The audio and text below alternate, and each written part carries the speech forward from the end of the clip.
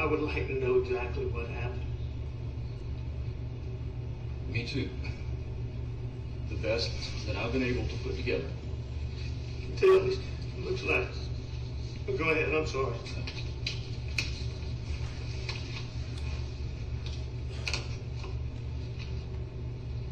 I believe Paul was shot first. For the simple fact of where he was located. How many times was he shot? Twice.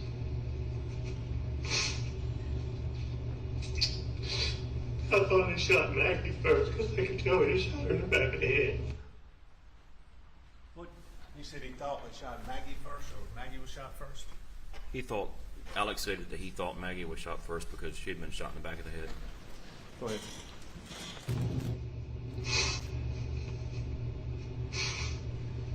We may honestly never know who was first, but I think it was Paul, for the simple fact he wouldn't have, if he saw his mother getting shot, he wouldn't have run to that feed room. Unless that's where one of the guns was. But, you know, we've already established family guns were used. And if they came from Paul's truck was at the house. So where were they? And how did they get down there? And how did they get down there? Did you just ask him, we've established family guns were used? Yes, I did. Objection's overruled. Proceed. What was his response? Hello? Sorry. Wait, can you guys hear me? Hello?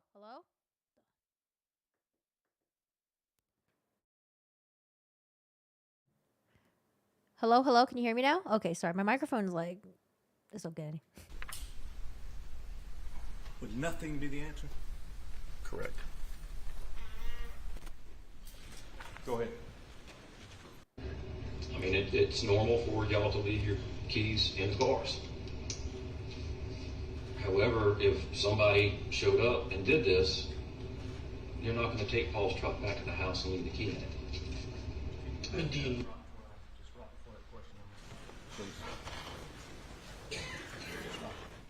Oh, so this is everyone figuring out how did Paul and Maggie get down there? You know, we've already established family guns were used. And if they came from Paul's truck was at the house. So where were they? and how did they get down there? And how did they get down there?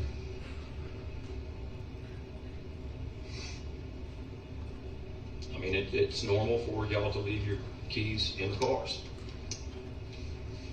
However, if somebody showed up and did this, you're not going to take Paul's truck back to the house and leave the key in it.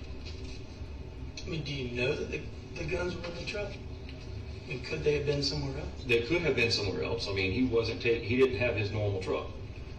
And I understand that Nolan Tootin believes he saw the gun 3 weeks beforehand. Mm-hmm. And I haven't talked to him, but is he believes it was the one that, not the one that was at the house?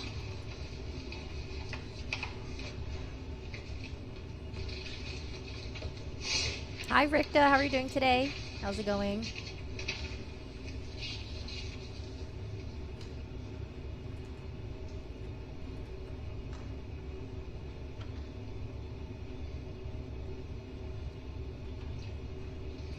I think it was a Benelli was his shotgun that he always kept, that Paul always kept with him. Paul primarily kept, he kept there were one of a couple of Benellis. Yeah, it was a camo Benelli.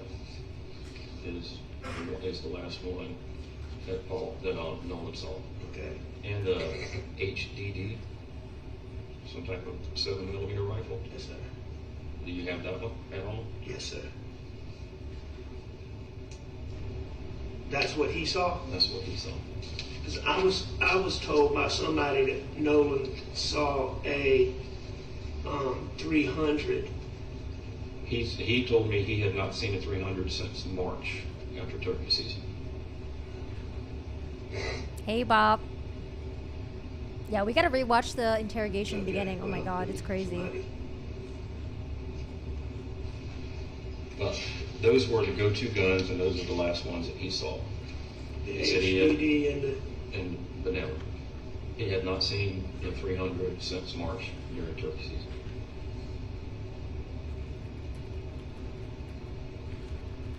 and he definitely saw it during turkey season. Yes, sir.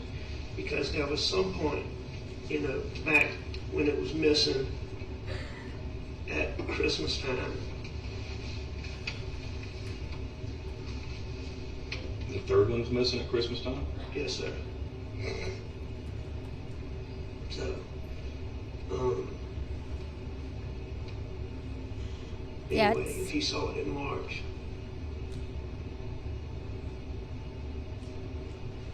We're like maybe almost Did y'all halfway get through. any kind of Or forensic third. help of anything that y'all found? Just the rain and the... I mean, we got plenty of DNA from the scene, but Yeah. it's Nolan's, it's Rogan's, it's Alex, it's Paul's, it's Maggie's, it's Buster's. Everybody's... Yeah. David, can you tell me for sure?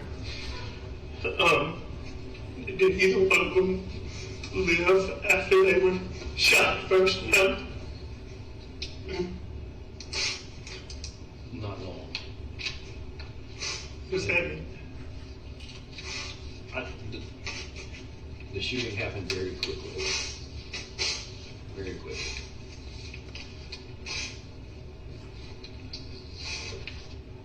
Is this one person, two persons, three persons? Is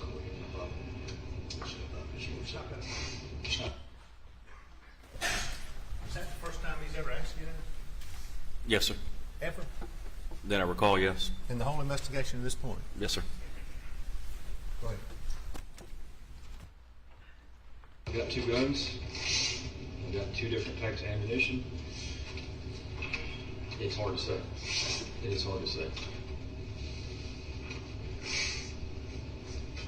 No, neither one of them suffered very long. A matter of seconds. Did that.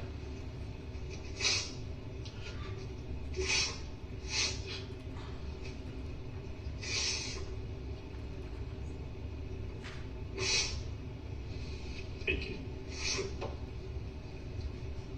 There's something really off about his face. The one on the left or the one on the right, or both? Have y'all been able to get anything in Boston that might lead to anybody with beef?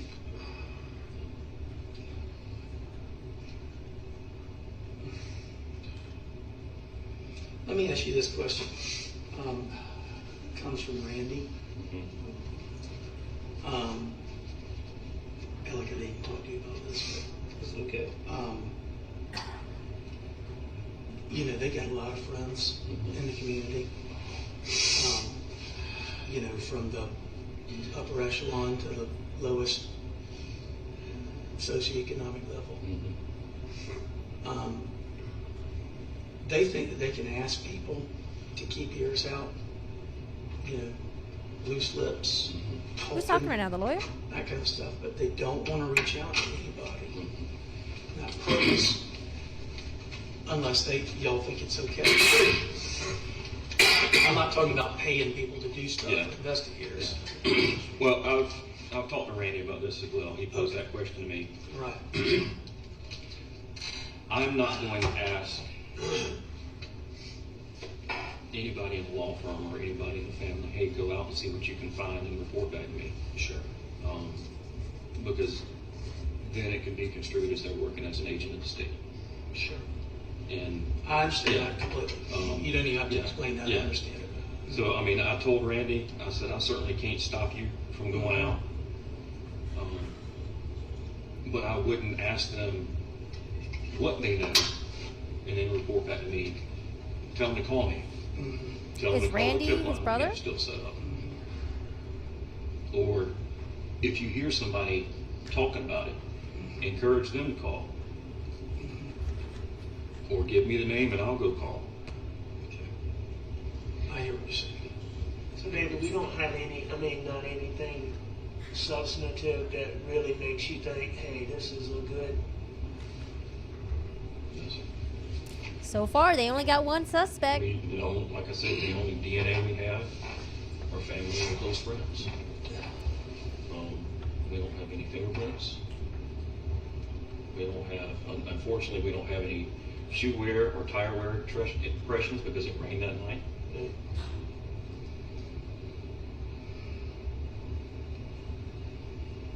The only thing that we can I go wonder off how much it of rained that night. or the cell tower dumps, or the FBI was out and they were out on your property on Friday riding around trying to get some cell phone data. Unfortunately, all of that takes time. And y'all had to send because this vehicle's new, you had to send that off. Yes, sir. So it's not like when we hire experts, they come in and just download it. It's 2021 and they don't have the systems for it yet. Gotcha. But they're creating a system from what I understand. Hi, Panda. You don't like a shiny head? Now, I don't know exactly how the OnStar thing works. I know how the control module does. But this is something different, right? Or is it all contained in the same thing? There are two different systems that we took out. Yeah. One, or the other one is the telemetry system or infotainment center. Yeah. And the FBI says there is information there. Yeah. They just have to be able to extract it and put it in a report. Sure. So you're just waiting for that? I'm waiting on the search warrant from OnStar to see what kind of information they can give me. Good. You need if us signing something expedites down whatever authorization you need.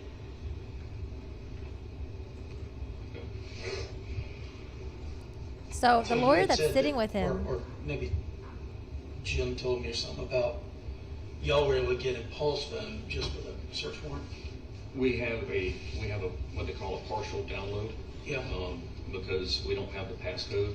Sure. We can't do a full extraction. Do you think so? My thought was that I don't know who's required to authorize Apple. I think they were able to get into open it. Paul's phone by I putting know his birth date I know in. there was that big thing where they weren't going to do it Yes. for whatever case. But I thought that if we, I think Maggie owned the phone. I think it was in her name. The account was in her name. Well, you have to have your own separate iCloud account for each phone, and we've done that for Maggie's, Paul's, and Alex. Okay. iCloud accounts. Yeah. To see if there's anything in there. Yeah. There was nothing in Paul's. I'm still waiting on Maggie's. Maggie did back hers up and stuff. I know that. Does that mean Paul didn't back his up? Probably. Yeah, so I believe the lawyer that's with Alec right now is Corey but what I Fleming, was- his what friend, my thought lawyer, was, and I also don't was know a if this is even co-conspirator. They're possible, charged, both of but them, with like stealing If money we and get, stuff. if we get the estate and we get the personal representative who What is a now mess. the authorized person to authorize it to be opened. I mean, surrounded by 100 lawyers. We get a probate done like that, and I can have the powers of appointment done in 2 days, and we can authorize whatever it is you need to open. And that might be beneficial. So, I think Randy. Money or laundering, somebody and I computer talked about crimes, that. criminal Yeah. conspiracy, yeah, well, and I said I'd do it. Any of this. insurance Yeah. fraud, God, breach Who of would trust. be the representative? Just somebody at a law firm. Probably one of your brothers, I would think. For Maggie and Paul's estate, You know, probably me or I mean, one I of my would do brothers. it. But whoever it is, it doesn't matter. Whoever it Yeah. is will do whatever Yeah. y'all need to do to. No, it won't be anybody that'll be uncooperative. Okay. Well, if y'all would go ahead and start working on that, All right. then we'll reach out to Apple and figure out how we get that accomplished. All right, because gotta be something there. Gotta be something there. And you know what they ended up finding? The video that Snapchat that Paul took with Alec Murdaugh in the background, the dog kennel, minutes before they were shot. I can't make anything else. I mean, have y'all had to track down all the wackos on the internet? Or just only the ones that you think? The wackos signal on the next- internet. Not the opportunity and the inclination, you know? There's been a few that I'm looking at. Yeah. But some of the information is just so far-fetched. I talked with one guy. He called in and says, well, I knew that Maggie's son bought a house right around the corner.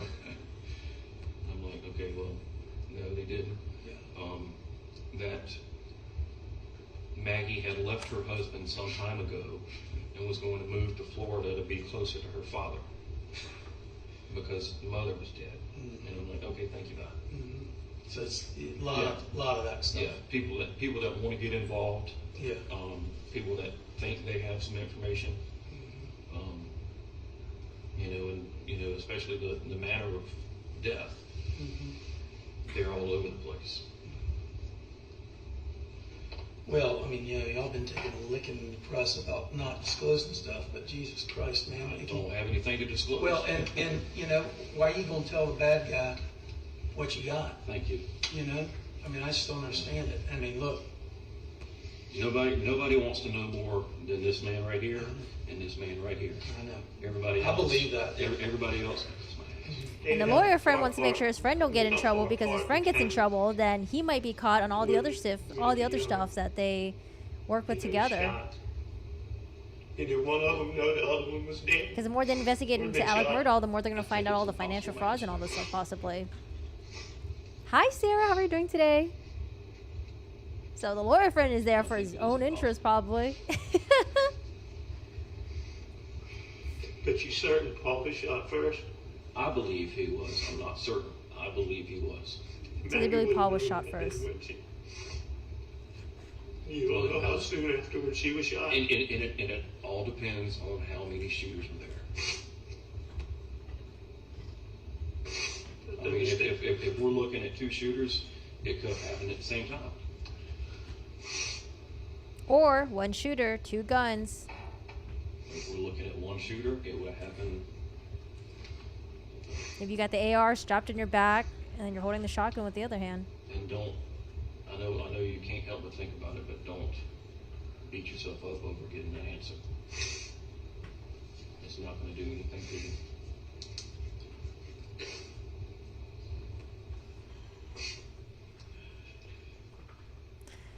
He probably knows, man. When I asked you, now that you talked to me, are you willing to, if some of my family, Maggie's mom and dad or sister, are you willing to talk to them? Yes, sir. Okay. And I'll meet them where they want to. It would be easy if you could meet them And faster than that. yeah. No, I mean, I live in Charleston, so it's nothing for me to shoot up to Somerville and meet with the Brandsters.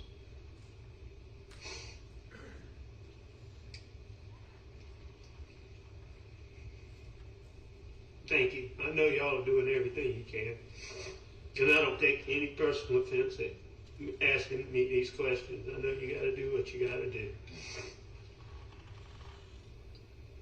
Dude, he about to go home and bawl out. Oh shit, they're on to me. Give any credence to the media, but with the media keep throwing you in there, then You gotta ask the questions. if I can get every bit of evidence possible that's going to exonerate. When you get my car stuff, that'll help.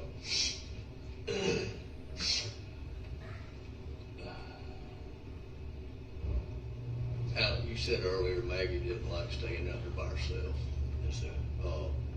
Was there any kind of, I know we asked you once before in one of the earlier interviews about cameras, and have y'all talked about doing any kind of camera system out there, stuff getting missing, Maggie talking Yeah, about surprised they stuff don't have getting like a missing. camera system out there. We're hearing that type of stuff, so. We never really had Maybe 'cause they're out in the problems with country-ish. stuff missing.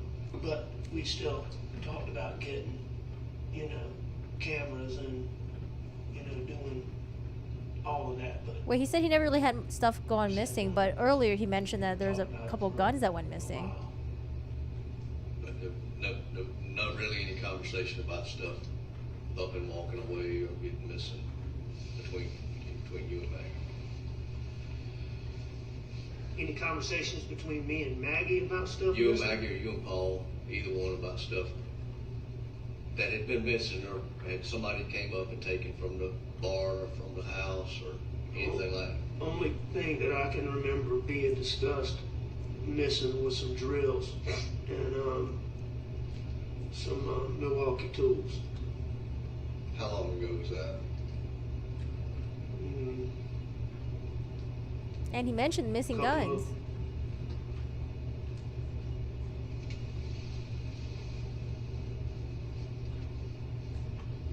But you know, when your guns go missing, aren't you supposed to report it stolen or no?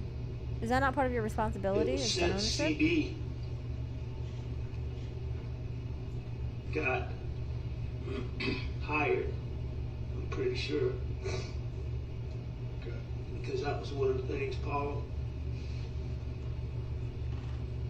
when he was looking for him, was going to ask CB.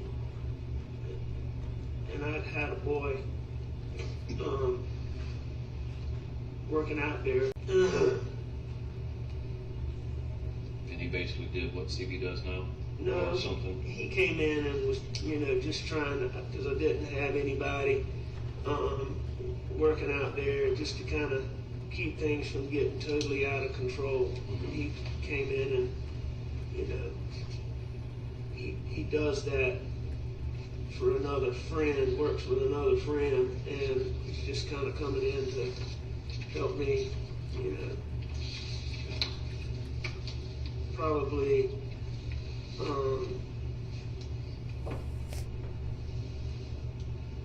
You know, I wonder if he even visited his dad that night. Did anyone ever confirm that?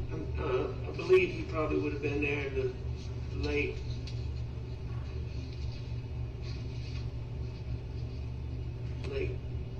fall, probably, I'm guessing. Is he from Hampton or Hillsborough? He's from Beaufort, I believe, originally, but he lives up in, he lives between Beaufort and, I'm trying to think of the name of the plantation that my friend Barrett Bowler has. That's who he works for. Barrett Bowler. Yeah, Junior.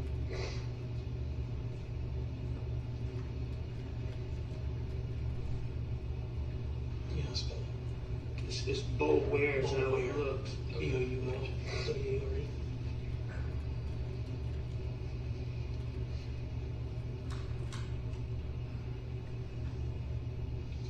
Ken, the Tom Bowler, Yeah, no, Tom Bowler. Yes, sir. He was like one of my granddaddy's contemporaries. And now there's a Tom Bowler that's kind of just retired.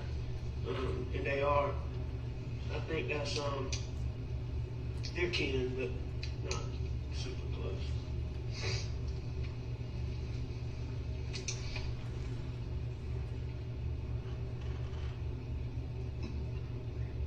How old is Matt? Ish. I'd say he's 35.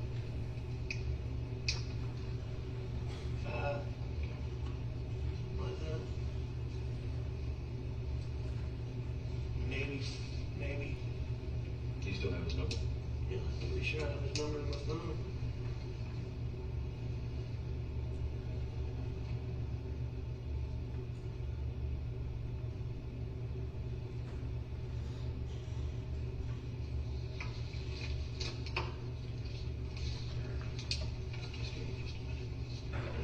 Yeah. I didn't have it, but I can get it.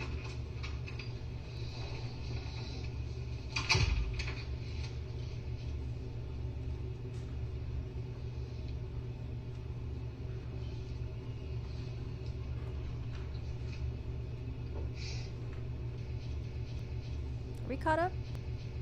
Yeah, we're caught up. Okay, just want to make sure. Hey Terry, how are you doing today? How's everyone been? If you guys aren't caught up with the case, I made a video last night just like kind of like recapping the trial from day 2 to day 12.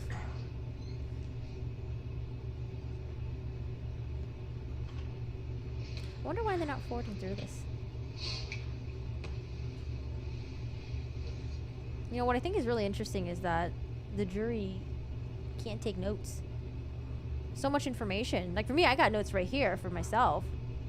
But man, for the jury, this is like so much information to absorb, so many different people and stuff. Can't take notes?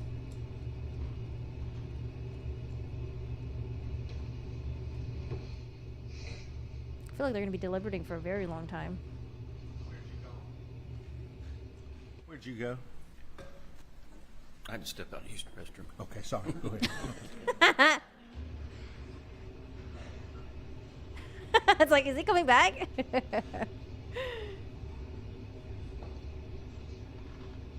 Alright, so we have 2 investigators. We have Alec Murdaugh, and we have his friend, lawyer friend, also co-conspirator. Both are charged. And waiting in the interrogation room while the guy's in the bathroom. Just chilling. They get the transcript though, right? Oh, gosh. But I feel like sometimes like the transcript is not the same thing as like reading body language and how people will respond sometimes, you know?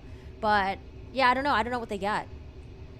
I have no idea. I'm sure when they need access to like evidence or like parts of testimony, they can get like maybe video access or maybe even just like transcripts, but yeah, I don't know. I feel like, oh, how do you not take notes? But like I mentioned, it does make sense though, because when you do take notes, sometimes you're not really paying attention to what's being said. You're more focused on note taking.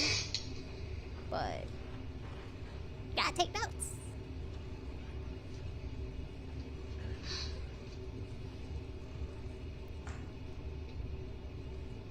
Is this the interrogation that was uploaded on the internet, or is this the first time we're seeing this? Because I did see another interrogation one. Not the one he's sitting in the car. I could have sworn I saw one where he was like sitting in a... I don't know if it was this one though. I could have sworn he was wearing something else.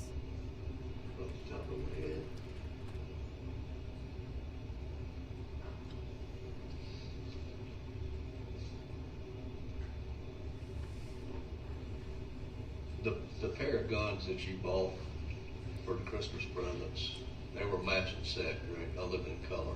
All right about that? Yes, sir. They were exactly the same. With thermal night vision and stuff like that. The one it's that the gun. you purchased to replace the lost one, did it have any kind of optics on it?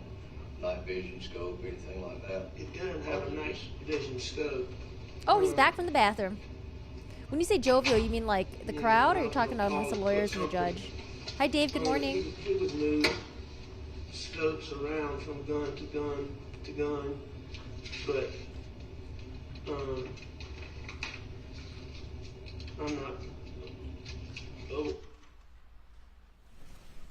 Did we really have to watch the part where he went to the bathroom? We couldn't afford to do that? Then we're going to break for lunch. Turn at 2:20. 2:20. 2:20 for lunch? Oh, that's a long lunch break. Okay, we're gonna watch the very beginning of the interrogation then. I will be right back. Law and Crime will probably have some people. They'll probably like chat a little bit, but damn, nice long lunch break, 1 hour and 15 minutes. I like that. Don't they usually only do like 45 to an hour lunch? All right, guys, I'll be right back because I don't know where my water is. I lost my water. I'll be right back though.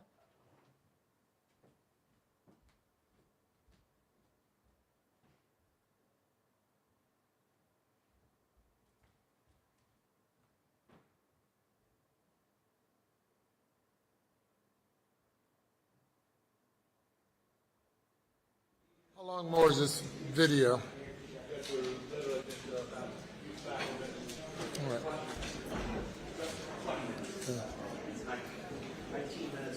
Okay. All right.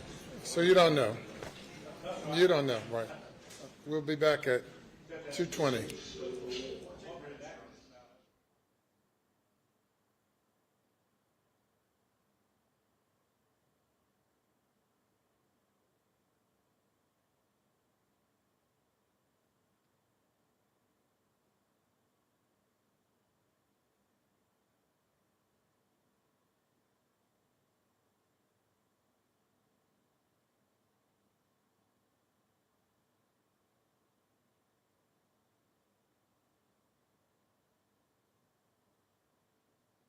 Compare what he's saying in this setting to what we now know to be true.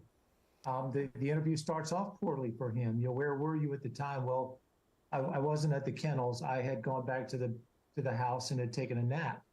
Well, we know that not to be true. We know that he was there within 15 to 20 minutes of the time of the murder. So it's those little inconsistencies that give the jury the chance to seize on something. And if they want to convict, they will convict him because they believe he's being dishonest. Right. As a matter of fact, I have been telling everyone, and I think I gave a pseudo closing yesterday, very short, that to me it is the video, that 844 video that Paul took that he did not know had been taken but that's the turning point. And you're a trial attorney, I'm a trial attorney. Cases, I tell trial teams, turn on one or two facts. I think that is a very important fact, along with what we just learned right now, that all the shotguns in the house were loaded with that buckshot. That was a fact that had not come out. Your thoughts? Yeah, I agree 100%. I think the state's case looks completely differently if we don't have that 844 video, because Oh, okay. You guys listen to this, and then let me know if but to have been they say anything there important. at Okay, I'll be right back. 8:44, and we know what takes place afterwards. It appears the shootings were sometime 9:02, 9:03 in that range. The idea that he was there, within a few hundred yards of where these kennels were located, even if you accept that he had gone back to the house, it is impossible to believe that he didn't hear World War III breaking out in the side yard. And then what follows appears to me to be someone who's trying to create their own digital stamp, their own digital timeline with calls and texts that he knows are going to be unreturned because he knows where Maggie and Paul are and he knows what's taken place. So everything after that to me feels very manufactured. And if a jury reaches the same conclusion, he'll be in deep trouble. And one of the things he just did in the interview is at the very end, he was asking, do you have anything substantial? I actually wrote down and starred that on my notes. He was asking questions of the SLED agents. Now, we do know that except for some minor alleles under one fingernail of Maggie, which is meaningless, and I don't think the prosecution did a good job explaining that, by the way, but that the shotgun shells only had Paul's DNA, the shells, the birdshot, buckshot that were loaded into a shotgun that actually killed him. I think that's also very important. Your thoughts on that? Yeah, I got to tell you, I'm disappointed overall with the DNA evidence. For this jury, the evidence is so circumstantial. When you consider this crime scene and when you consider the way this family lived, I mean, of course, there's DNA everywhere. But to announce to the jury we're going to get into some forensic DNA evidence, if I'm in the jury, I'm on the edge of my seat. I'm waiting for the first time to hear that I have something concrete, something scientific, something that's going to tie Alex to the crimes. And the entire DNA presentation for me just fell short of that. So I don't know that you don't even do the DNA unless you have it in a format that's going to tie Alex directly to the crimes. Yeah, or explain to a jury that in shotgun shootings, long arm firings, you don't usually get DNA. It's only in the hand-to-hand shootings or somebody who's standing really close and there could be a possible blowback, but not in a long gun shooting. Okay, talk to me about the GSR and your thoughts of the GSR that was on the inside of that raincoat. There's no wearer DNA. I kept asking, are they doing wearer DNA? Which sounds like the raincoat was pristine, had just been bought. Talk to me about the effect of that. That was found at the parents' house, the mother's house, in September, not in June, because it wasn't searched till then. They say anything important so far? Did I miss anything? I think here the defense Hey, what's up, did a Ozzy? good job Paymon, of making what's going the point on? that GSR is potentially forever. I remember the questions, if it had been 4 years ago, and the evidence had not been disturbed, would the GSR still be there? We talked about that. And the answer from the state's agent was yes. And so here again, it's the kind of evidence that you would like to be able to give to the jury if you can make that direct tie. There wasn't impressive GSR evidence on Alex himself.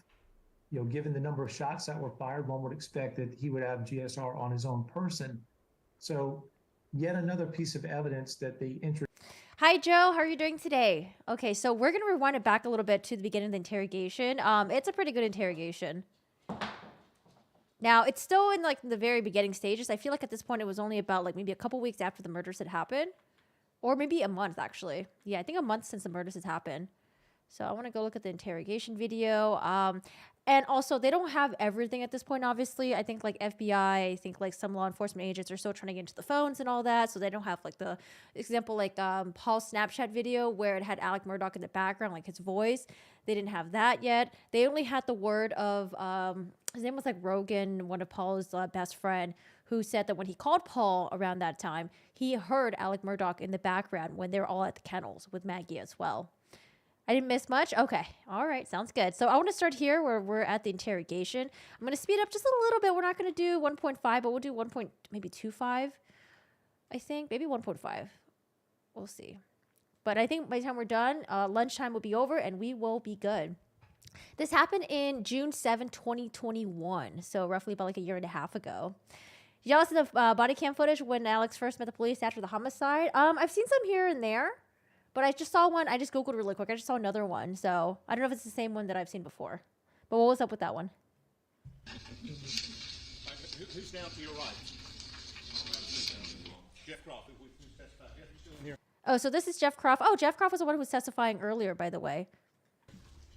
Is that here in the back? Yes, sir. Okay.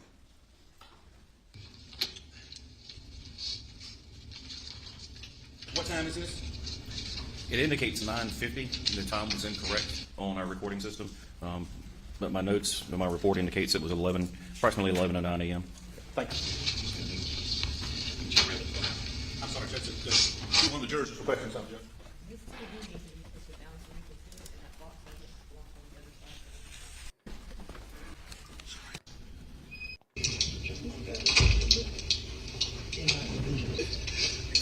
Alex Murdaugh, the defendant. Is that Corey Fleming?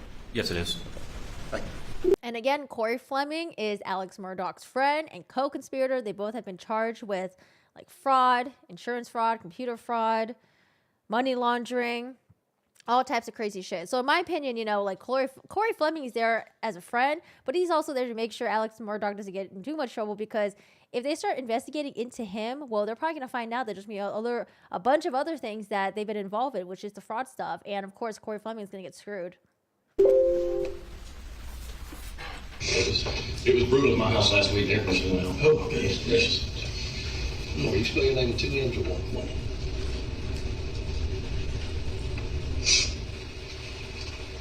I appreciate you coming in today. I know we got a lot to talk about. You got Dan's questions. But before we get started with your questions, this has been going on for over 2 months. And we've done a lot of work. I know you have. And I've got some more questions that I need to get clarifications on. Sure. Okay. So at this point, it's been over a month since the murders had happened. The police were supposed to meet up with Alec Murdaugh again, just so they can like kind of reconvene, chat, and talk about it a little bit. But they weren't able to because Alec Murdaugh was going to go on vacation with Maggie and her family. And so they decided to meet up. You know what? You go on vacation, you take your time and stuff like that, go get some rest, and then let's meet up afterwards. And so now they're meeting up right now. And Alec Murdaugh's impression is that he's there to ask them questions, see how long they are in the investigation, and to get an update for them. But what he doesn't realize is that they're actually going to start interrogating him. So we'll start with that. Wait a minute. Yes, sir. Maybe I'm mistaken. I thought we were coming here so you can update him on what's going on. And I intend to do that. Okay, let's do that first. Okay. Let's do that first. The update is I'm doing the investigation, and I have some questions that I would like some answers to. And I mean, certainly, if you know, I ask the question, if you don't want to answer it, you don't have to answer it. No, I'm fine with that. I mean, it's more clarifications of the 2 interviews you've already given me. Totally understand. Okay. Just wait 1 second. Yeah. Wait 1 second. All right. I need for you to tell me, are you going to give us information, or are we just here for you to ask questions? Now, I'm going to give you some information. Right. Why can't you give us information first? Some of the information that you're asking about are in my questions. And as we go through, you'll see. Okay. I don't mind. I know you don't, but I can't. I mean, I'm a friend, but I'm also a lawyer, and I like to know what we do. I like to understand what we're talking about. You know,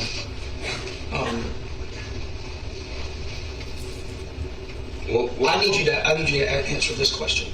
Are you asking him questions to further your investigation, or are you asking him questions because you think that he's a suspect? I need a straight answer. I am asking these questions to further my investigation. All right. Does that mean that you're not asking him these questions as a suspect?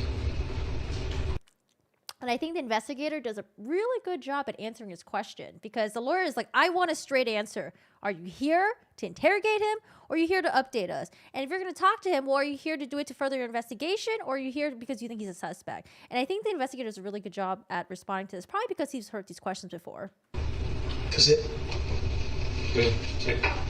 Because I'm not comfortable with you asking him questions as a suspect. At this point, they can walk out. I came here with the thought that you were going to be telling him where you are in the investigation, what it is you've done, seen, uncovered, whatever. That's why we came here. Well, let me respond to your question. Yeah. It may not be a direct answer that you're looking for. Mm-hmm. And I've told Alec this when we first met. Any homicide investigation, you start with the closest person and or the person who found the deceased. Both cases, that's Alec. Good answer. Everybody stays in that investigation until we can get them out. Good answer. And right now, because of the questions that I have that I need explanations for, I cannot get Alec out. Okay. That's a reasonable statement. I don't have a problem with that statement. That's fine. That's exactly what the investigator want to hear from the lawyer. Woo! I don't read it, but everybody in the United States of America has an opinion on this case. And because I know everybody, I know it's a bunch of bullshit. I can't imagine that y'all are going to be asking about nonsense in the internet. No. I mean, just like you, I'm aware of what's out there. Yeah. I have not read every article. I don't care to read every article because they're not doing the investigation. That's right. That's right. All right. Well, Alec, if you're comfortable and you feel okay, yes, then that's fine. But anything to help. All right, that's fine. They should have left. So I'm going to go back to Monday morning. And you went to the office. Okay. What time did you go to the office? Who was at your house when you left?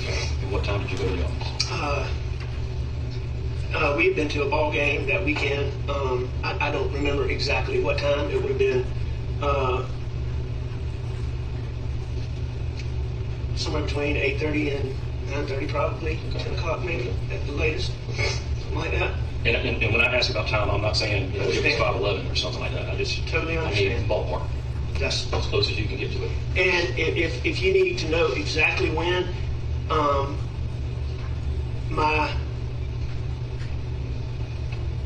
there would be a keypad that will tell when exactly I went in my office that I can get for you. Okay.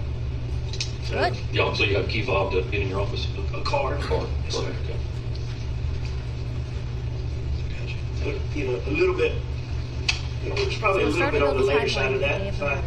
I guess I know Maggie got up early to get out of there because she had an appointment in Charleston. Just don't remember if I left right after she did or I fiddled around. But and I already know that Paul stayed at John Marvin's that night, so it's just you and Maggie at the house. That's correct. And I know when you were at the office, you were working on motions, and some of those motions you dealt with before Paul's the boat accident or the boat case. I'm not really doing the legal work. I understand, but you're Paul's dad, you're a lawyer, you're definitely going to know what's going on. Yeah. So what were those motions? Did it deal with Parker's, or was it the actual boat accident, or? It was the civil case.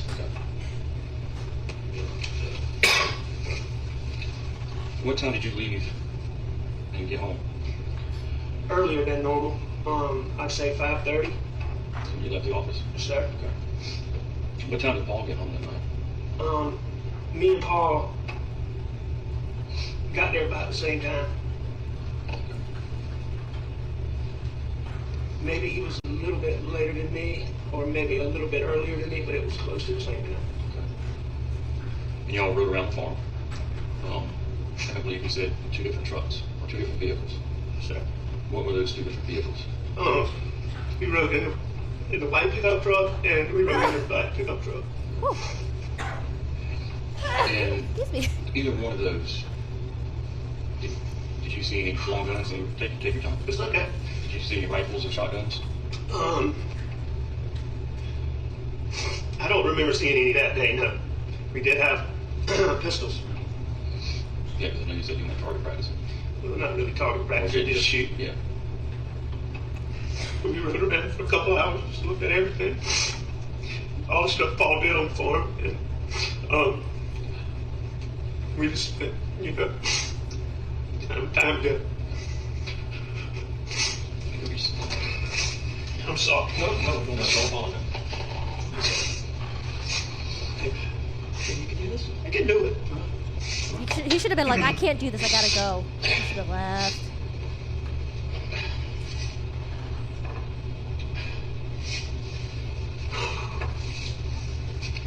We started out going to look at the sunflowers because we was worried about the sunflowers. That was the first thing we looked at, and we just rode.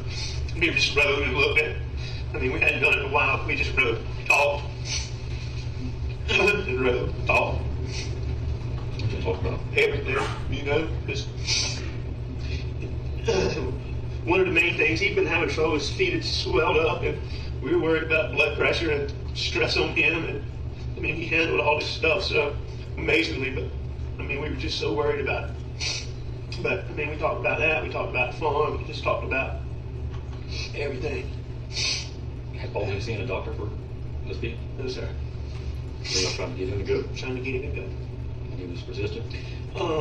Yeah, he had been resistant, but much less so after his feet swelled up. I mean, he'd been having all kinds of little problems, but much less after his feet swelled up. As parents, I'm sure you and Maggie stayed on him about going, how did he respond to you? To going out? No, going to the doctor. He did. When y'all talked about it. He's very resistant. Very, very resistant. I mean, we talked to him about seeing a doctor.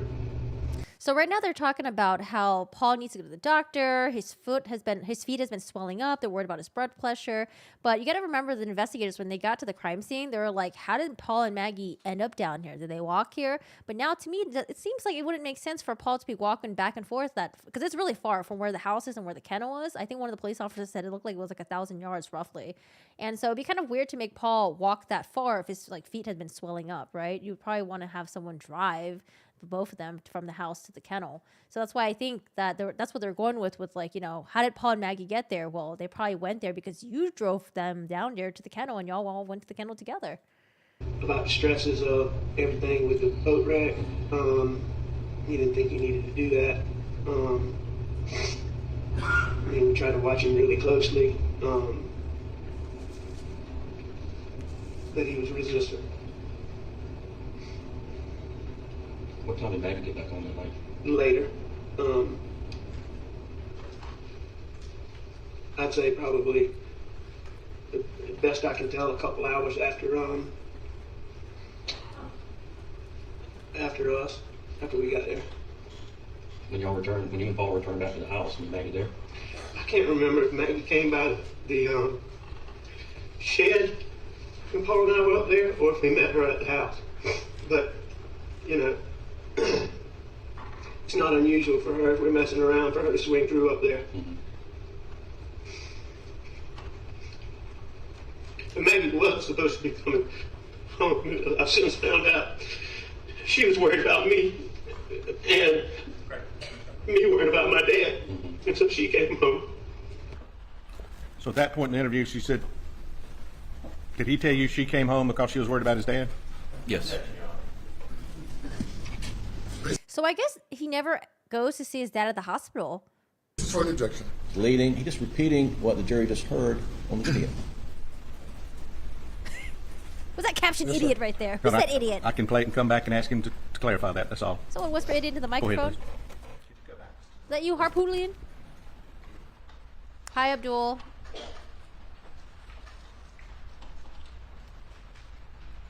So far, to me, he's looking bad. Maggie was supposed to be coming But we'll see what the defense home. presents. I've since found out she was worried about me, and me worried about my dad. And so she came home.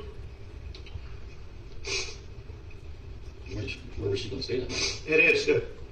We were having work done down there. And I wasn't 100%, but it's pretty well she was going to stay at Edison. So it kind of surprised you that she came back? That didn't totally surprise me. She'd let me know earlier that she was coming home, but then I found out later why she came home. She was concerned for you. Sir. What time did y'all sit down and eat dinner? Not too long after that. Blanc had made dinner. And so the three of us ate dinner together. What was the conversation around the dinner table? Normal. Regular stuff. I mean, I can't tell you exactly, but... How was Maggie's appointment in Charleston that day? I think it had gone good. We didn't really get a chance to talk about it in detail. She's been having a couple little medical issues. I can't even remember which one. It wasn't anything huge. I can't remember exactly which one she went for. And after dinner, Maggie and Paul went to the kennels, or? You know, I don't know exactly how that went. I stayed on the couch and I dozed off.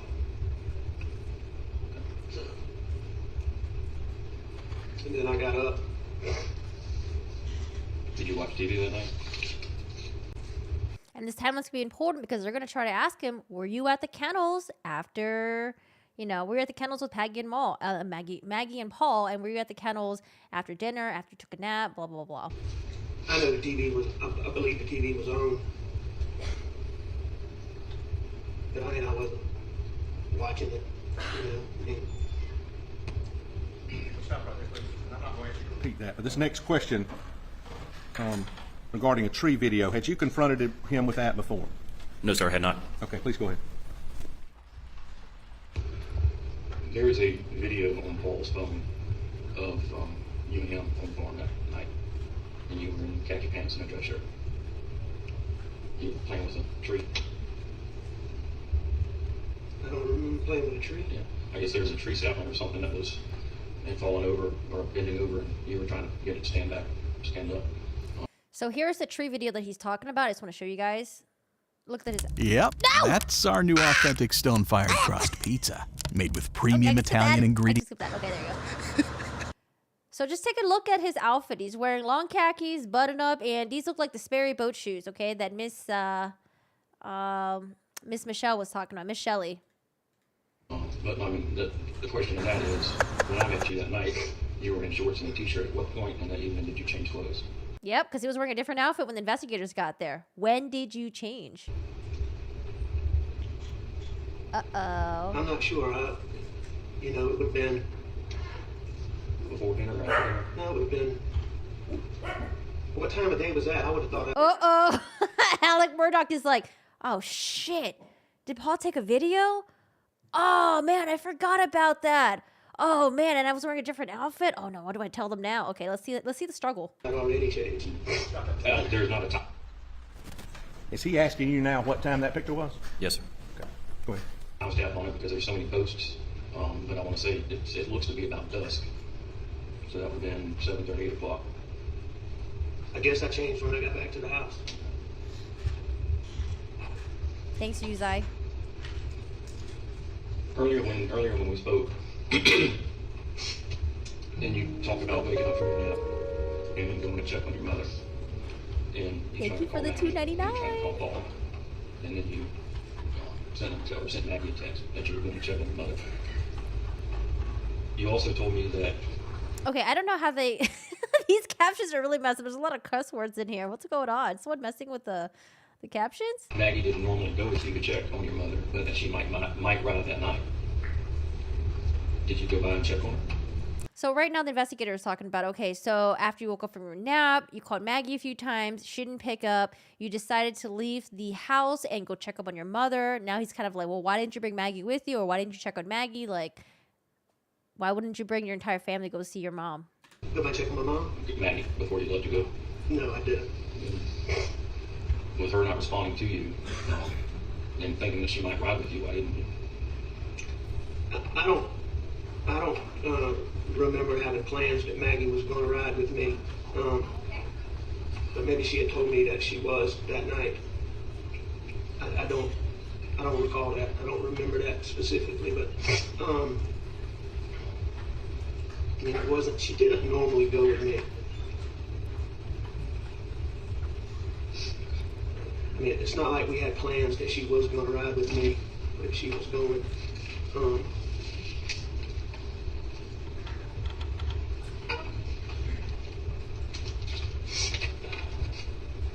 Man, look a little defensive there, Alec. Get your arms crossed. You don't look as relaxed as earlier. We'll do this a bit. To your mom's. I would have gone to the right on Moselle Road, 63, into Barnville, turn left on the road, right before 278, 601, and then in front of the school, turn right. That's how I believe I went.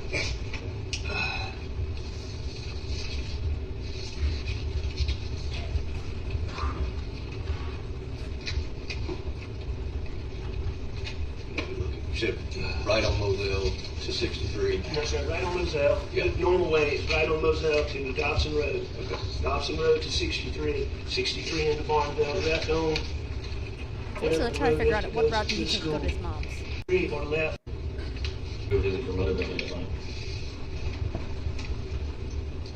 I mean, it wasn't infrequent. It wasn't all the time. I mean, visit her, you know, all times a day. Checking on her, especially with your dad being. She had been having a particularly, you know, she's got Alzheimer's really bad, or pretty bad. And she had been particularly agitated. You know, with him not. And just so you guys get a picture of what it looks like. So this might be an outdated photo, but this is where the house is, right here. Here's the house right there. And then this is where the kennels would have been, like over here. So that's a pretty long trek right there. Especially with Paul having to walk back and forth. If his feet was swollen, he would like had to go to the doctors, but he didn't want to go to the doctors. It would make sense that Alec and the entire family all drove down there, hung out at the kennels, and then that's when the murders happened. Being there and checked on her more in the days and weeks following my dad's passing than, you know, otherwise, but several times a week, you know, any time. How long would you say you were at your mom's that night? 45 minutes, an hour. Had you talked to Shelley Smith at this point? She had been interviewed, yes. I had not spoken with her by that time. Yes, sir. Please go. Shelley Smith is the mom's caretaker. She's the one who's going to say that, look, Alec told me to say 30 to 40 minutes when he was really there 20 minutes at the mom's house. And you left to go back home. You make any stops on the way? He said, when you went back home, did you make any stops on your way back? On the way there. On the way to your mom's work on your return trip back home? Stops. No, I didn't go anywhere. I went straight. I did not. No, sir. I mean, earlier in the day when you were down at the shed and kennels with Paul, did y'all discuss any injuries to any dogs? Did he and I? No, but Rogan Gibson told me about Rogan Gibson's the the best dog's friend. tail. And somebody saying his leg was broken. Which one was his dog? I'm trying to Mr. Owens's volume. The dog's tail. And somebody saying his leg was broken. So right here in the interview, your question was, did Paul tell you that? So did he deny that he'd had a conversation with Paul about that? He never said he had a conversation. What if anything, did he say about whether he'd had a conversation with Paul about that? He didn't indicate that he had a conversation with Paul. He said he had a conversation with Rogan Gibson. That he'd heard that from Rogan? Yes, sir. It's a chocolate puppy, I think. Was the leg broken? Not that I know of. Oh, no wonder I can't use the app on my iPad. I think I've tried it So we see before. why something might be wrong with his tail, because when I was out there, he was chasing his tail and put it through the fence and trying to grab it. Yes, that was fill up the energy. When you got back to Murdaugh, which driveway did you make? I went into Brick Gates. And Maggie and Paul weren't there. Were there vehicles at the house? Yes, sir. How did they get down there that night? I was hoping you were going to be able to tell me that. Oh, so the investigator says, so how did Maggie and Paul get down to the kennels there that night? And Murdaugh is like, oh, I was hoping you would tell me that. Are you sure you didn't drive them down there? The only thing that I can come up with is that black truck. Is that Buster's old black truck? Yes, sir. Does it normally stay down at the farm, or does it stay at the house? Both. Both. Did Maggie ever walk down there? Maggie walked down there a lot. But Paul, I mean, if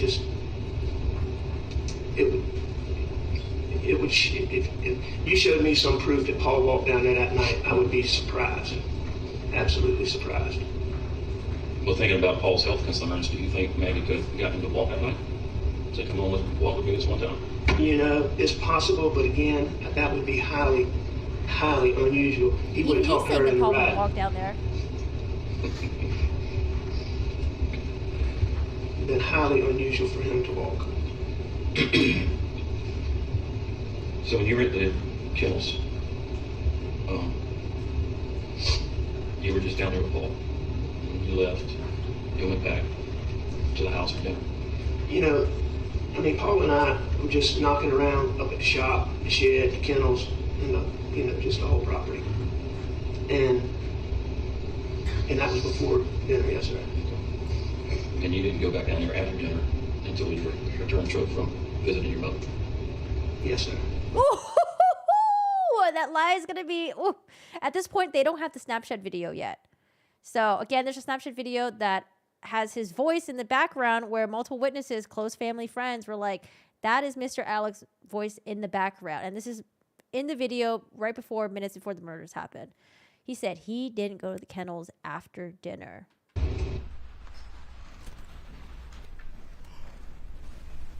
That's it. Keep going. And it's not like the video vaguely sounds like him. It sounds like him. I've got information that Paul was on the phone. No, at this point they didn't have it yet because he asked. Had you confronted him with what you're about to ask him prior to this? They No, I only had knew not. because of what Rogan said. The question you had just asked him, did that deal with whether he went down to the kennels or not after supper? Correct. And he said he had not. He had not. They were still trying to get into Paul's phone at this time or something. And Maggie was heard in the background. And you were heard in the background. And that was prior to 9 p.m. I heard Rogan Gibson asking me if I was up there. He said he thought it was me. Was it you? At 9 o'clock? Yes, sir. No, sir. Not if my times were right. Saying Gibson lied. Who do you think it could have been? I have no idea. And Rogan's been around your family for pretty much all his life. Oh, absolutely. And he recognizes your. Yeah, and this is the video. We already played this, but I'm playing it again. Quit, Cash. Come. Quit. It's okay. Come here. It's not that bad. Come here, Cash. Shit. Come here. Post it. Cash. Hey, he's got a bird in his mouth. Bubba. Hey, Bubba. You can hear saying Bubba. And something else before that. It's a guinea. This is a chicken. Come here, Bubba. Come here, Cash. Come here, Bubba. Cash. That sounds like him. Quit. Oh man. So he didn't realize his son was making a Snapchat. So at this point, Rogan didn't receive the Snapchat yet because, Paul never made it. But Rogan was on the phone with him just a couple minutes before because they were on the phone together and Paul was like, hey, there's something up with this dog. And they're like, oh, let's FaceTime. FaceTime doesn't work because it's lagging. And so Paul makes his video, but he didn't have a chance to send it to his friend yet. But he posted it on Snapchat. Voice, and you have a distinct voice. That's your voice, dude. Do you think of anybody else that has a voice similar to yours that he may have misinterpreted? Come here, Bubba. No, sir. I mean,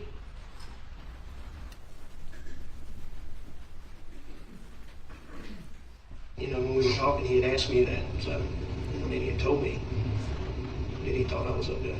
Did that surprise you? Yes, sir.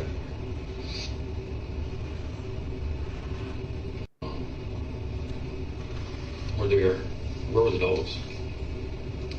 They were like they were when I didn't put dogs up. Okay. So they weren't running loose? However they were. Okay. Because at one point in the 911 call, you Make him say sit in here, court. like you're talking to somebody else or something else. I don't think he's going to go on the witness stand. It'd be a huge mistake if he goes up. I say here? Here, yes, sir. So I think this is the 911 call. I don't know exactly which part of the 911 call, but apparently when he's on the call with 911, he says like here. So it sounds like he's talking to a dog, but I think Alec Murdaugh was saying that like, oh, the dogs weren't roaming around. But I don't know what significance that would provide. I guess we'll see. So the dispatcher is asking you if they're breathing, and you said no. And she asked did you see anyone else in the area, and you said no. She asked about guns near them, and you said no.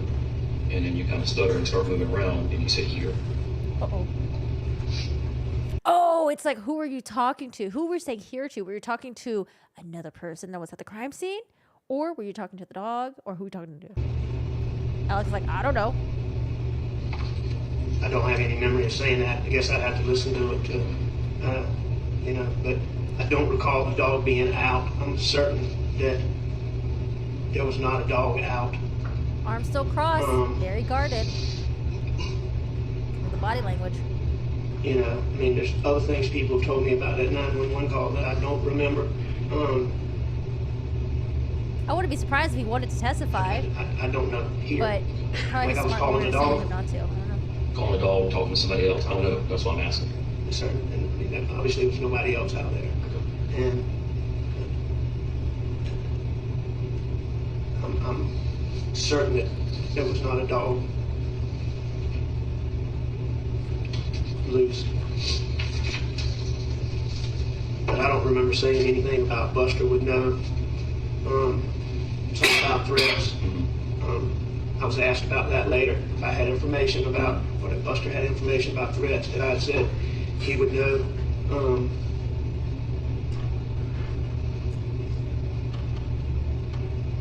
From what I heard, it's a small town. I don't know how they were able to find jurors that don't watch the news. Have you learned anything new about any threats against Paul or your family? Nothing really new, no, sir. Outside of things that Randy's told you, or, there were just so many things on the internet that, just.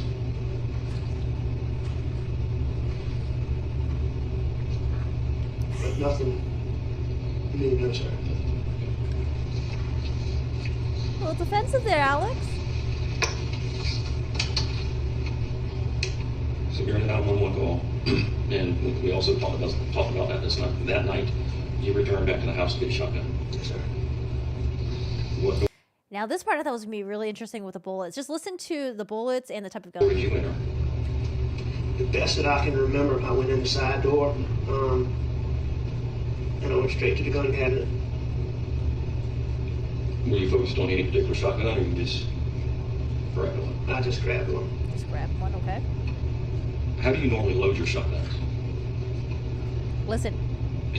Avid hunters load shotguns special ways, different types of munitions, and I'm just asking you how you load yours. Alex, like, why are you asking me this? Put it in the chamber and push the button. What type of shot do you load? All kinds. I've loaded bird shot, buckshot, slugs, skeet shot. At the same time? Would you load like a bird shot and a Do we have any gun owners or any hunters in the chat? buckshot in the same load? Not normally. Normally you're putting in, a load for whatever you're hunting. Mm-hmm. 9/11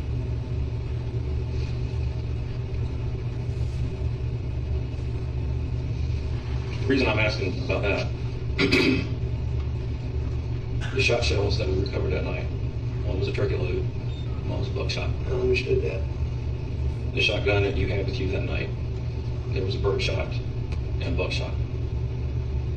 That's what shot Paul. When Jeff went back the next day, I'm not sure which attorney it was, pointed out that there had been a shotgun laying on the pool table that he had put away, and pointed out the ammunition that was with that, and it was a buckshot and a bird shot. And then the shotgun that we took for potential comparison, it was also loaded with a bird shot and a buckshot. So I have all these consistent loads, along with what's that in the feed room. I call it the feed room, and the kennels, is that what you call it? That's okay. Good enough. Okay, I just want, if I say feed room, I just want you to know what I'm talking about. The night I grabbed the shells that I could get my hands on, I don't, you know, I had no idea exactly what I had. Okay. Also, when we talked, So like what Alec Murdaugh was saying too was like, okay, so like typically, you know, depending on what type of like thing I'm hunting and killing, it's going to depend on what kind of ammunition I use. So I either use like buckshot or I use birdshot or whatever else there is, right? And so the investigator is saying that like, well, you know, we found from Paul's body, there's evidence that he was shot by two different types of ammunition. It was birdshot and buckshot. And what's also in coincidence is that the gun that you picked up at the, because like Alec Murdaugh went to the house after the murders, after he called 911 to get a shotgun because he was afraid maybe the person was still on the property and wanted to protect himself. And they found out that the ammunition in that gun was also birdshot and buckshot. And so from what I've heard, sometimes it's like people don't normally mix different types of ammunition in the guns. Sometimes they might, you know, depending on like one example that someone brought up was say, for example, if you like have an intruder to the house, right? You might have like one that's like, you know, like a warning shot. And then if they're still coming onto you, then you have the kill shot. So I don't know. I don't have guns. I don't use guns or anything. I've shot them before, but I don't know what people do when they're hunting and stuff like that. Is it normal for people to mix up shots like that?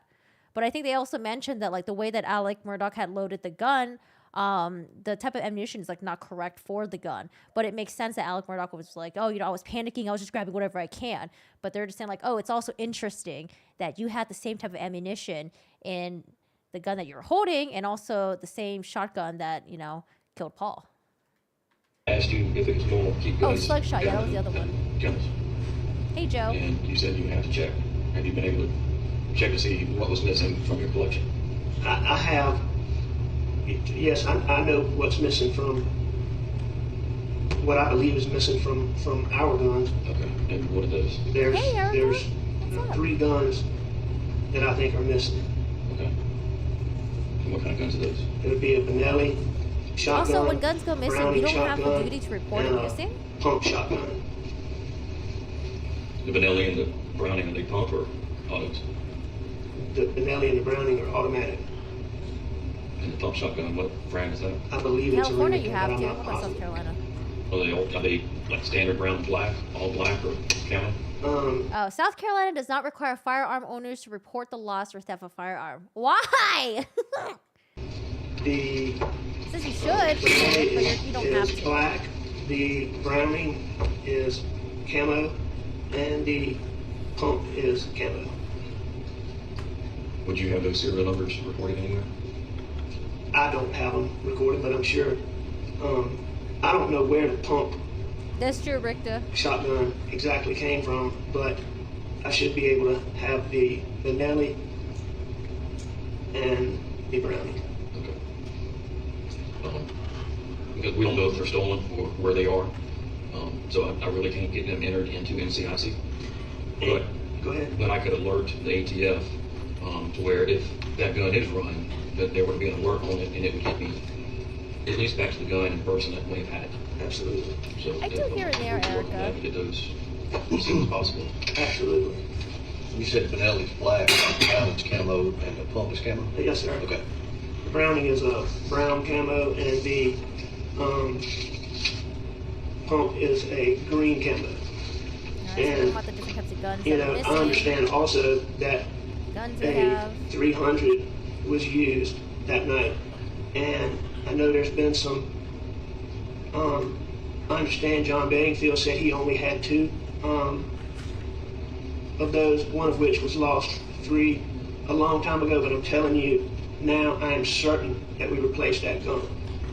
All right? Actually, John knows that he sold Maggie a third gun. Okay. Okay. And the story was that she was supposed to let you know that she paid for it for you to go sign the paperwork. And that never occurred. Okay. So that's why it wasn't a number? Okay. Well, he has the number.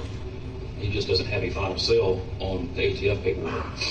Okay. That was replacing the one that Paul lost, yes. That's correct. And both of those 300s, those serial numbers are with the ATF and flagged in the system. So when they pop up, then get me to those. Okay. So again, they don't actually have. You know, we talked about the shot shells. So the cartridge casings were 300 blackout cartridge casings that were found by Maggie. There were also cartridge casings found by your house, by the side door to the gun room, They don't know which gun it is. and at the shooting range. You're now asking about shell casings that were found by Maggie. That's Maggie's body, correct?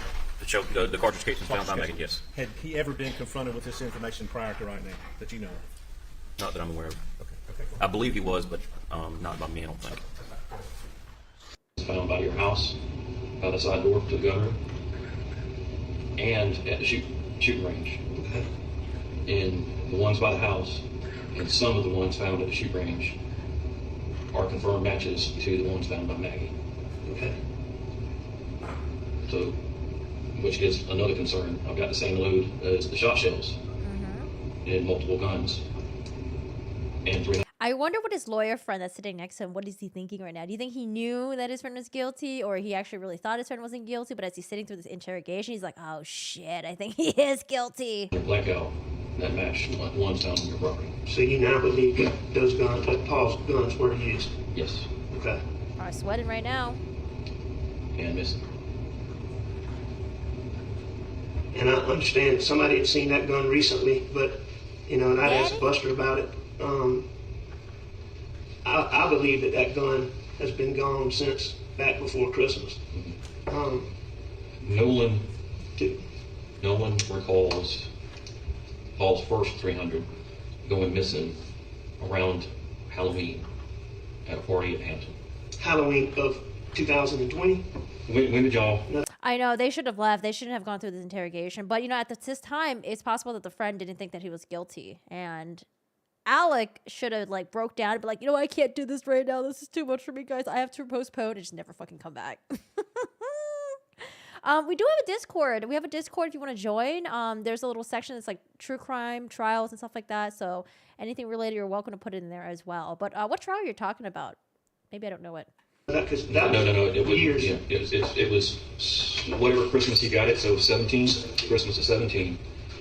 So it was the Halloween after in 18 is when Nolan believes it was taken out of Paul's truck.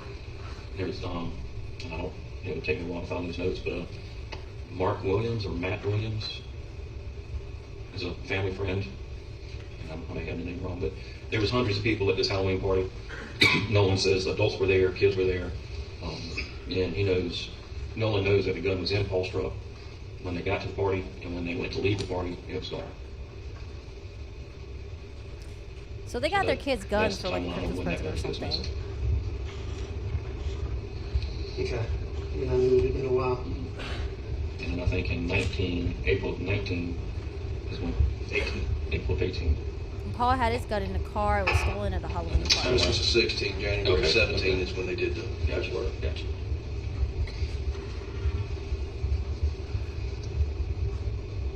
Look at Another that. part in the 911 call, you made the comment, I should have known.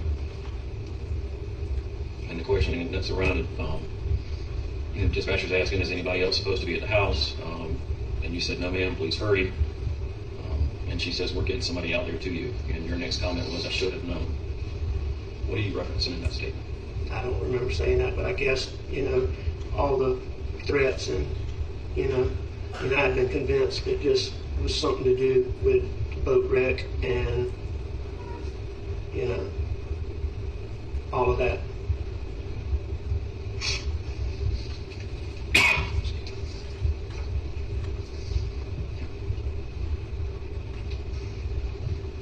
Did Paul ever get physical with you? Ever get into a heated argument and get physical? One time, a little bit where he wouldn't listen to me. I don't know why it zoomed into Did you ever get physical with him? hair like that. Talking about Maggie, did Paul get physical with Maggie? Yeah. Sure, she probably wanted to at times. I'm sure she wanted to with all of us. Yeah.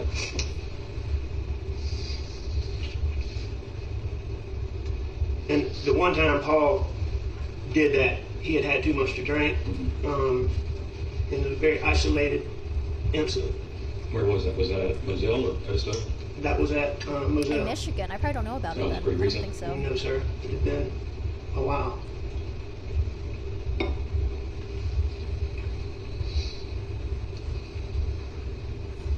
When you turned Paul over and Stanley. his cell phone popped out, Stanley from the and you dead? picked it up, and your statement was something like, I thought about doing something, but then I put it back down. And that was the interview, our first interview. What were your intentions at the phone? I don't know. I mean, when I went up to him and the phone came out, I don't remember having intentions of doing anything with the phone. So this is the part where he arrives at the crime scene. He claims that he tried to check their pulse of both of them. Although one of the victims, Paul, you would have been able to tell that he definitely wouldn't have had a pulse. And so they thought that was kind of weird that he tried to check the pulse, one. And then two, if he really did check the pulse, well, if you had to try to flip the body over, there would have been blood on your hands, on your clothes. But people testified saying that his clothes were completely clean. No visible stains or anything like that. He had no blood in his hands and stuff. You tired of U.S. Marshal? I like his outfit. It looks like pretty snazzy. Okay, thank you.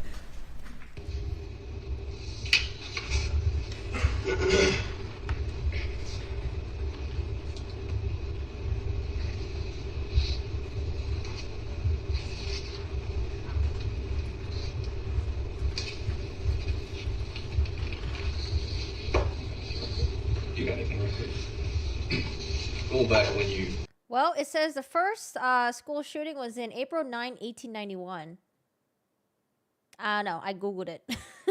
y'all ate dinner together. Here's after Miss 1853. Maggie got home and you and Paul got back from It's riding probably the around. most famous one that made it into a song, maybe. Can you estimate about how long y'all would have been at the dinner table or ate at the dinner table? I mean, it wasn't any long drawn out dinner, you know. Well, so Ray, no, I think you should be devil's advocate. Absolutely.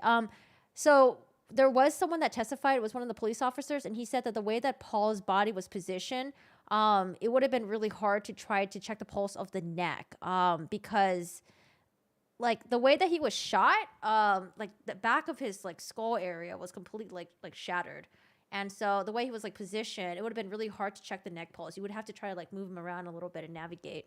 So that's what I was thinking too, because if they're face down, then you could just check the neck for the pulse or check the wrist and stuff like that. But he wasn't able to check the wrist because like no people, that's what they do, right? They check the wrist, they check the neck, right? We don't know any better. And so you couldn't have checked the wrist because his when he fell forward, his body went on top of his arms and his like wrist and hand area. So that was underneath his body. And then when the police officer said, "Oh, if he tried to check the neck, it would have been really hard because the neck wasn't really exposed." But yeah, devil's advocate, definitely. I mean, Because we got to look at it from all Yes. angles, right? You don't want to just look at it from like one you said there was angle. conversation at the dinner table, but Here's the dinner table. 15, 20 minutes. How long it takes to.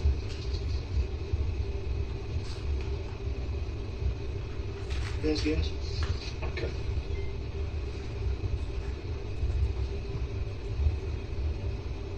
I mean, I could see why you want to check anyways, because it's your family member. You know, you want to be like double, triple, quadruple sure, right? But yeah, I don't know. David asked you just earlier about when y'all were riding around the farm, and you said y'all had the pistol in the truck. Y'all had shot a few times, really not target practice, but shot a few times. You said that you had on that. Paul was found face down, not turned over. Yeah, he said he attempted to turn the body, but he didn't, and that's when the cell phone fell out of his pocket, and he took the cell phone and just put it on Paul's back. You didn't see any long guns, rifles, or shotguns in the vehicle. Prior to that, how long prior to that do you recall seeing guns or any guns in that vehicle? I mean, Paul always had guns. Okay. So, mean, it was Exactly, Charlie. But see, you took a combat lifesaver course. Normal people like us, we don't know any better. We're just like, I don't know, man. Check the wrist, check the neck. Like, I don't know. Check like the heart. Like, that's about it. So we wouldn't have known any better to check anywhere else. And I seriously doubt him. He would have been able to know that. But yeah, he didn't say exactly where he checked the pulse. He just said he tried to check the pulse. He tried to turn the body over. very unusual for Paul not to have guns. And when you say gun, rifles or shotguns or everything? Both. Okay, yes, sir. His truck that he normally drove, I believe it was the Platinum, went into the shop on that Friday prior to. I think Mark Ball went and got some video from Jimmy Butler's that shows Paul dropping the truck off and not removing anything from it. So basically, he would have taken the rifles out at home. Do you know what he did with those rifles? If he would have put them in a different truck, or if he put them in the house, or would he have? So the truck that he drove, where was it parked on that Friday? So where would he have swapped everything out? I'm not sure. I'm not sure where the truck that he drove on Friday.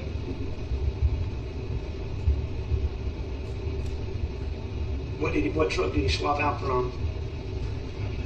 I think when he went to Charleston, Dale said that he helped hook up the boat to one of the white Fords.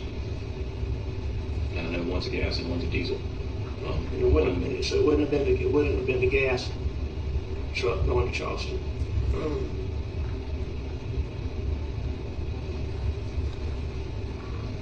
I'm not sure. So this occurred the Friday before everything happened? Yes, sir.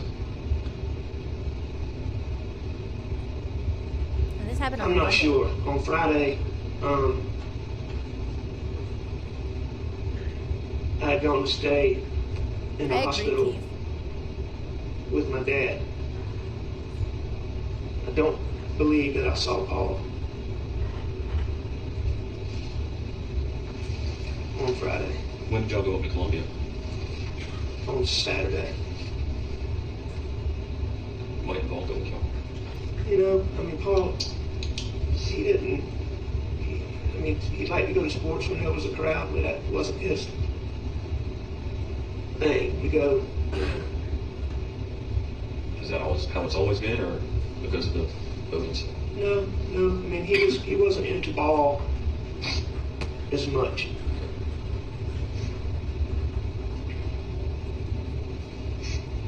Yeah, at this point, they only had Roken's word. That Roken said that he heard him on the phone.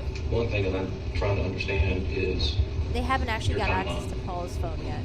you said you probably went to the office 8:30, 9 o'clock, 10 o'clock, and you left early around 5 or 5:30. And there's been some other timelines or times that we've talked about and you can't quite remember what the times are or what time of day it was. When the dispatcher asked you when was the last time you saw Maggie or talked to Maggie, you said an hour and a half, 2 hours ago. To me, that's, a set, without thinking about it, you rattled off that time. We're sitting here trying to figure out a timeline.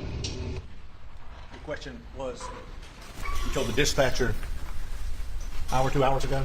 Hour and a half to 2 hours. Hour and a half, 2 hours. What time was the 911 call? 10:06 p.m. Hour and a half, 2 hours prior to that. Yes, sir. Go ahead. Yep, he was like, I haven't seen Maggie for 2 hours. You're having trouble coming up with a specific time. Oh, that's fair. Tell me again what I said to the dispatcher. You said an hour and a half ago, probably 2 hours. And what time was that? That was when you were on the phone, and the 911 call was made at 10:06. So given 2 hours back, that would have been 8. I mean, I think that's probably about. I think that's probably about right. And so, what do you believe? I'm giving you an inconsistent answer? No, I'm just trying to wrap my mind around it when I'm asking you what time you went to the office that day, what time you got home. Can I ask you a question? Yes. At this point in the investigation, did you have the video back from Paul's phone showing the dog at the kennels? No, sir, I had not. Nope. Only Only Rogan's word. You're saying 5 to 5:30. I've got the card readout from the law firm, and it shows you going in at 5:30. Going in the door? Yes, sir. And Randy says when he left about 6 o'clock, you were still there. Ooh. So the times aren't matching up. None of the times are matching up, man. I'm just trying to get an understanding of why. I believe I left. So that's not the first time I was at my office that day. There were several readings, but your card wouldn't work. Somebody actually had to let you in. Okay. But I've got your card opening the door at the law firm at 5:30. He said he left at 5:30. And then Randy saying when he left at 6, you were still there. Maybe he was trying to make it seem like he I'm left. trying to understand. I left the office earlier than I normally do. What's your normal time to leave? I mean, it's not unusual for me to be there till dark. I try to get home when Maggie's home, before dark. She normally staying out there by herself in dark. That's right. So, if it was 5:30 or 6, I don't think I was still there at 6 o'clock. Okay. But, Oh yeah, definitely Charlie. I just think that he didn't do that. I don't know. And then also, like, I don't know, if you saw your loved ones on the ground, like, I don't know, wouldn't you be, I feel like you'd be all up in that mess. I know you're not supposed to be touching, you don't want to mess with evidence, the crime scene and all that stuff, but, like, I feel like you'd be all up in it, like, oh my God, like, holding your loved ones, hugging them and stuff like that. Like, I don't know. if I was, it wasn't long after that. So,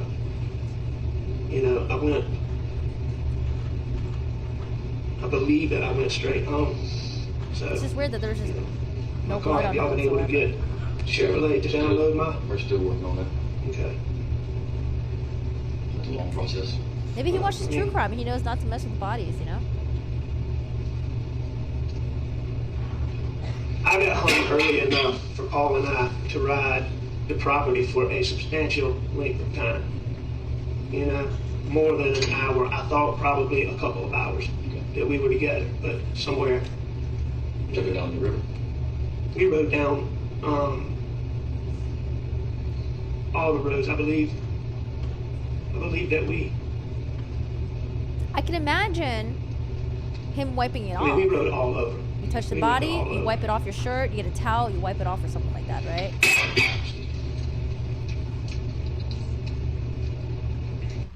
But the other crazy thing is that day, he changed his clothes 3 different times.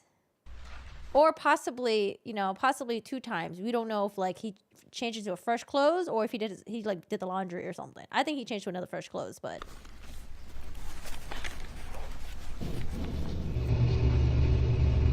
Because the video with him and Paul, he was wearing something else. Then later on... My question is trying to get some things cleared up about giving you some answers. Well, I do know more than I did, for sure.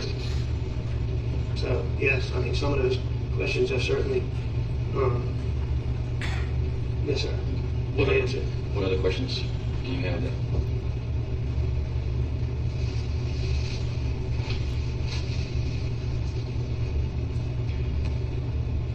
His clothes from the video? Wait, which one? The button up? I would like to know exactly what happened.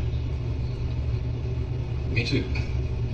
He didn't even know he changed his clothes until the detective brought it up. He was like, the detective was like, hey, there's a video of you and Paul. You guys are like messing with the trees and you're wearing different clothes. Did you change?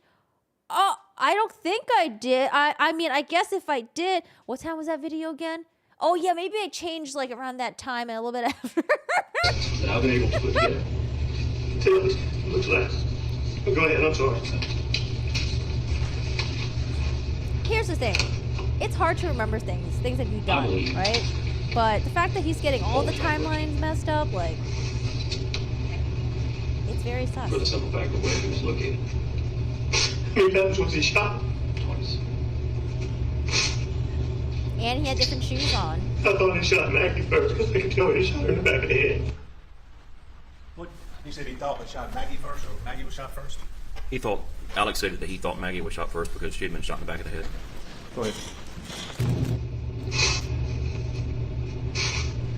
We may honestly never know who was first, but I think it was Paul, for the simple fact he wouldn't have, if he saw his mother getting shot, he wouldn't have run to that feed ring. And I do that's think where the one of crying the is guns was. genuine. But, I do think he you know, we've already believes that established he regrets it. But family he still guns want were to get used. away with it. And if they came from Paul's truck was at the house. So where were they?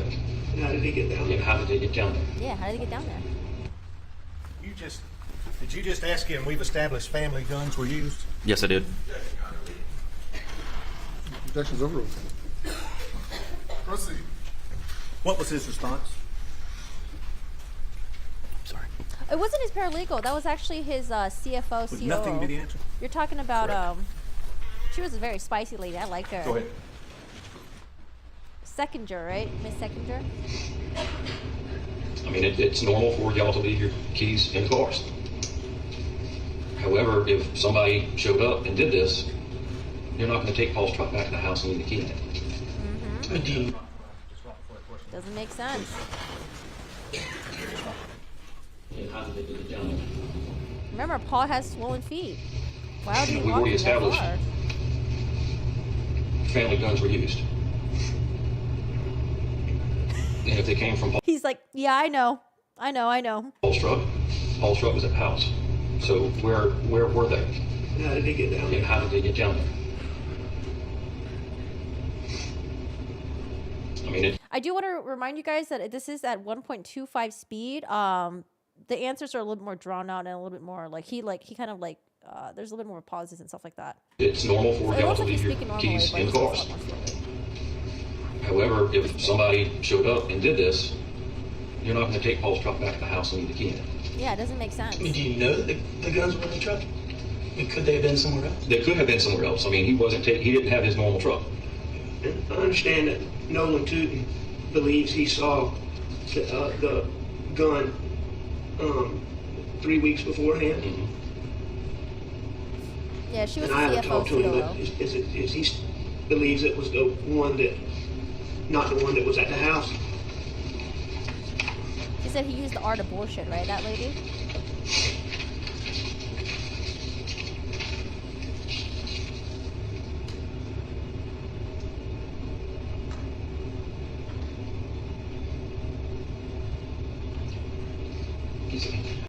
Oh, primary. No, is the last one that Nolan saw. Okay. And HDD, some type of 7mm rifle. Yes, sir. Do you have that one at home? Yes, sir. That's what he saw? That's what he saw. 'Cause I was told by somebody that Nolan saw a 300. He told me he had not seen a 300 since March after turkey season.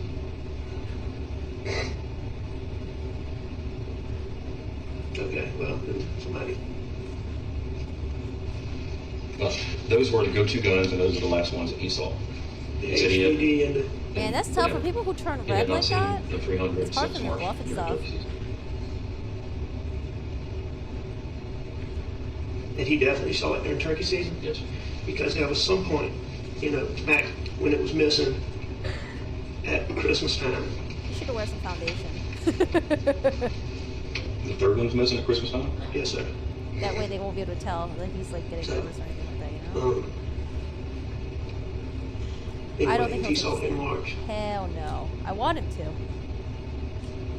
I think all accused. Did y'all get any kind of forensics of anything that y'all found? That's the best way to find out if they're lying or not. Just the rain and the. I mean, we got plenty of DNA from the scene, but it's Nolan's, it's Rogan's, it's Alex, it's Paul's, it's Maggie's, it's Buster's. Hey, can you tell me for sure? Did either one of them live after they were shot first time? Not long. Okay. The shooting happened very quickly. Very quickly. Is this one person, 2 persons, 3 persons? Oh, they said March. Is that the first time he's ever asked you that? Yes, sir. Ever? That I recall, yes. In the whole investigation at this point? Yes, sir. Go ahead. We got 2 guns. We got 2 different types of ammunition. It's hard to say. It is hard to say. I would neither say one his of them demeanor in saw court, him. his demeanor during interrogation is way better than Amber Heard's demeanor when she was in trial, or not trial, when she was in court. Her demeanor was awful. Horrible body language. Thank you. It does, Heidi. Have y'all been able to get anything in Paul's phone that might lead to anybody with beef? I haven't seen Blanca's testimony yet. I gotta watch that part. I Let me missed ask a you little this bit of question. that day. Comes from Randy. I feel like I didn't talk to you about this, but it's okay. You know, they got a lot of friends in the community. You know, from the upper echelon to the lowest. And here's the friend lawyer coming on in. They got a lot of friends in the community from the upper echelon and the lowest of the lowest. Like, okay, what's your point? Socioeconomic level. Okay. They think that they can ask people to keep ears out, you know, loose lips, talking, that kind of stuff, but they don't want to reach out to anybody. Not pros, unless y'all think it's okay. I'm not talking about paying people to do stuff, investigators. Well, I've talked to Randy about this as well. He posed that question to me. Right. I'm not going to ask anybody in the law firm or anybody in the family, hey, go out and see what you can find and report back to me. Sure. Because then it could be construed as they're working as an agent of the state. Sure. And I understand that completely. You don't even have to explain that. I understand it. So, I mean, I told Randy, I said, I certainly pivoting, can't stop Charlie. you from going out. But I wouldn't ask them what they know and then report back to me. Is it live now? Tell them to call me. Tell them to call the tip line we have still set up. No, not yet. Or if you hear somebody talking about master it, manipulator, encourage man. them to call. Or give me the name and I'll go call. I hear what you're saying. So David, we don't have any, I mean, not anything substantive that really makes you think, hey, this is look good. We, you know, like I said, the only DNA we have are family and close friends. We don't have any fingerprints. He's relaxed now. He's like, oh, they're not interrogating me anymore. Okay, I'm relaxed now. Because before, you know, when he first came in, he was like sitting like this, you know? And then when they interrogated him, he was like sitting like this. It was like sitting like this. Now he's like, oh, I'm relaxed again because they're not interrogating me. We don't have, unfortunately, we don't have any shoe wear or tire wear impressions because it rained that night. I think the detective just wanted to make sure that if they needed to only question him thing- the again, only thing that they we don't scare him can too much go off and that he'll of be willing to Or return. the cell tower dumps, or you know, the FBI was out. They were out on your property on Friday, riding around trying to get some stuff. I think like usually once they have them like DNA at the crime scene, like they have like solid proof evidence to them, that's when they start going ham. And that's when they arrest them, right? Unfortunately, all of that takes time. And y'all had to send because his vehicle's new, you had to send that off. Yes, sir. So it's not like when we hire experts to come in and just download it. I think manipulators, they just know they just know how to get what they want from people. You know, I don't think they necessarily have to be smart or anything, or even like emotionally intelligent. They just know how to push people and get them to feel bad, get them to pity them. And God, I have like fucking fruit flies flying everywhere. And just get them to do whatever they want. Like Miss Shelley, how he was like, you know, remember he went to Miss Shelley and he was like, I was at the house for 30 to 40 minutes. And the next day he was like, oh, Miss Shelley, I heard you're getting married. You know what? Weddings can be kind of expensive. You know, let me know if you need help. And Miss Shelley's like, oh, this is like the first time you ever brought up my wedding. Okay, sure. You know, what a nice guy you are. And then afterwards, he was like, oh, you know, Miss Shelley, you know, if you wanted to get a job at the school, I have a hookup. Let me know. So it's just like, you know, I think he was trying to manipulate her into like, okay, you do this for me and I'll set you up later on. I'll make sure you're taken care of and stuff like that. Gross. It's 2021, and they don't have the I was so systems sad when for Miss it. Shelley testified. They're She seems like such a they're sweet creating lady. a system, from what I understand. Okay. She does not want to be involved in this mess. Now, I don't know exactly how the OnStar thing works. I know how the control module works. I don't know if it's emotionally intelligent. I don't know if they're like an expert at reading and manipulating. They just know how to pressure people and get them to do what they want. But I mean, I think it could go both ways. I think it could just be like, I don't know. I think he could just been like, I mean, is it hard to manipulate people? Do you guys think it's hard to manipulate people? I don't think it's that hard to manipulate people. Kids know how to manipulate their parents sometimes. But we're all contained in the same thing. There are two different systems that we took pity out. party going on. The other one is the telemetry system or infotainment center. Yeah. And the FBI says there is information there. They just have Yeah, I mean, I think if you're emotionally intelligent, that could help you a lot, definitely. to be able to extract it and put it in a report. Sure. So you just wait for that? I'm waiting on a search warrant from OnStar. See what kind Yeah, of so at this point, they're waiting for the search warrant, for the car stuff. They're waiting to get into Paul's phone.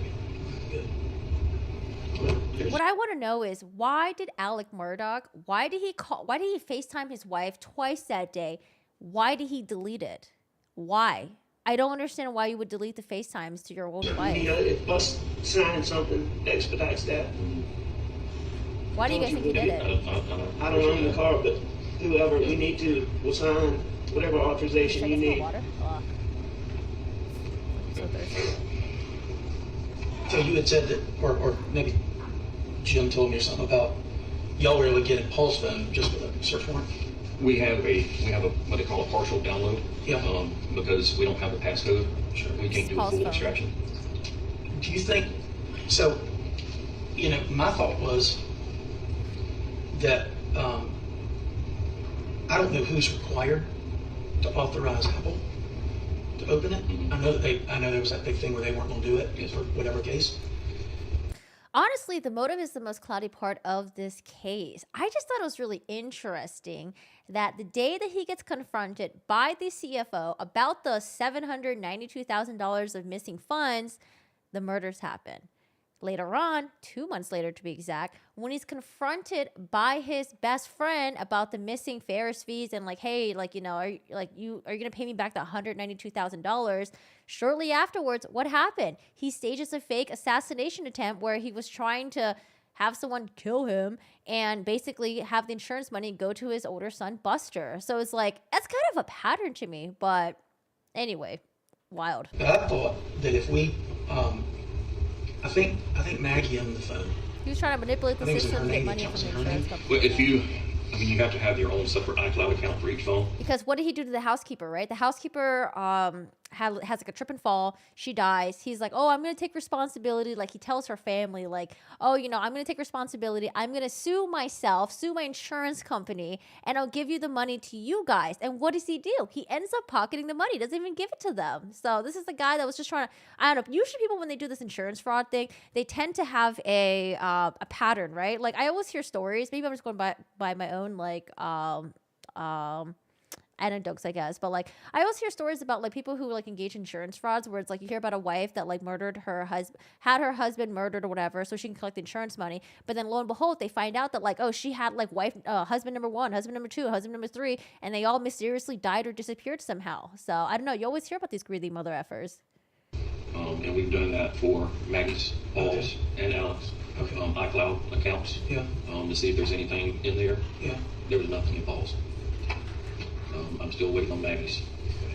Maggie did back hers up and stuff. But I heard the Moselle property, or I forgot which property. Maggie has some properties like under her name or something. I know that.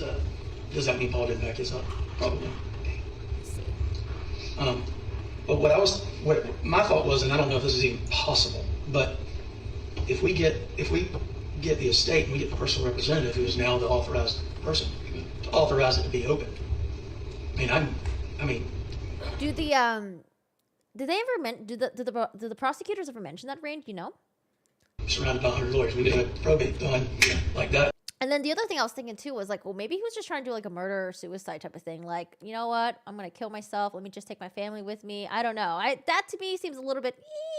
But maybe that was what he was trying to do. But then he chickened out last minute or something. But I think he like sort of planned this out a little bit. But yeah, I don't know. I can have the powers of appointment done in 2 days, and we can authorize whatever it is you need to open. And that might be beneficial. So I think Randy and I, or somebody and I talked about that. Yeah, I knew she had the property. Yeah, well, I forgot which property. She had some properties under her name. Who would be the representative? Just somebody at law firm. Probably one of your brothers, I would think. For Maggie and Paul's estate? Yeah. Probably me, or I mean, my brothers, but whoever it is, it doesn't matter. Whoever it is will be whatever y'all need to do to. It won't be anybody that'll be uncooperative. Okay. Well, I mean, if y'all will go ahead and start working on that, and we'll reach out to Apple. Yeah, like maybe he didn't want to face the shame, you know, have his family go through that shame all over again, especially the stuff that they went through with Paul already. So maybe he was just trying to take himself out and wipe out the entire family. I don't know. people who do this stuff, like, it's hard to make sense of it because it doesn't make sense from the very beginning, right? How we get that accomplished. Right. Because gotta be something there. Gotta be something there. All right, we're still waiting for the. I think the court should be. The trial should have resumed by now.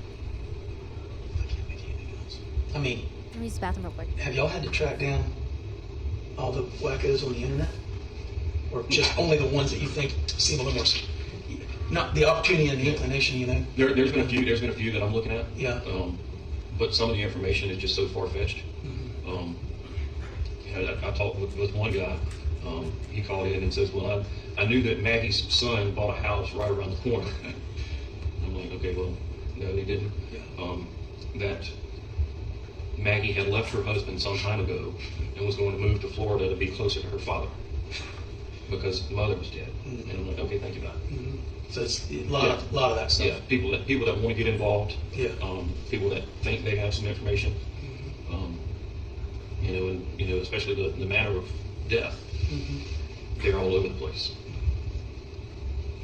Well, I mean, y'all been taking a licking in the press about not disclosing stuff, but Jesus Christ, man. I don't have anything to disclose. Well, and why are you going to tell the bad guy what you got? Thank you. I mean, I just don't understand it. I mean, look.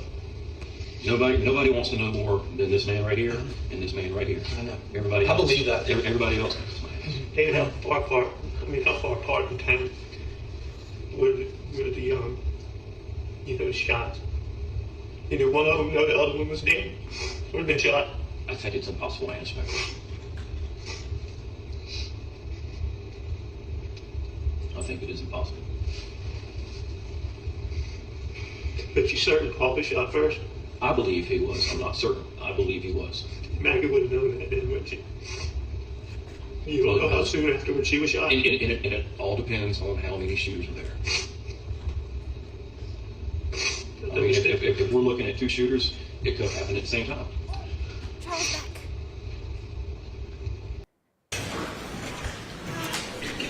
Hello, Judge Newman. We love you. You spicy, Judge.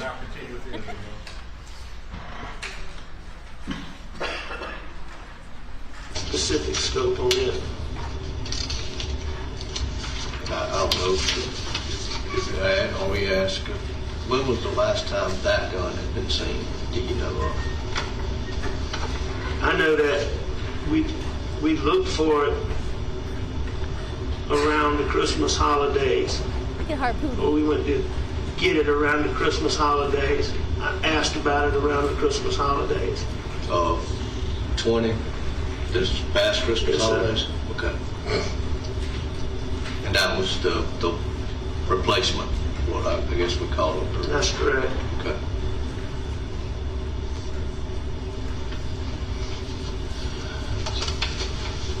Still trying to figure this out. I cannot exclude the boat incident and those involved. I know that y'all are currently going through the civil portion. How far had that progressed? I mean, were y'all in the talks? Was it breaking down? Can I say something real quick? I know nothing about the any of that stuff, and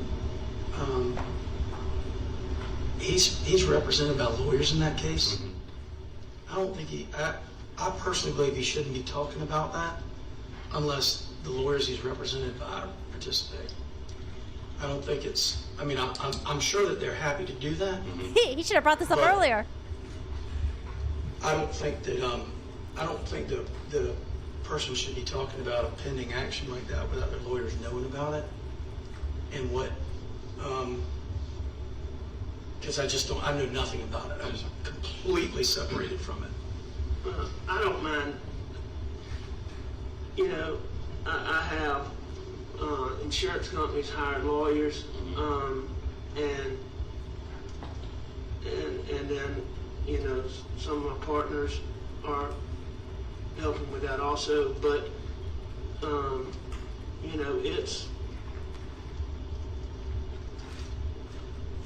it's made some progress. it's still unresolved, but it's not in its initial stages by any means. And what I'm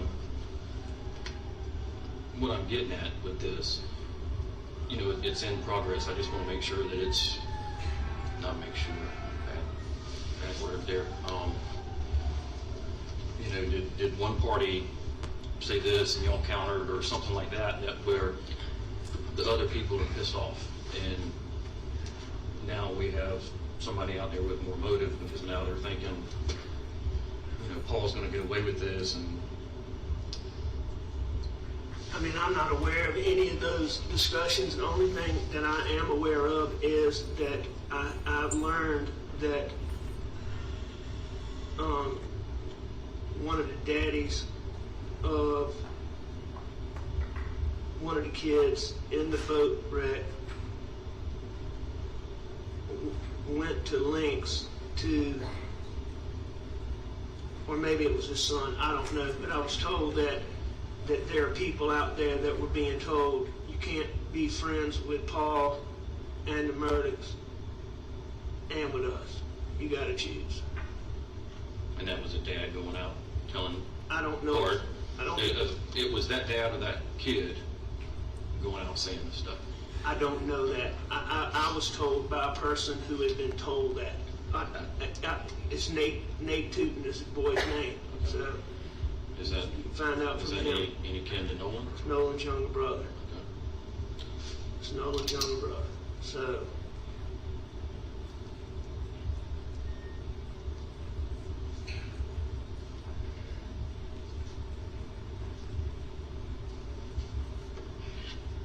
I'm gonna answer this if y'all don't mind. Buster and I have a deal. Buster?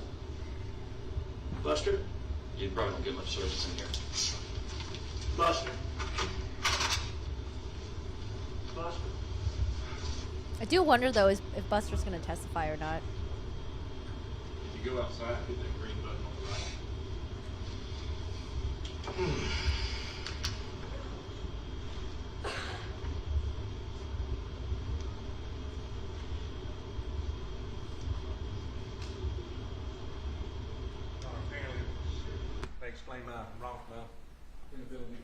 Apparently there's a period here where we've agreed we'll fast forward, which will pick back up when he comes back in. And the defense has agreed with that, it's my understanding. Yes, please fast forward. And last time the guy went to the bathroom for like 5 minutes. I don't know why we didn't fast forward through that. Thank you. Ooh, what's that noise? Wow.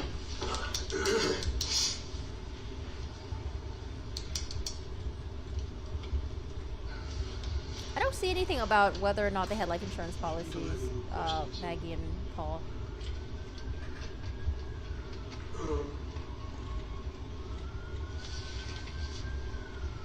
Yo, bleep. Sup, dude?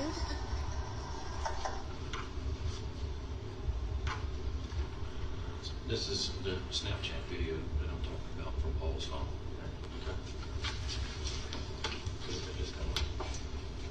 Maggie seems like a sweet lady, though. She was taking care of him, his family. We were laughing about that because he's laughing because I'd gone to great lengths to try to, that tree got knocked over, and I'd gone to great lengths to try to get it to, be upright. Okay. And was that night? Because the friends that we talked to said it was posted that night.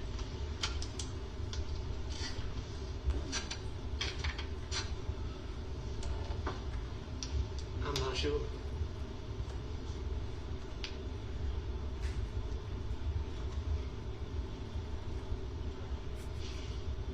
Somebody's phone on? Sorry? Somebody's phone on? No, it's somebody's phone. I hear like somebody talking in the background. I don't think he wanted his cousin to really kill him. I don't know. Like it was a call that had dropped or something. Marion Proctor? Yeah. She was good on the stand. You see her husband, though? Mr. Proctor?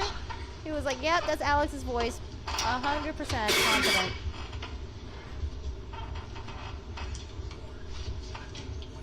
I knew you would. Throat just dry. Yeah. You need something?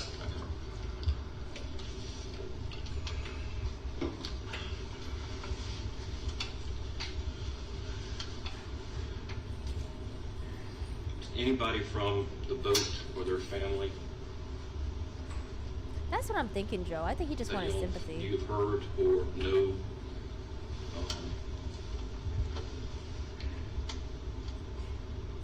of any issues with them recently or prior to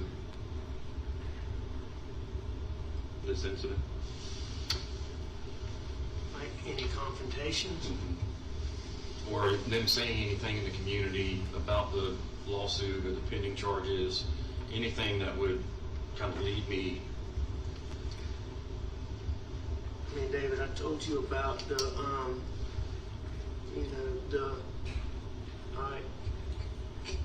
Kenya, Treehorn, a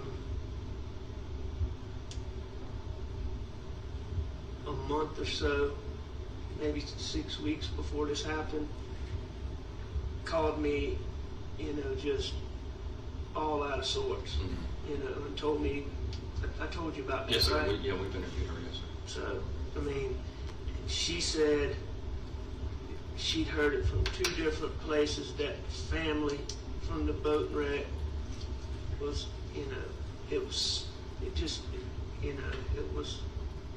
over the top that I really didn't, pay it a bunch of attention.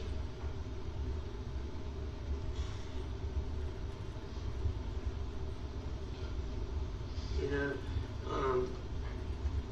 I asked her about it. She said she didn't know who the people were, but she said that it was with a friend. It was at a friend's party. She knew who the friend was and would take y'all to the friend. So, has she talked to you about that? She's given us very little. Do you feel like she's being evasive?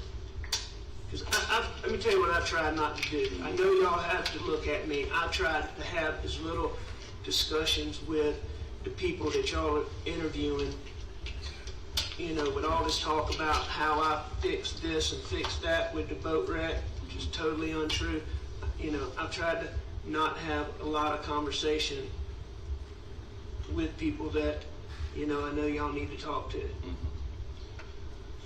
Well, the problem that I encounter, and I think everybody in law enforcement encounters in any investigation, people on the street talk, and they run their mouth, and they'll talk to friends, and they'll talk to families, and they'll talk to victims. But when the police show up, they keep their mouth shut.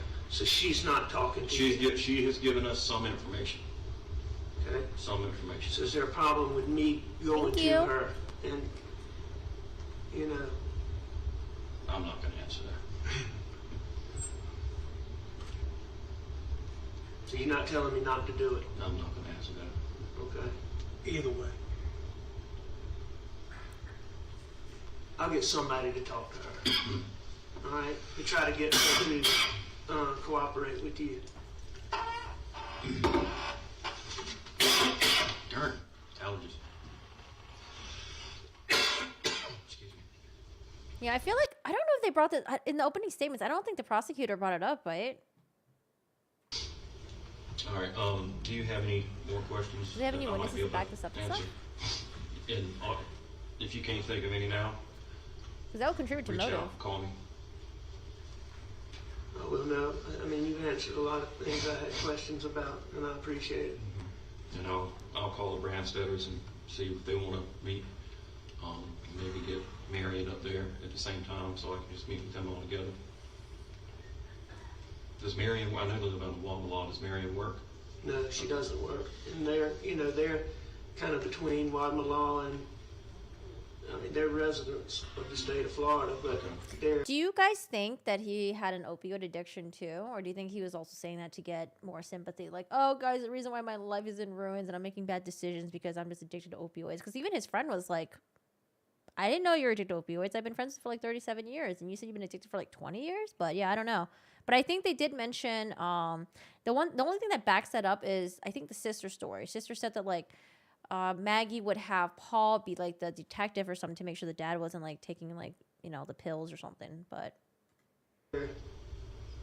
they're here as much as but they're in Greenville a lot right now. Yeah, because of grandbaby. The baby, that's right. Thank you, man. Yeah. I just, a few more questions. Okay. Did you kill Maggie? No. Did I kill my wife? Yes, sir. No, David. Do you know who did? No, I do not know who did. Did you kill Paul?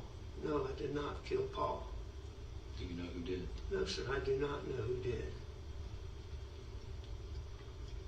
Do you think I killed Maggie? I mean, I have to go where the evidence and the facts I take me. understand that. And you think I killed Paul?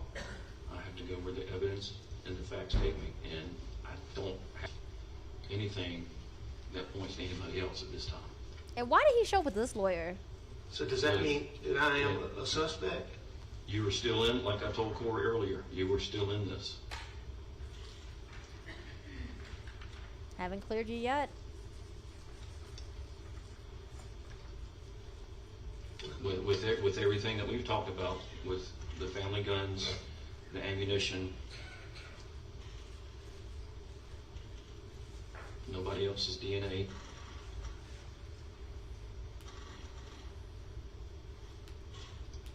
I have to put my beliefs aside and go with the facts.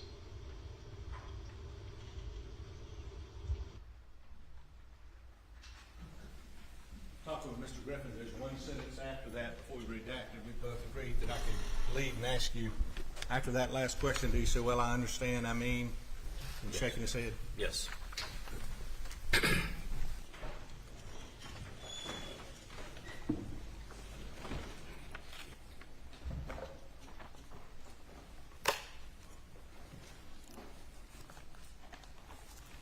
He's furrowing his eyebrows right now. So on August 11th, 2021, after this interview, during this interview, did you consider Alex Murdaugh a suspect in the death of his son and his wife? He was the only known suspect at that time, yes. And that day, was the case transferred from Solicitor Duffy Stone to Attorney General Alan Wilson with the South Carolina Attorney General's office? Yes, it was. Don't look happy. Look at that.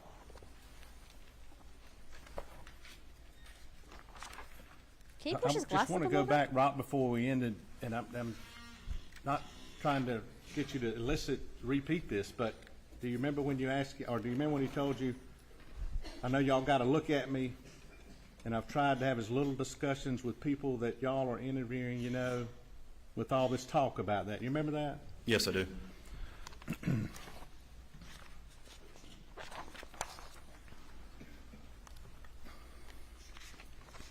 How did you take that statement to mean, his answer when he said that? That he was trying to stay out of the investigation and let us do our work. Okay. In Hey, early Noah. in the investigation, he asked you about,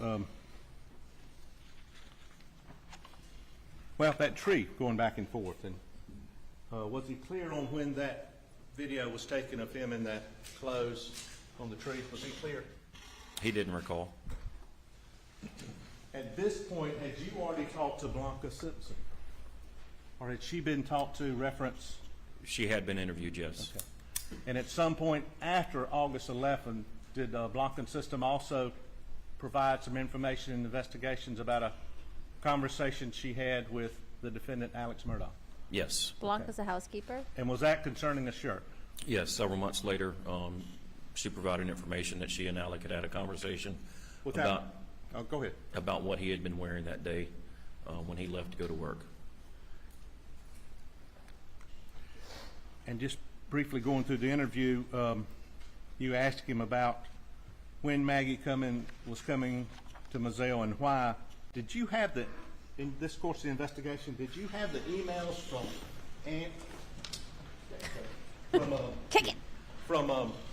Blanca and or Maggie's phone to each other then? No, I did not.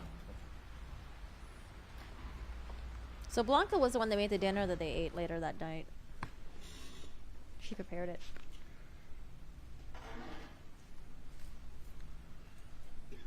And early on in the interview, you asked him how long he'd stayed at his mama's house?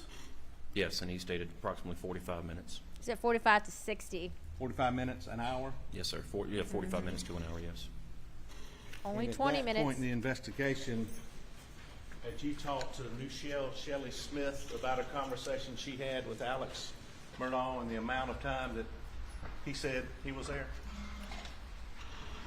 Yes, she had been interviewed by that time. Again, there were so many agents going out and doing interviews and reporting back to me. But she stated that it was somewhere around 20 minutes. I don't have her report. I don't remember exactly what was said, but I know in our first interview, he had stated that it was around, he had spent about 20 minutes, 20, 30 minutes with his mother. Miss Shelley ain't gonna Your lie to you no more. investigation revealed inconsistencies regarding what Mr. Murdaugh had told you. Yes, I did. And was that significant to you in your investigation? It was, because it wasn't one inconsistency, it was several inconsistencies over a period of time that were repeated. Mm-hmm.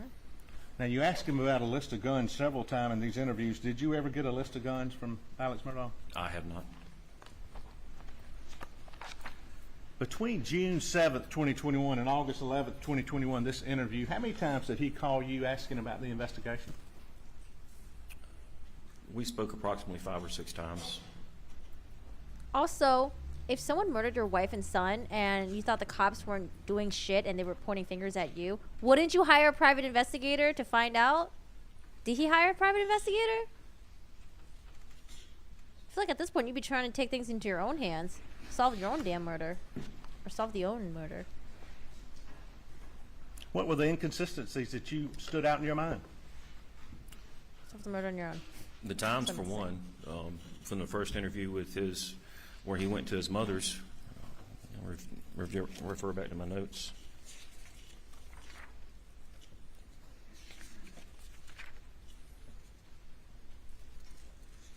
Yeah, maybe he wasn't like hardcore addicted. Maybe he would just like take it here and there or something. I don't know, to like numb himself out. Time at his mother's, is it fair just to say that? So when the first interview in June, he stated that it was at his mother's for approximately,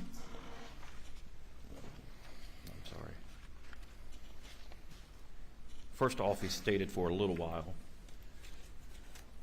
And then the second interview on June the 10th, it changed to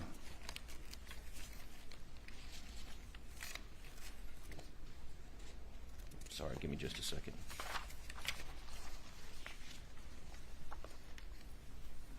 Doesn't Jim Griffin kind of look like that one actor that's usually in like comedy movies? The really tall, big dude. Similar hairstyles too. About 25 or 30 minutes, and then the third interview, it was 45 minutes to an hour.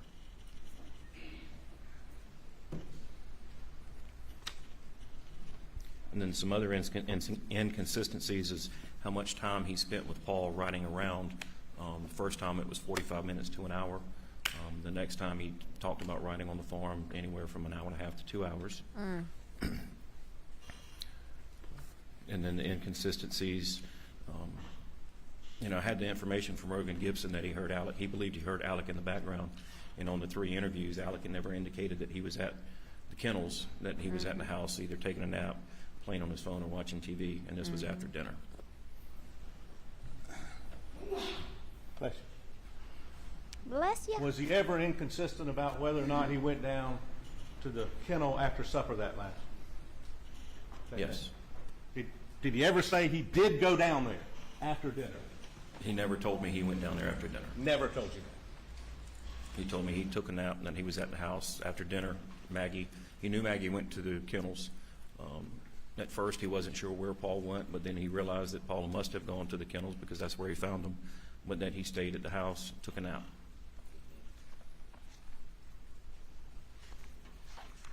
Nah, man, they all had dinner together. They all rode down to the kennels together. And Alec was probably like, hey guys, you know what? I'll be right back. I'm gonna go grab something really quick.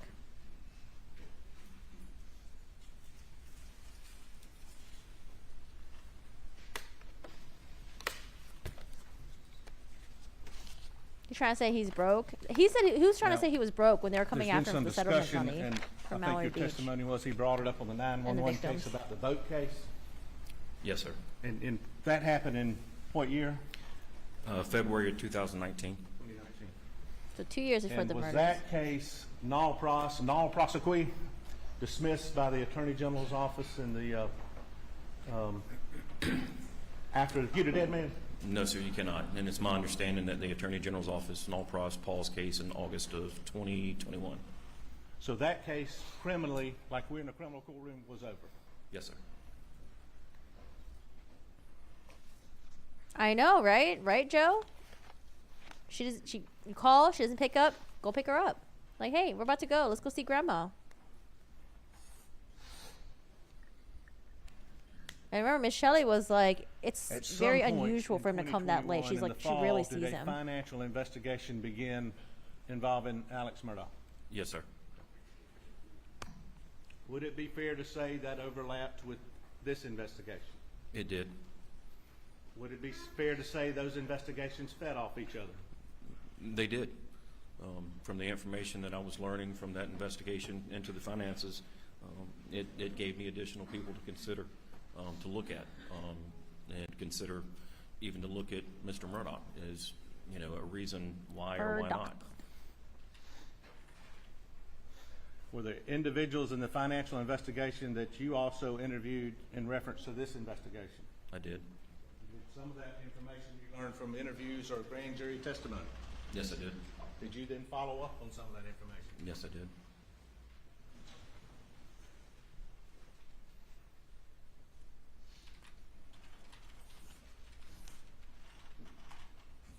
Oh, God. Did you find the person, no one?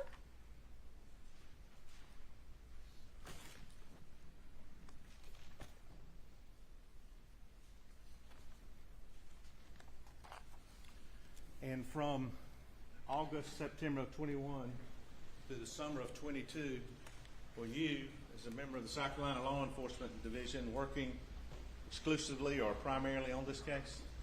That's correct. And were search warrants still out there you were waiting on? Yes, sir. There's a multitude of search warrants. I think he's going to be acquitted. And let's talk just a moment, and I'm about through about the phones if we could. Okay.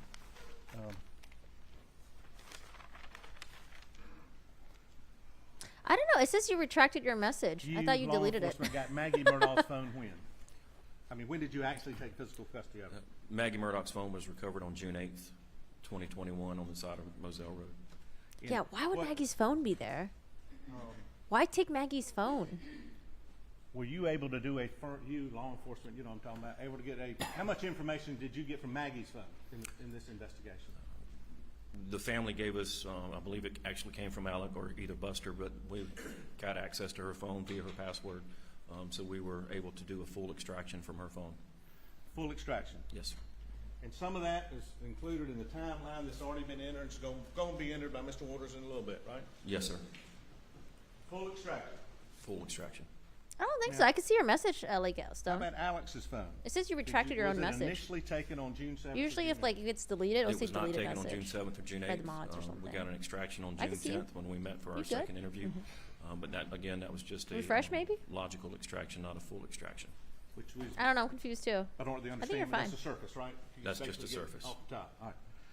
Did you ever get that phone back? In September, yes, sir. September. And at that point, was further information attempted to be gathered from Alex Murdaugh's phone? Yes, sir. And how successful was that? Being the time difference between June and September, a lot of the earlier on information had been overwritten. It's just the way the computers work. You have to clear out memory to make room for new memory. What? So Get some more some memory. Information had been not erased but cached out. So we were able to gain some information from the logical in June and compare it to the full extraction that we got in September. And were you able to determine what had been erased also? There were some phone calls that had been erased, yes. Now let's talk about Paul's phone. And to go back in the interview just very briefly on Paul's phone,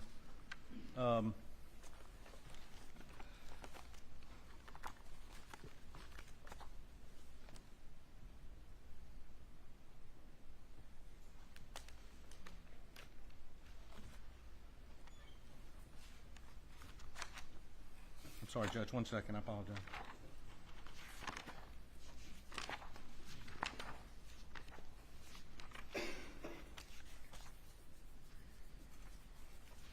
Take it your time, Miss.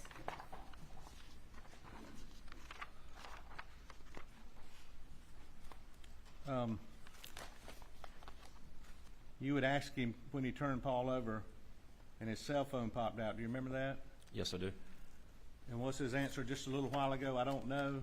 I mean, when I went up to him, the phone came out, but I don't remember having any intentions of doing anything with the phone. Well, the first interview, he stated that the phone popped out and that he picked it up and thought about doing something with it, thought better of it, and put it back down. In this interview, he said it came out, right? Yes. Now, Paul's phone, did y'all attempt to do, so you had it from June 7th until today? Yes. Okay. Were you able to do a full extraction on Paul's phone? We were able to finally do a full extraction in March of 2022. Okay, March of 2022. Yes, sir. Jeez.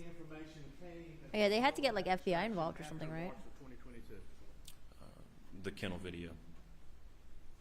Oh, that's when they got the kennel video? That we've all seen, yes. The kennel video where Paul is videotaping the chocolate lab, and you can hear Maggie and Paul and Alec in there. And that video is time-stamped at 8:44. Say it again? 8:44 p.m. And until that day, what day was it? Do you know? Well, if you don't, that's fine. But it came out. I believe I got the information on April 8th of 2022. Until that day, and it was extracted. To your knowledge, did anybody else? They said they did. They also looked at like some online threats too, but Nobody, to my knowledge. as far as like being put at the scene, they only had like Alec. They didn't have like any other DNA or anything like that. That's what the investigator said.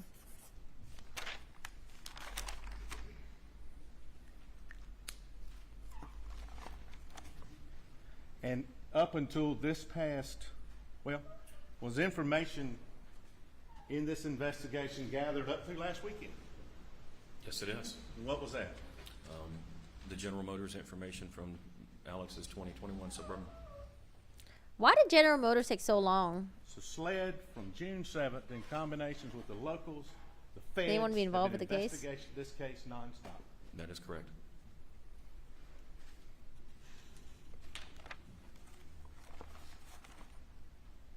Where is it? What is it? Were they getting bad publicity or something? And they were like, "Oh, you know what? Okay, fine. We'll come testify your stupid little case." I believe there's a housekeeping matter of Paul's shoes moving into evidence 103. I don't believe there's an objection to that. Did they talk about that? What's that? What's that? What's in your hand?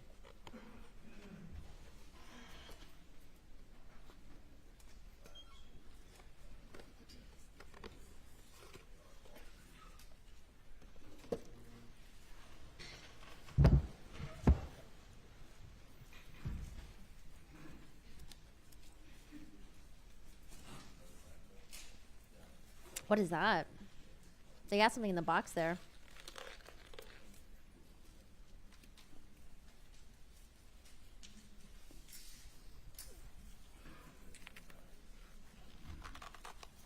Unstar. Hey, Michelle.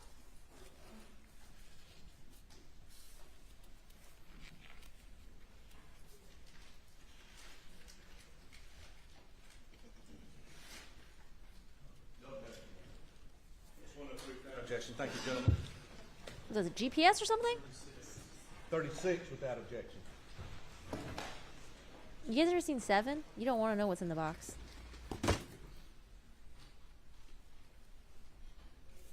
Lady just like slammed the box down. Here, take this.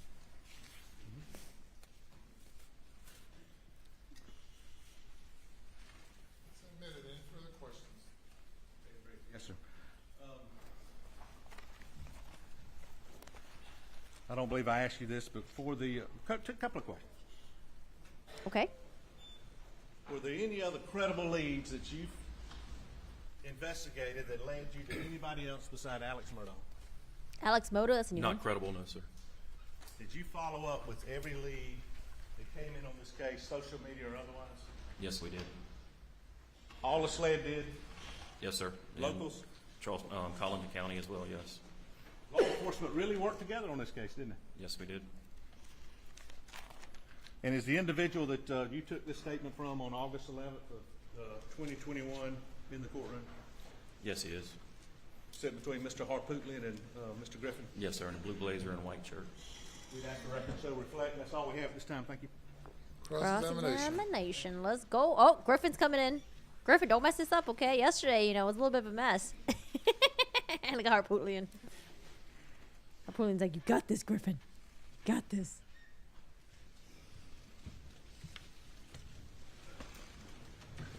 How much do you think his defense team cost? You think 10 million? Good afternoon, Agent. Good afternoon, sir. Oh, I haven't seen those yet. Murdaugh?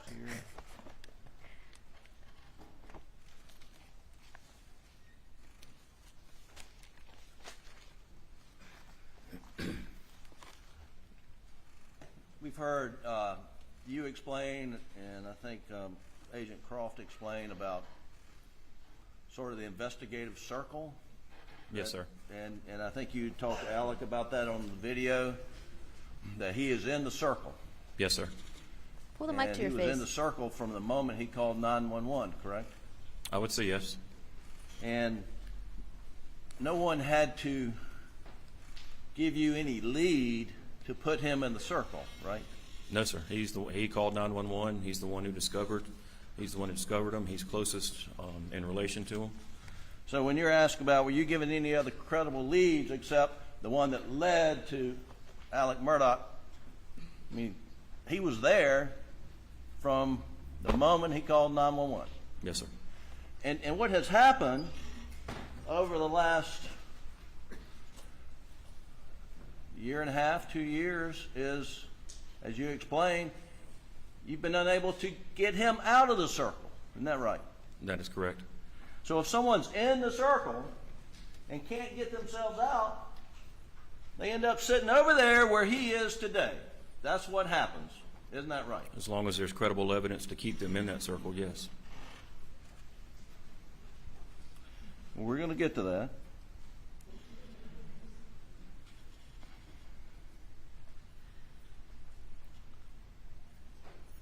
Here,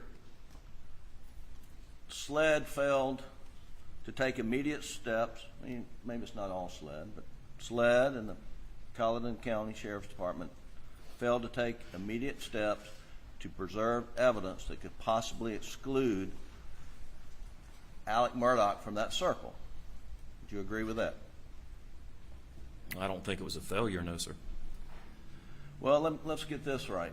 Your investigation, as I understand it, leads you to conclude that Paul and Maggie were murdered sometime between 8:50 p.m. on June the 7th and 9:06 p.m., correct? Yes, sir. And whoever murdered Maggie and Paul would, at a minimum, have in their possession an AR-15 style assault rifle and a 12-gauge shotgun, correct? Not unless they got rid of it. Well, the moment they were murdered, yes, someone had to have, one person or two people had to have murder weapons, right? Yes. Paul was murdered with a 12-gauge, right? Yes, sir. You would agree then that the murderer had a 12-gauge shotgun? Yes. You would agree that the murderer had some AR-15 style assault weapon that killed Maggie, right? Yes, sir. Okay. And you would agree at the time they were murdered, they would have those weapons? Yes.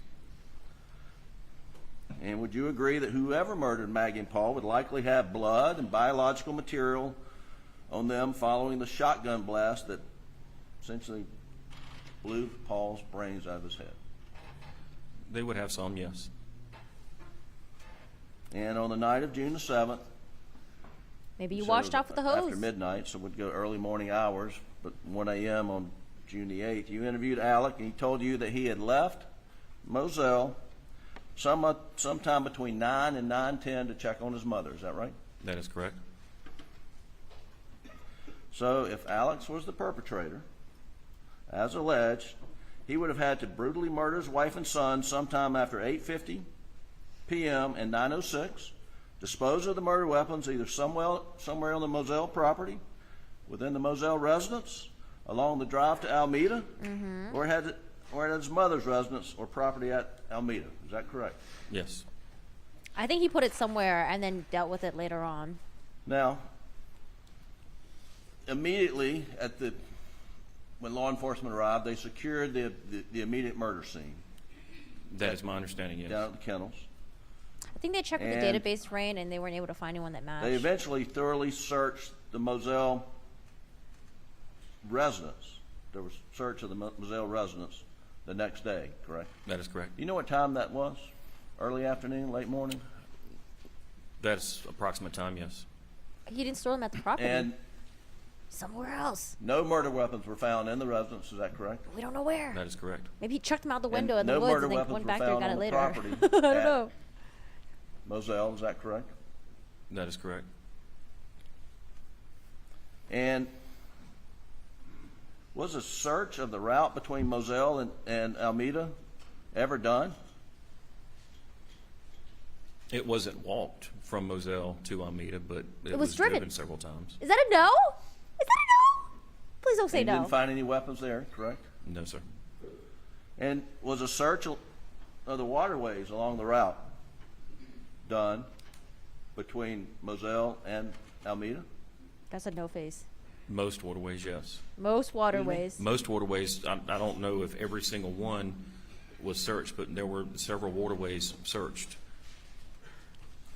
Now we know from the General Motors OnStar data that was delivered during the middle of this trial that Alec did not stop from the moment he left Moselle to drive to Alameda. Is that correct? Correct. You've reviewed that? Yes. There's no detours along the way, correct? No, sir. Maybe he stored them in his mom's place somewhere. And you never searched the Alameda property for any signs of murder evidence, guns, bloody clothes, or anything until well after sometime in mid to late September. Is that correct? That is I correct. think the Alameda is where his mom's at. Yeah, they didn't search that You until could have later. searched Alameda that night. Yeah, why didn't you do that? If I had probable cause to, yes, sir. Oh, that's true. Well, was anybody denying Yeah, you can't just be consent searching people's shit. to search? When I say anybody, well, Alec Murdaugh gave you carte blanche consent to search anywhere in those properties, did he Yes, not? yes, he did. And John Marvin was assisting SLED and facilitating wherever you wanted to look. Wasn't he doing that? He was, but the night of June 7th, even though Alec was in the circle, basically by default because of his close relationship with the victims and finding them, I did not consider him the main suspect or the only suspect because I had no probable cause and no evidence to support that he killed his wife and son. Well, if a thorough, tight, quick, prompt investigation had been taken of the Moselle property, the route to Alameda, and the Alameda property, that could have possibly excluded Alec from this circle, couldn't it? If you found no evidence of guns, bloody clothes, or anything, right? If you know what you're looking for and where to look, and have some type of information that would lead you to that area, yes. And that opportunity was missed. Would you agree with that? I wouldn't say it was missed because it wasn't known about, other than several hours later when we get to the bodies and there are no weapons found. It wasn't until the casings and the shot shells were recovered that I actually knew what the calibers were. No, I get, okay. All right, Jim, what you gonna ask next? It's pretty clear the night of the murders, Colleton County Sheriff's deputies on the scene recognized the shell casings as being 300 blackouts, correct? That is what they told me, Okay. but I want to verify for myself. Right. And by 6, 7, 8 o'clock the next morning on June the 8th, Rogan Gibson had been interviewed where he said, I thought I heard Alec Murdaugh's voice in the background, right? Yes, sir. Hey, Richter. Yeah, And that's Alec what they had gotta told do. you that he left Moselle and gone to Alameda, right? Yes. They gotta do anything they can to show that the And- investigation was botched. And so as of the late morning of June the 8th, If it was. well, let me back up. You pick on every little thing. That first interview with Alec, you state that he did not inform you that he was down at the kennels after dinner, right? That is correct. He And said you get information from Rogan Gibson that contradicted that. yes. And Alec Murdaugh is in the middle of the circle on the morning of June the 8th. Well, I still needed to build a timeline because speaking with Alec, he was giving me some times, and I needed to build that timeline, and not having that coupled with Rogan's statement that he was 100% sure he was on the phone with Paul. He was 100% sure that he heard Maggie. He was only 99% sure, even though it's a great percentage. He said he was 99% sure it was Alec. I needed to gather some more information before You don't I like just his go shiny back head? and confront Alec on that. Sure. Well, tell me what the thought process was behind searching the Moselle residence. What were you looking for? Any types of ammunition. It was 300 blackout. We had the 12 gauge shot shells. We know that it's hunting's going on. Hunting goes on out there of all types. In the shed, there was some additional ammunition that was in a bucket. We needed to Chocolate. see what type of ammunition or firearms were in the house to try to get documentation of what was missing, what was there. And why was Agent McAllister looking in the tubs and in the drains? For guns? Why was she? Yeah. I'm sure there ain't no blood. You'll have to ask her. I wasn't there. I mean, it's obvious that you were searching to see if there any evidence of blood in the house. I mean, you'd want to do that, right? Yes. Because Alec's in the circle and he had been to the house. Yes, sir. Okay. Alec's in the circle and he'd been to Alameda, right? Yes, sir. And no one went to Alameda to look for guns or blood or bloody clothes, did they? Not that day, no, sir.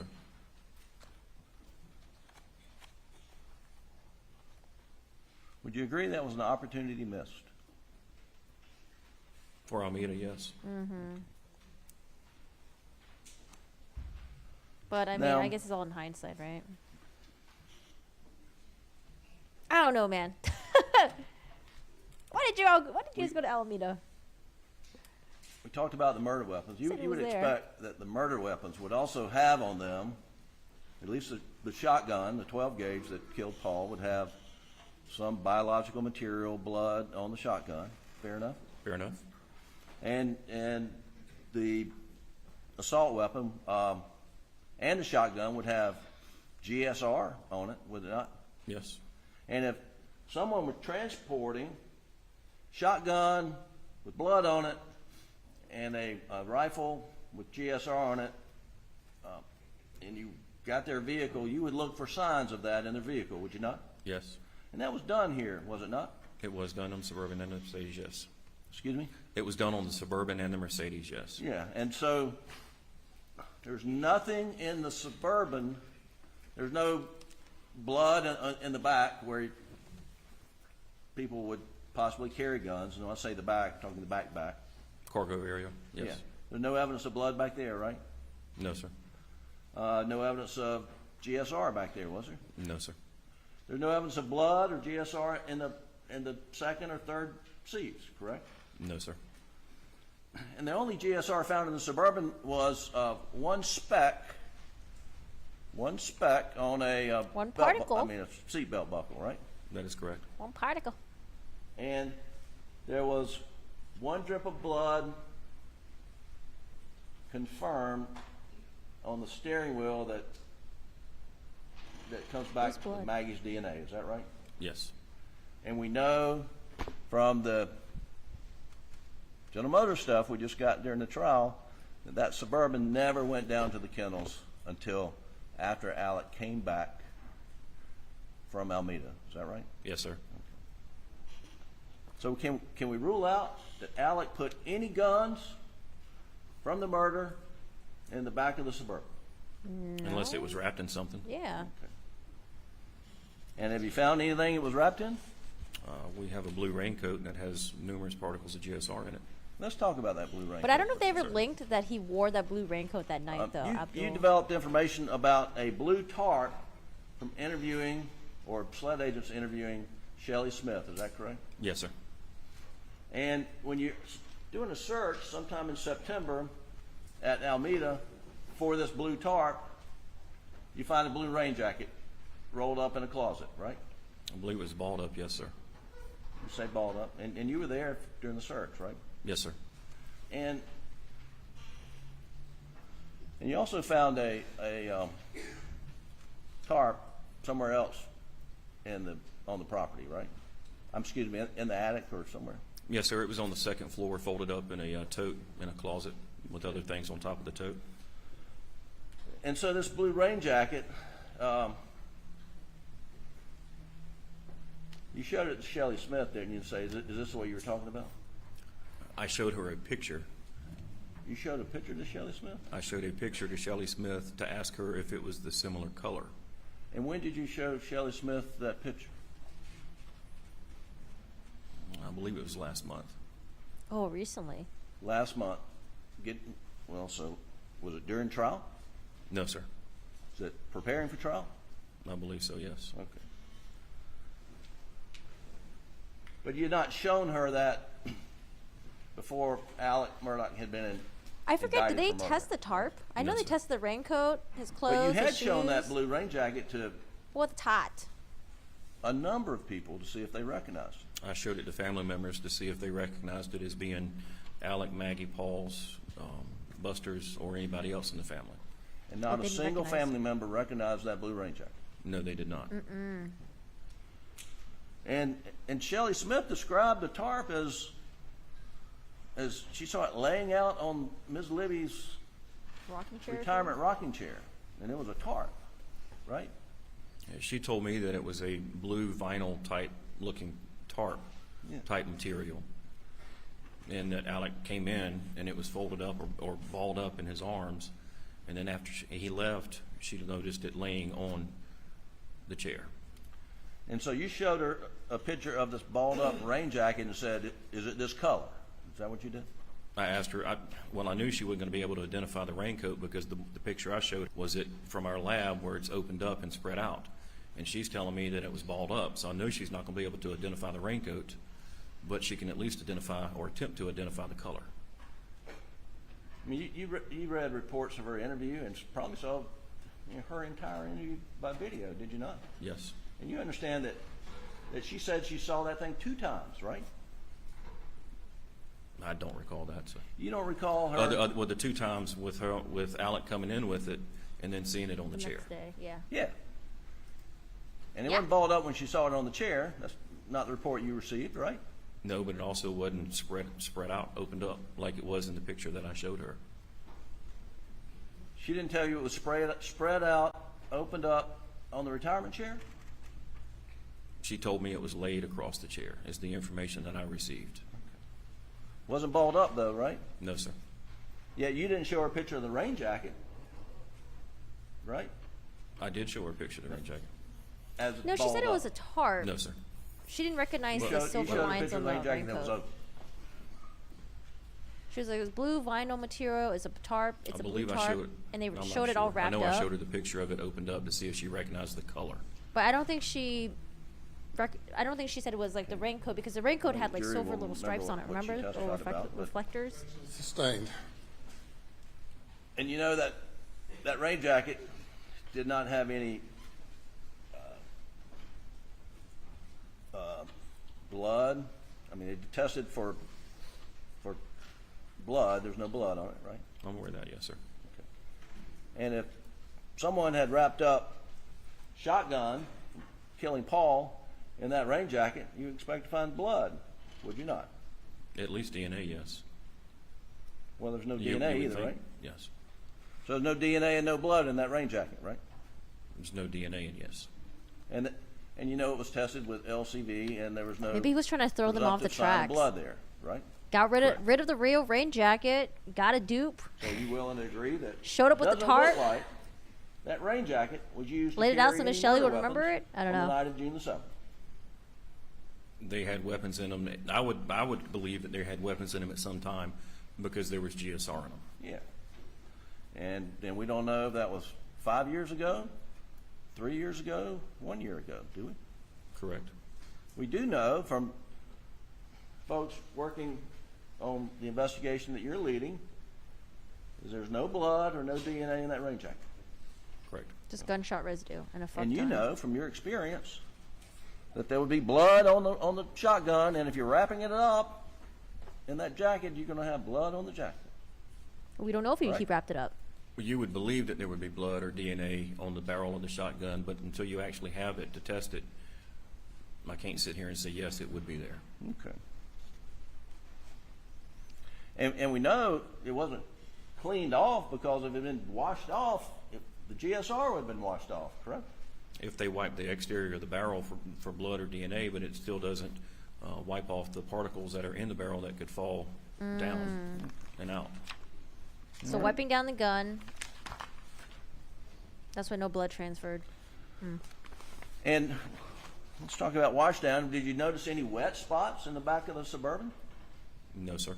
You notice any wet spots in the back seat of the Suburban? No, sir. Did it look like the Suburban, anything wet had been placed in the Suburban? No, sir. Were they able to get data from the Mercedes by any chance?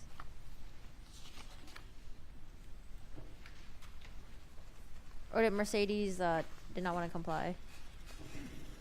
And if He could have hosed the Alec guns Murdaugh down, right? had cleaned up after committing these horrendous murders, wouldn't you expect to find some trace evidence of It was raining a blood bit. somewhere? Could have hosed it In down. the house. There's puddles. If that's where it occurred. If he cleaned up in the house, yes. And did you find any trace evidence of blood in the house indicated Alec had cleaned up? If he cleaned up in the house, no. So the answer is no, you didn't find any trace evidence of blood in the house. Is that correct? No, sir. That's not correct? There was no trace evidence of blood found in the house, no. Thank you.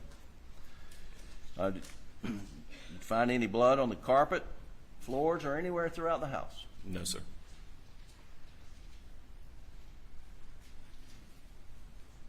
Yeah, they said it was raining, and they did Now, not let's talk like about check the Alec's drain for clothes blood. on- She just eyeballed it. with her eyes. On July 7th, 2021, you obtained a Snapchat video of Alex in khakis and this short-sleeve dress shirt taken by Paul sometime on June the 7th. Is that correct? I did not receive it on June the 7th, but I did receive it, yes. Do you have notice when you received it? There was a Snapchat, it was an extraction from his phone, from Paul's phone, and then we did a search warrant to Snapchat to get that video. And you got the video in early July 2021? I believe that's when we got it back.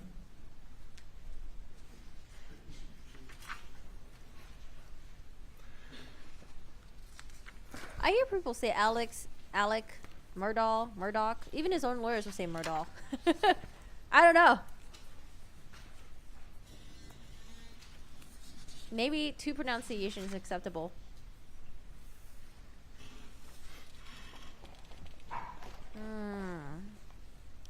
So, would there have been data to show that he drove the Suburban And Agent, it from may the not be house in your- to the kennels in with the your entire narrative, your family? Case management notes, but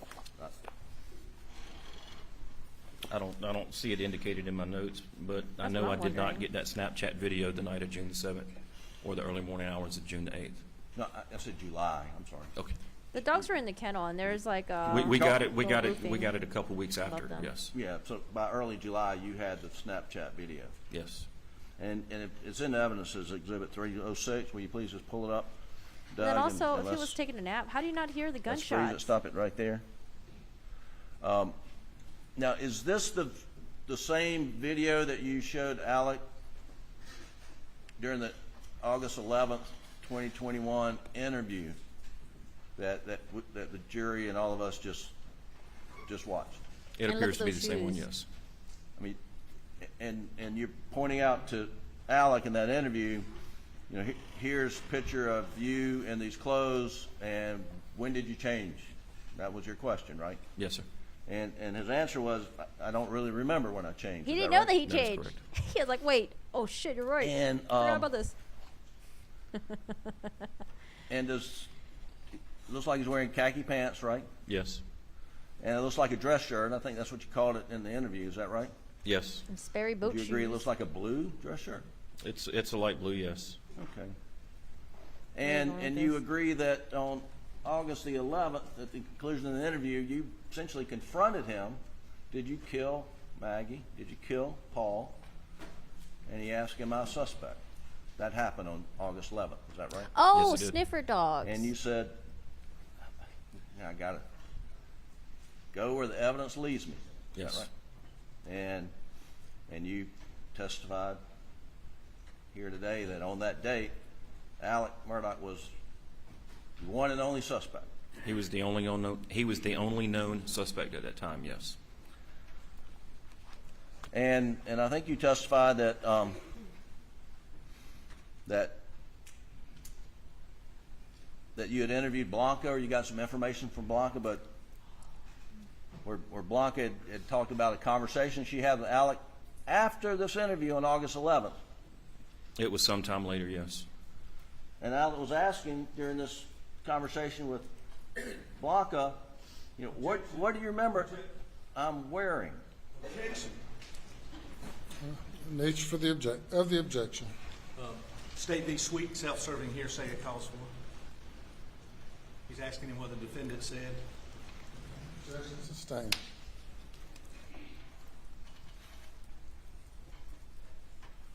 Oh, yeah, Ginny. Wait, what was I posting, Ginny? Is it wrong? Did you learn in the course of your investigation that after you confronted Alec as being suspect and showing him this video that he questioned Blanca about what he was wearing that day? Is that fair? Yes. Whoops. Thank you, Ginny.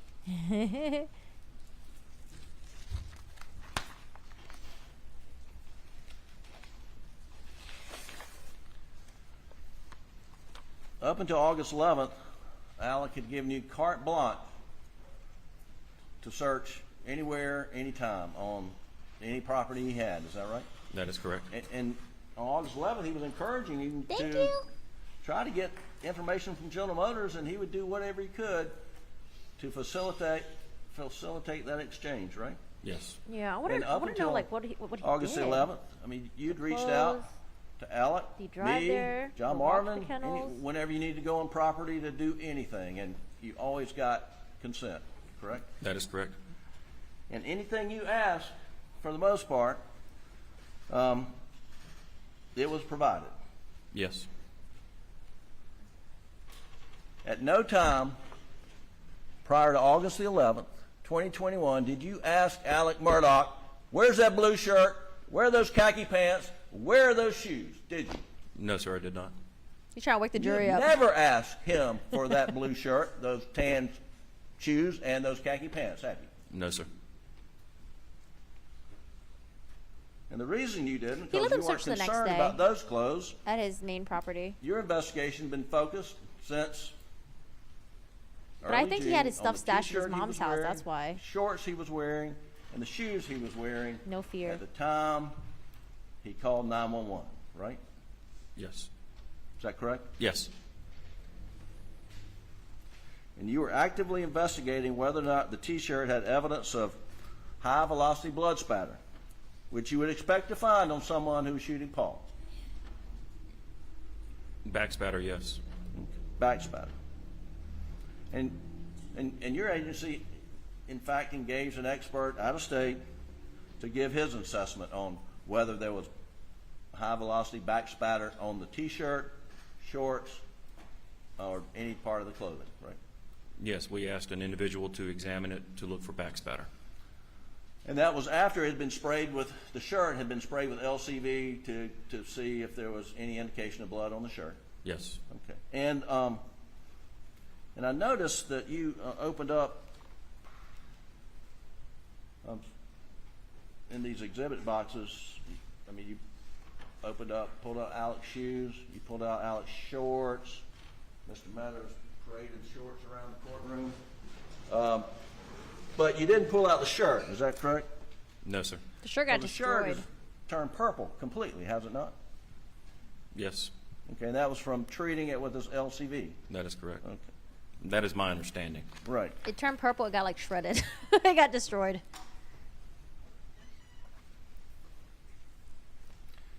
Now, when you presented this case to the Colleton County Grand Jury to obtain a true bill indictment, you testified under oath that an expert had found multiple.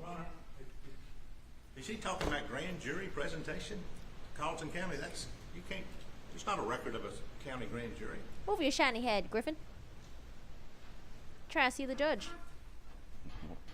I didn't hear the complete question. Sounds objectionable, but let me hear the question. Judge is like, Lay a shit, foundation. was I nodding off too? Mr. Excuse me, Agent Owen, before you testified before the Colleton County Grand Jury, you prepared an outline of your presentation, did you not? I did. And in that outline, you identified essentially a narrative of what you were going to tell the grand jury, correct? Yes. And did you follow that narrative? For the most part, yes. And in that narrative, didn't you state that an expert found multiple particles of blood spatter on the shoulders and front of Alec's shirt? Isn't that correct? Yes. And is that what you told the Colleton County Grand Jury? Yes. However, what SLED and this expert out in Oklahoma overlooked is Agent Zapata's confirmatory blood testing, about which she testified earlier in this trial, that out of 74 cuttings from Alec's T-shirt, 0 tested positive for human blood. Y'all completely overlooked the fact that when you did a human tracing test to confirm whether it's blood, it came up negative. And wasn't that overlooked? I had never seen that report. Well, when did you see the report? November of 2022. Okay. After Alec had been indicted and months from trial, is that right? Yes. Okay.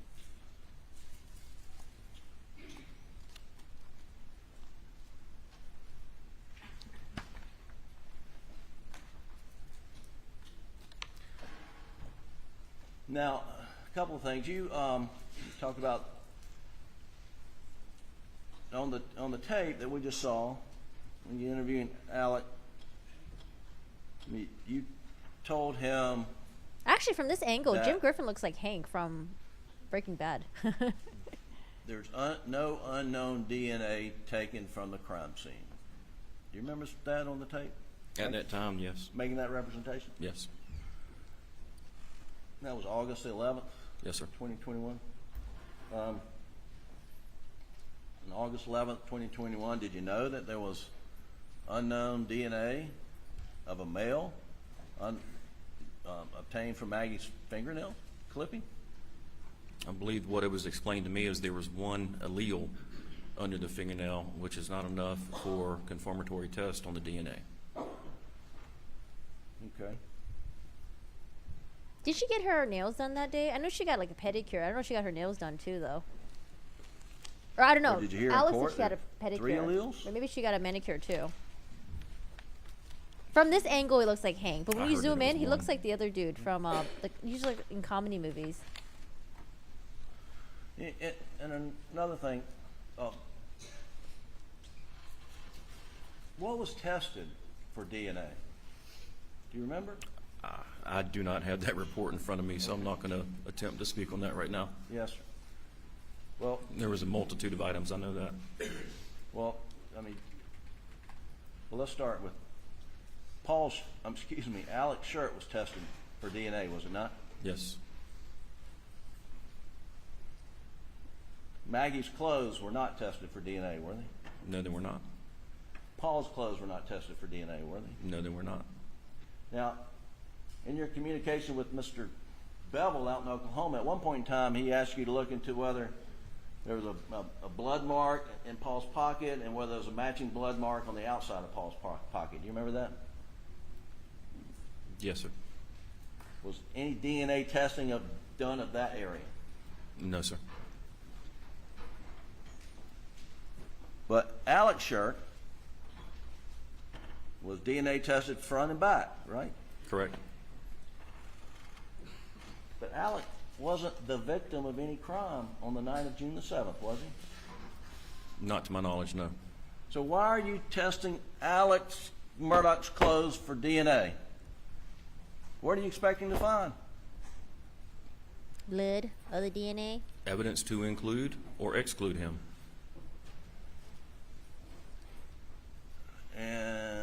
Okay, so he had told you that he had gone up to the bodies of Paul and Maggie, right? Yes.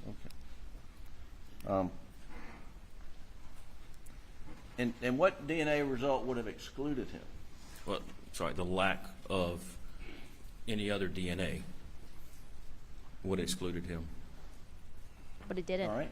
So you didn't find any other DNA except, I guess, Nolan Tootin when he hugged him that night, right? Correct. So did that exclude him? Well, the shirt wasn't our only piece of evidence.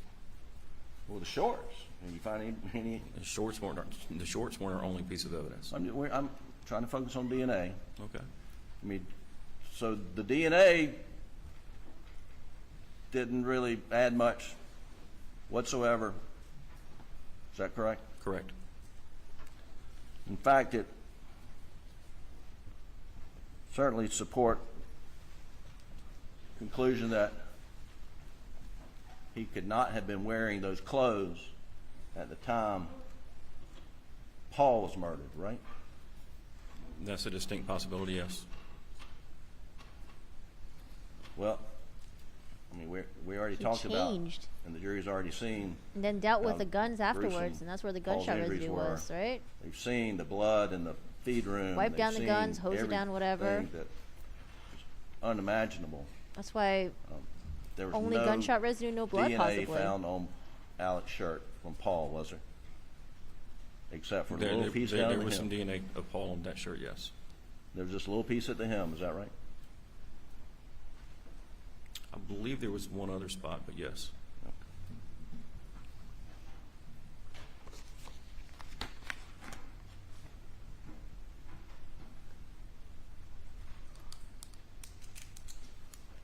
In your outline to the Colleton County Grand Jury, it indicates on page 18 that you found DNA in the areas of spatter that were identified belonging to Alec, Maggie, and Paul. Do you remember that? Yes, and that was from the report that I had in my possession. And was that accurate?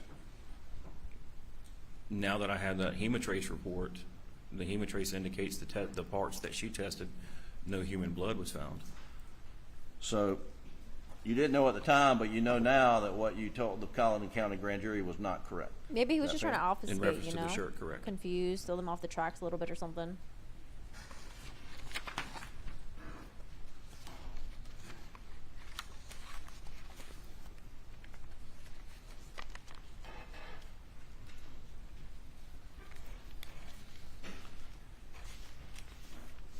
Talk about a few other things right quick. On the night of early morning hours of June the 8th, you obtained Alec's clothes, his shirt, shorts, shoes, correct? Yes, sir. And you mentioned in your testimony that you wanted to get them there and then, but Buster was coming to the house, and so you graciously allowed Alec to go greet his son, and then you went up and got his clothes, correct? Yes. And when you got his shirt, did you, well, let me back up. You were standing in the doorway as he was changing? Yes. So you could see him changing? When he took his shorts off, I gave him some privacy. Okay. And then he came out and dropped the shorts in a bag? Yes. I can't remember if he dropped them in there or if he handed them to me and then I put them in there. And if he handed them you would have had latex gloves on for sure, right? Yes. And did you put the shorts in one bag? Yes. And then drop the T-shirt in another bag? Yes. Okay. And and the shoes, I guess, in the third bag? Yes, sir. And did that happen sort of in the hallway? That happened right there while I was standing in the doorway, yes. And at the time, Alec was wearing, I guess, sort of like gym shorts or something he'd put on? He put on clothes after he had changed, yes. Do you remember what kind of clothes he put on? Like, Not exactly, no, sir. were they no. shorts? More khakis? I don't recall what he put on afterwards. Was it a t-shirt? I do not recall what he put on afterwards. Do I personally? Yes. Can you say for sure it wasn't a pair of khaki pants? Yes. Can you say for sure it was not a pair of khaki pants? I do not know what he put on afterwards. Yeah. Griffin? Now, we've heard You about don't a know if pair it was of gym khaki shorts? pants. You don't know if it was khaki? He doesn't know what it is. Laying on the floor in the bathroom. Did Sled, Agent McAllister, anyone ever sees a pair of khaki pants from the house? Not to my knowledge.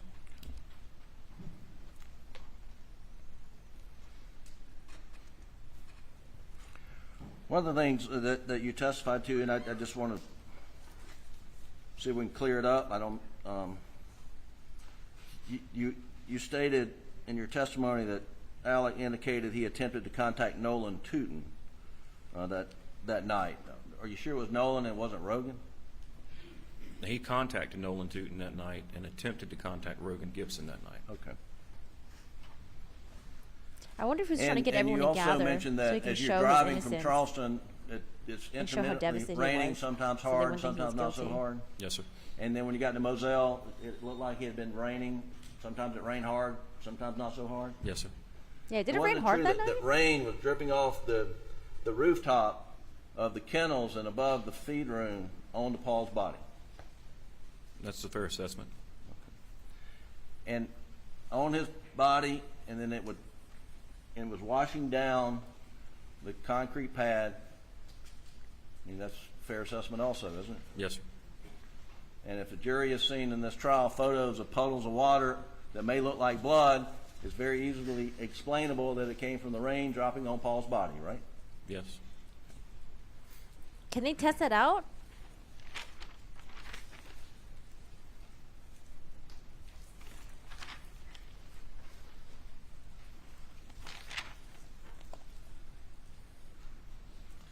I mean, does he ever end up hiring a private think you covered it. investigator? Alec Murdaugh called you multiple times, June and July and early August, asking for an update. Did he not?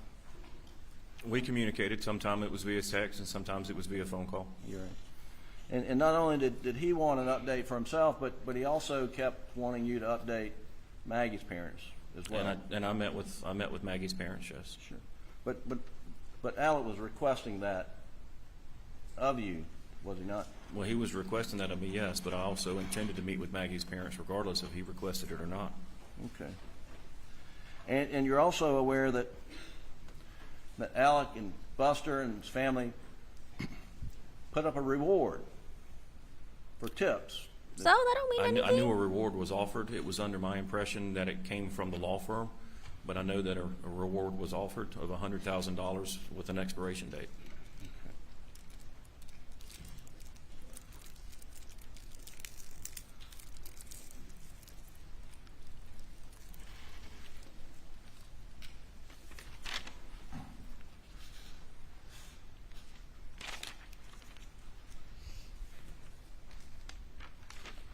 I don't know the sequence. And, I know he was trying to get off the phone with the 911 operator so he can call like family and friends and alert them. In the interview of August 11th, one of the questions that Alec had of you was essentially whether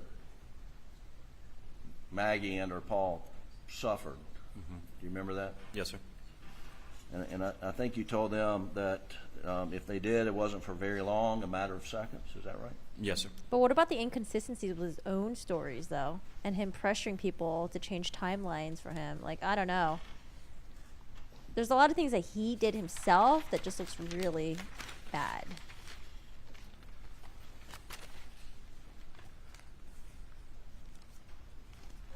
Now,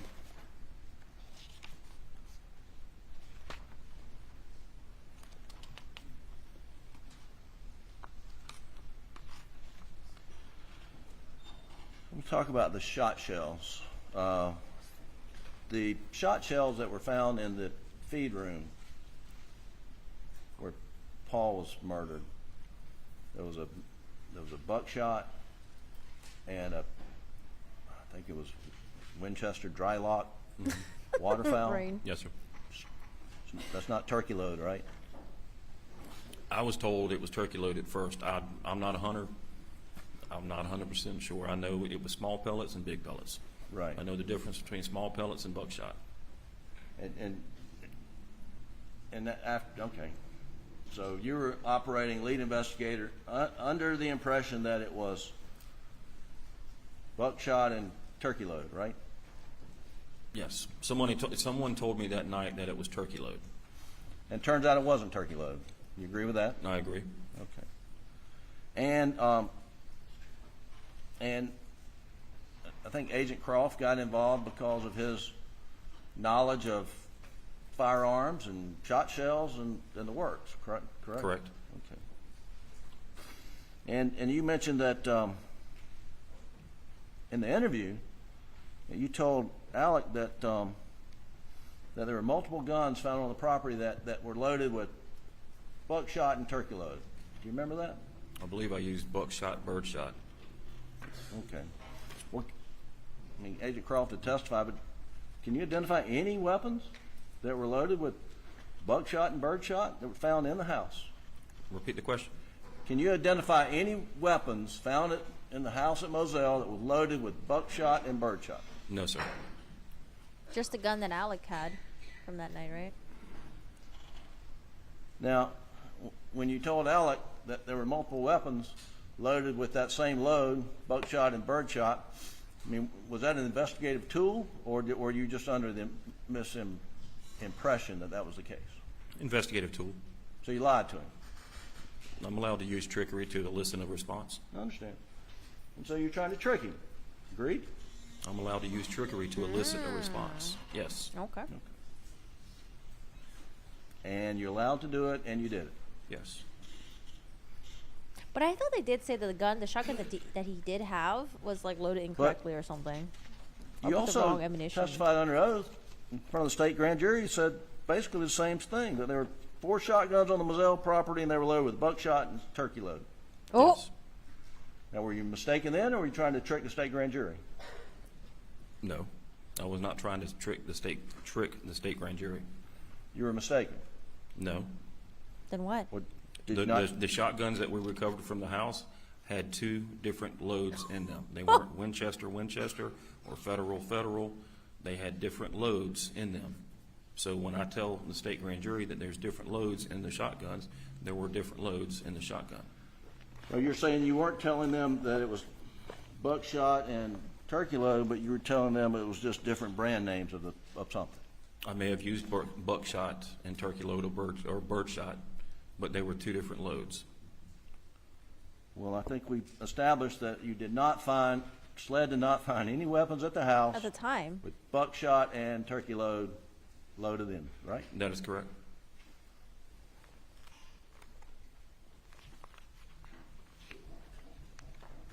I'm confused.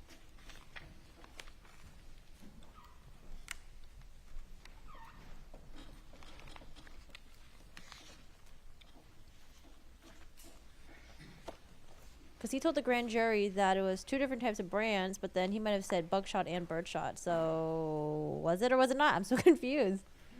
I'm gonna show you page 48. Show us, Jim. Line 7 through 14 of your statewide grand jury. The confidence is building back up. That's why.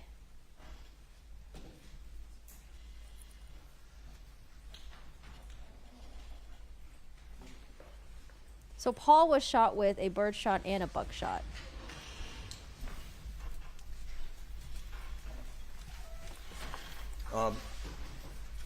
Hey, gentlemen, do you recognize that to be a copy of your state grand jury testimony? Oh shit, Jim looks like he's onto something. Alec waking up now. Everyone's waking up in the back. Jury's waking up. Yes, I do. And what date was that given? Tuesday, November 16th, 2021. All right, and if you'll go to the page I had open, and I tell you, I'm going to read the question if you'll read the response. I think he's just chewing on his lip or It something. says, at line 7, all right, and were all of them, to your recollection, loaded that like that? And your answer was? They were located loaded in a similar fashion. Yes. Question, in a similar fashion? Yes, sir. Question, with one turkey load and one buckshot load? Response, yes, sir. All right, thank you. And that was not accurate, correct? Correct. Oh.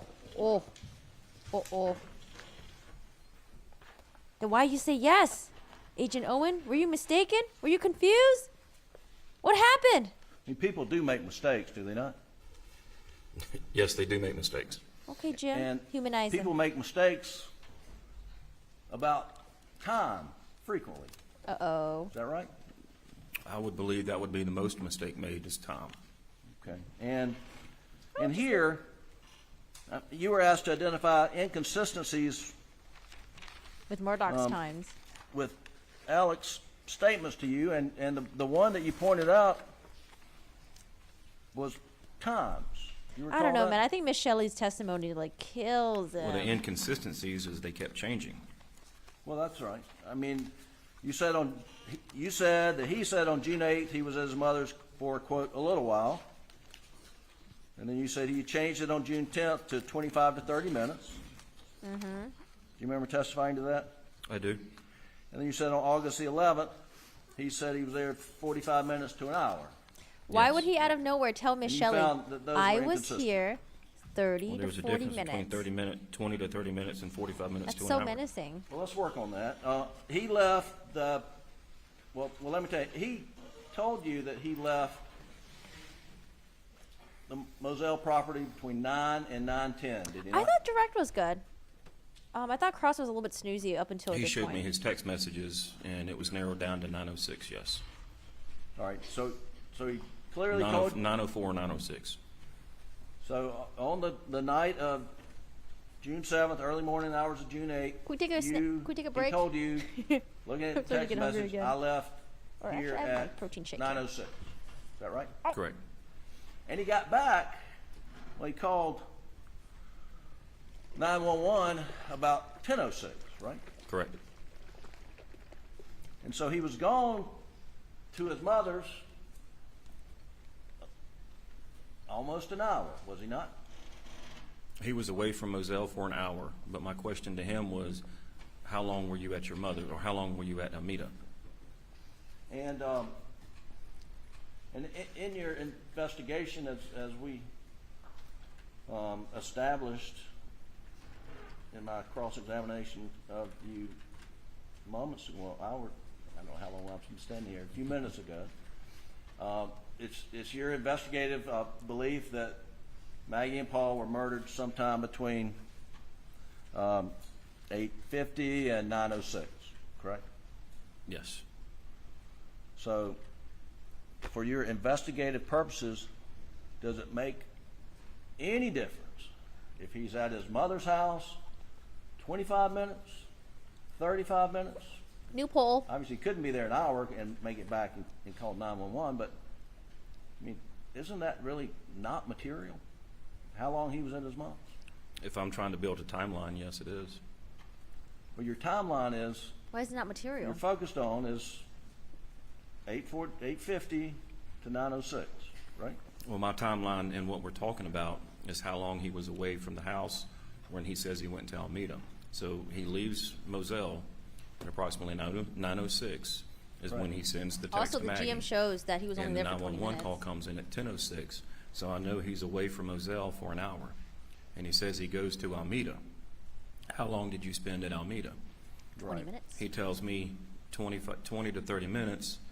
Then he goes 45 minutes to an hour. I see. Meh. I got it. So it's possible 45% meh. that he was only at Alameda for 5 minutes, and he was spending the other time hiding evidence. I mean, that's, to understand that would be what you're looking at, right? Yes. Mm-hmm. But General Motors has sent their records in, and we know he went straight to Alameda and drove straight back, right? You dropped him off at his mama's house. The That weapons is and true. everything. But if you look at the GPS points that came from General Motors, one of them puts him way in the backyard of Alameda. Oh, it Not does? in the driveway or where it's normal for them to park. In the backyard at the door where Miss Shelley Smith says he knocked on. I believe that point's closer to Miss Libby's work shed. Ooh. Okay. Drop it like it's hot, Agent Owen. Come on, Jim, you gotta battle that. Don't let him get away with that. Jim looking at his nose, he's like, fuck, what should I say? I need a good rebuttal for this. But we know from phone records, essentially when he got there, like 9:22. Get it together, Jim. You got this. I believe that's the time, yes. And we know from the GM telemetry data and the GM OnStar and Let him other cook. records what time he left, about 9:45, right? Yes. And so we know exactly how long he was there. Oh, shoot. Yes. Oh, my God. But the fact that he couldn't recall whether he and Paul rode around for an hour and a half, two and a half hours, you found that significant in your investigation. Yes.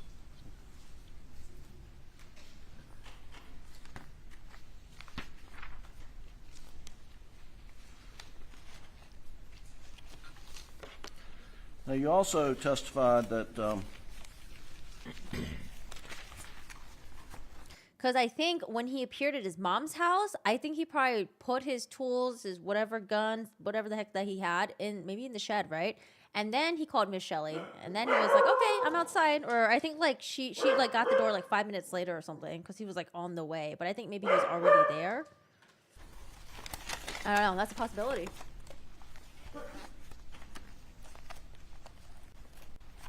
Yes, sir. And you said that overlapped and fed off each other with what your murder investigation was doing? Yes, it involved Alec. Right. So we were looking at the totality of the circumstances and seeing if there was any paths that crossed or. Okay. Well, I tell you what, I'll skip one part. In your interview, as of August 11th, you told us that you had excluded everyone from the circle who had come in to the circle except for Alec, and he was your one and only suspect at that point in time. Yes. And you talked about interviewing C.B. Rowe. Surprised and Alec him didn't telling blame you his where dad. he was My daddy on did June it. 7th, right? Yes. But he later, you found out, he lied to you about where he was on June 7th, right? Yeah, he came forward and was honest with us without us even approaching him. All right. But he was initially told you one thing about where he was, subsequently told you I was not honest about where I was. Yes, he didn't want Mr. Murdaugh to know that he was looking for another job in fear of being fired. Okay. Mm. But part of this financial investigation that overlapped, you developed information that Alec was stealing money from a law firm, client money to support a drug addiction, did you not? That's what was purported, that it was for a drug addiction, yes. And you learned through your investigation that Alec was paying up to $50,000 a week to a guy named Curtis Eddie Smith for drugs, right? That's what was told to us, yes. And you learned through this investigation what was told to you that Eddie was buying these drugs from other folks, members of Sandhill Drug Gang, right? Yes.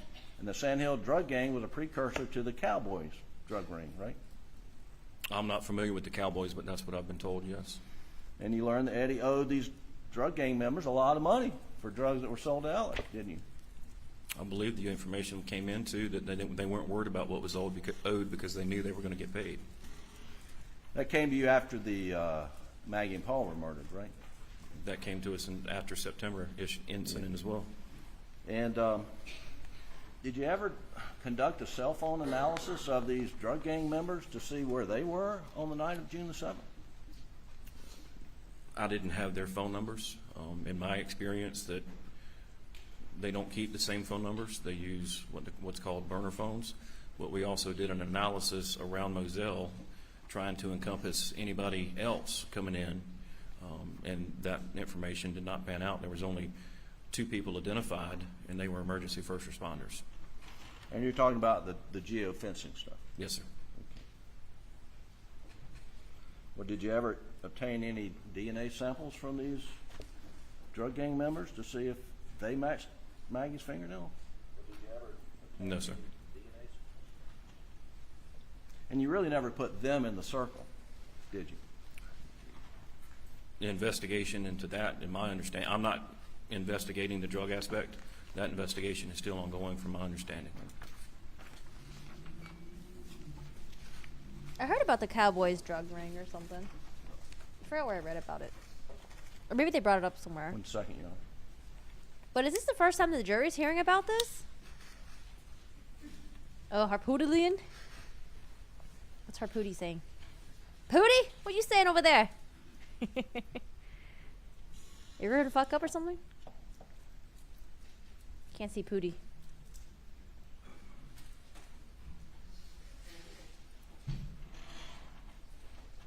If I can make another duplicate.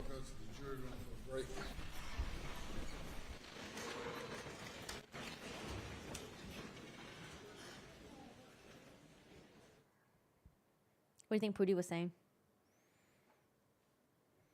Okay, so they're going to go on a break right now. Probably, what, like 5-10 minutes or something like that? Jury's going to get up. Wait, let me rewind a little bit because I was using the bathroom. As he knocked on. I believe that point's closer to, I believe that's the time, yeah. But we know from phone records, essentially when he got there, like 9:22, correct? Yes, sir. I believe that's the time, yes. And we know from the GM telemetry data and the GM that he couldn't. Is that correct? Yes, sir. And you said that overlapped and fed off each other? Oh, here it is. Financial dealings. Okay. Then in the fall of 2021, hey, Val. there started up a financial investigation into Alex financial dealings. Is that correct? Yes, sir. And you said that overlapped and fed off each other with what your murder investigation was doing? Yes, it involved Alec. Right. So we were looking at the totality of the circumstances and seeing if there was any paths that crossed or. Okay. Well, I tell you what, I'll skip one part. In your interview, as of August 11th, you told us that you had excluded everyone from the circle who had come into the circle except for Alec, and he was your one and only suspect at that point. Yes. But later, you found out he lied to you about where he was on June 7th, right? Yeah, he came forward and was honest with us without us even approaching him. All right, but he was initially told you one thing about where he was, subsequently told you I was not honest about where I was. Yes, he didn't want Mr. Murdaugh to know that he was looking for another job and fear of being fired. Okay. But part of this financial investigation that overlapped. Wait, who's the he? Eddie? He lied to you about where he was. Him telling you where he was your one and only suspect at that point. Yes. And you talked about interviewing C.B. Rowe and him telling you where he was on June 7th, right? Yes. Who's C.B. Rowe? Oh, wait.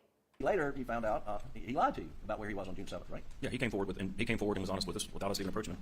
Is C.B. Rowe the one that told his best friend Chris about? All right, but he was initially told you one thing about where he was. The drug stuff? I was not honest about where I was. Yes, he didn't want Mr. Murdaugh to know that he was looking for another job and fear of being fired.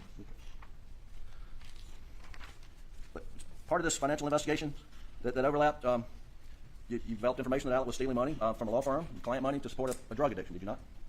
That's what was reported, that it was for drug addiction, yes. And you learned through your investigation that Alec was paying up to $50,000 a week to a guy named Curtis Eddie Smith for drugs, right? $50,000 a week? Oh, what kind of drugs? That's what was told to us, yes. And Curtis Eddie Smith is the one that he hired as a hitman for his failed assassination attempt. And you learned through this investigation what was told to you that Eddie was buying these drugs from I want to know if he's going to testify.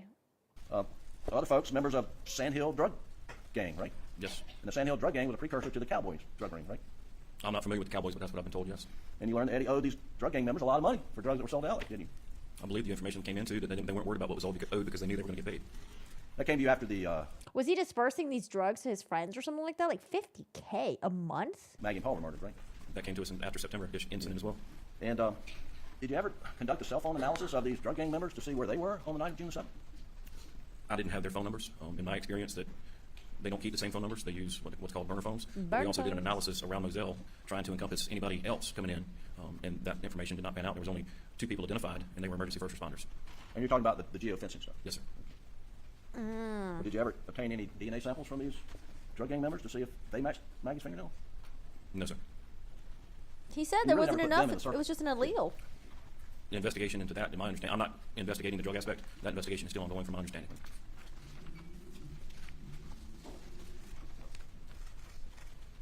CB Rowe was a groundskeeper?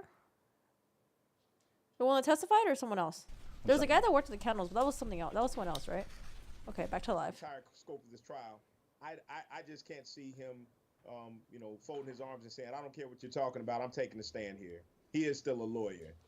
Yeah, and I think on balance, he's doing pretty well. I mean, yeah, I think that Take the stand, dog Alec. bark video, the dog tail Do it. wagging video at 8:44 is the biggest thing the defense has to overcome. And when they begin their case, we'll see if they do. I did think of this, though, Judge, in terms of his testifying.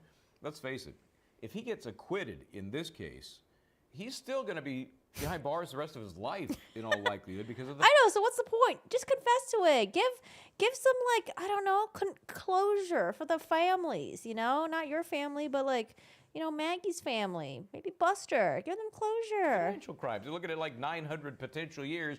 Pretty sure he wouldn't outlive that sentence. 900 so I don't think years? this guy's ever seen the light of day. That may affect whether he, decides to testify. We will see. Stay where you are, Judge. Good stuff. We're going to take a quick break. We'll come back. They are on a break in South Carolina. We'll rejoin when they do. Stay where you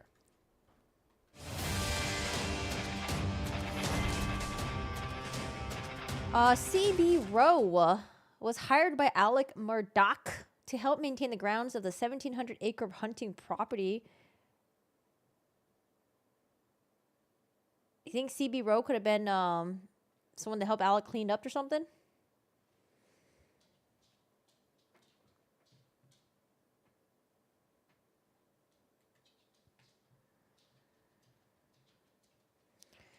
Groundskeeper phone was not in the vicinity. Well, maybe he doesn't have the phone on them, right? Are they going to testify, you think?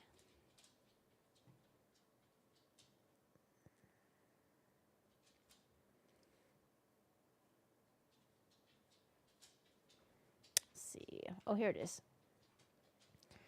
CB Rowe's phone was not in the vicinity of Alec Murdaugh's hunting estate called Moselle. Alec previously named Rowe as a potential suspect when David Owen, an agent of the South Carolina Law Enforcement Division, asked the former attorney if he suspected anyone of the crime directly under the murders occurred. You reviewed the phone records of CB Rowe and Marty Cook, correct? Prosecutor Conrad asked FBI agent Matthew Wild, who shared his analysis of cell phone data from members of the Murdaugh family and others on Friday. Wild responded, yes. And were any of the phones in the vicinity of Moselle between 8:50 and 9 on the nights of the murder? No. I mean, he could just not have the phone on them, right? Oh, God, I don't know. This is messy. Messy. Not so far, no. They questioned the guy who cleans the kennel, the host dude. But, Oh.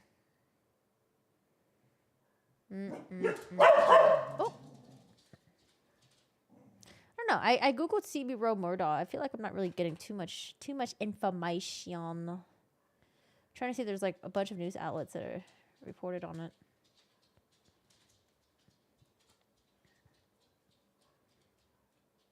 He was fired in 2010. Yikes.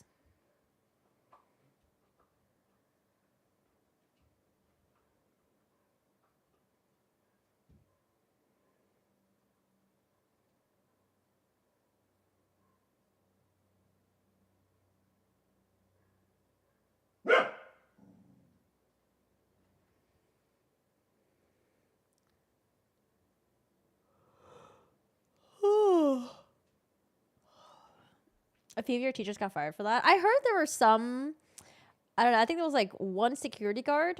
But I don't think I knew the security guard though. It was like at my high school, like a couple years ago, they were charged because they were messing with some students. One got fired for having vodka in her coffee. Dude, I had a science teacher. I swear to God, she showed up to work like hungover every fucking day. I don't know. It was like a chemistry class, 10th grade, which is pretty important because we had to do our HSAs and like SATs. And yo, this bitch would just show up class like hungover or something, and it was just like, okay, let's do movie day. And it was just like, I don't know, It was horrible. Like, I don't mind doing movie days once in a while, but like she was doing movie days like back to back to back, and I was like, my God, I wish there was a way to report teachers and let like other people know that like they're sucking ass right now. Where's CB Row now? Do you know? Where they at?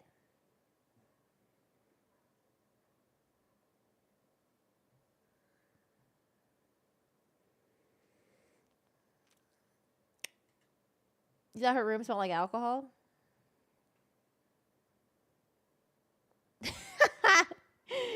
Kids were a nightmare. Vodka's the best substitute teacher. Good Lord.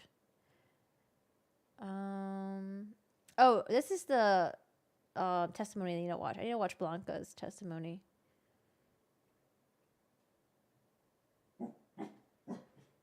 Maybe she wanted y'all to watch all the Harry Potter films. Lol. We weren't even watching Harry Potter films. We were watching like horrible, boring science videos, man. They weren't even good.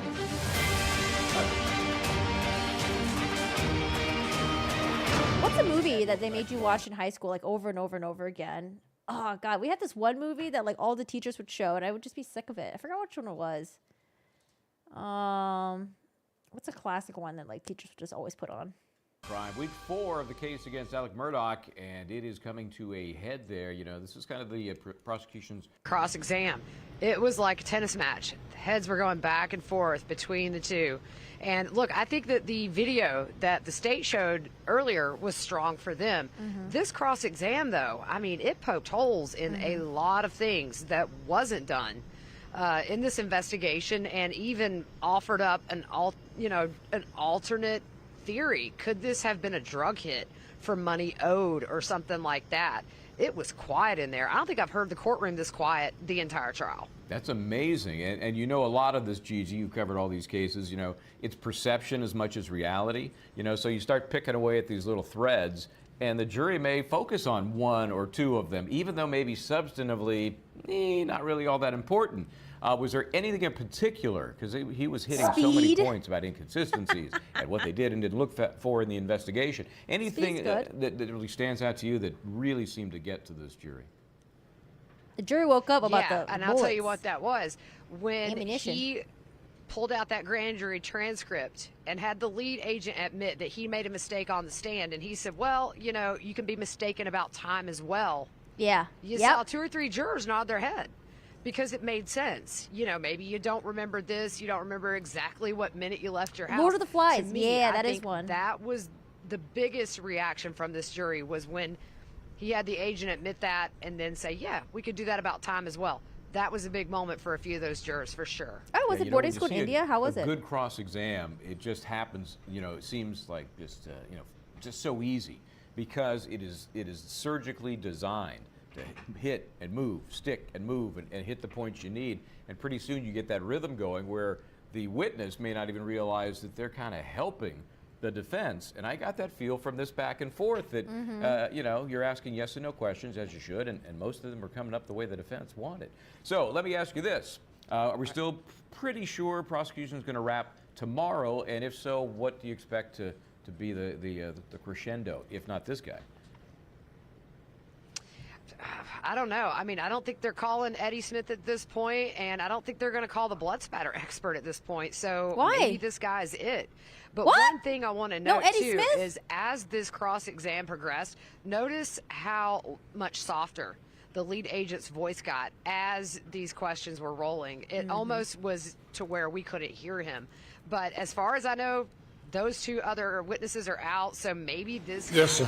Why are those witnesses out? Your Honor, and I know we've been in trial 4 weeks. I certainly don't want to mistry this, and I don't think anybody in the world does. Our booty back. But it's the state's belief during his last questions that they opened the door to the roadside shooting. Before I ask... All right, question this witness about that?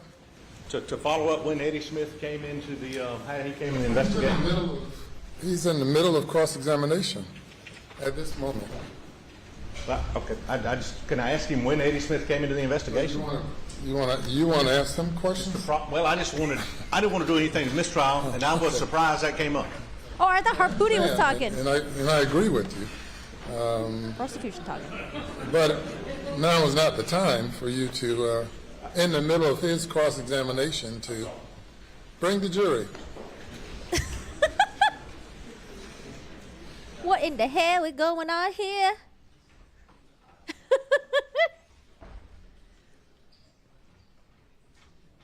Which lady are you talking about? Did you like going to boarding school though? Like, if you look back now, did you think it was good for you?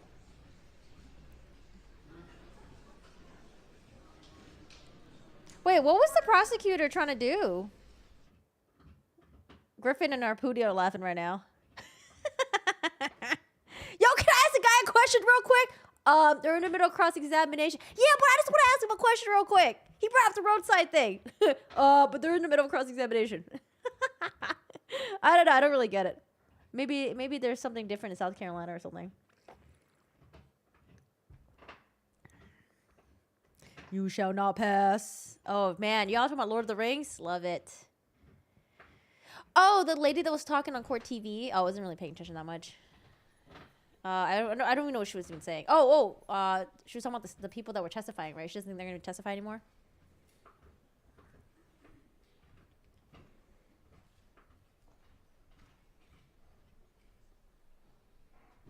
But he said, like, oh, I'm not sure to mistrial, but... Can I ask the question real quick?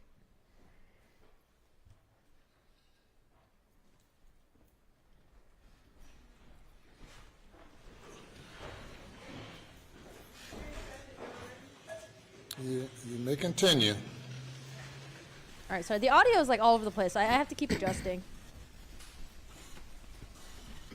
Chotomate.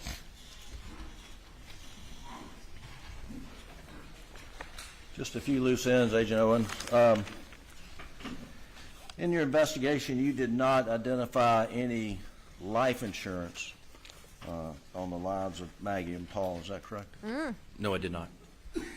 And one of the things that was asked of Dr. Reamer about a conversation she had with you as to the stain on Maggie's calf.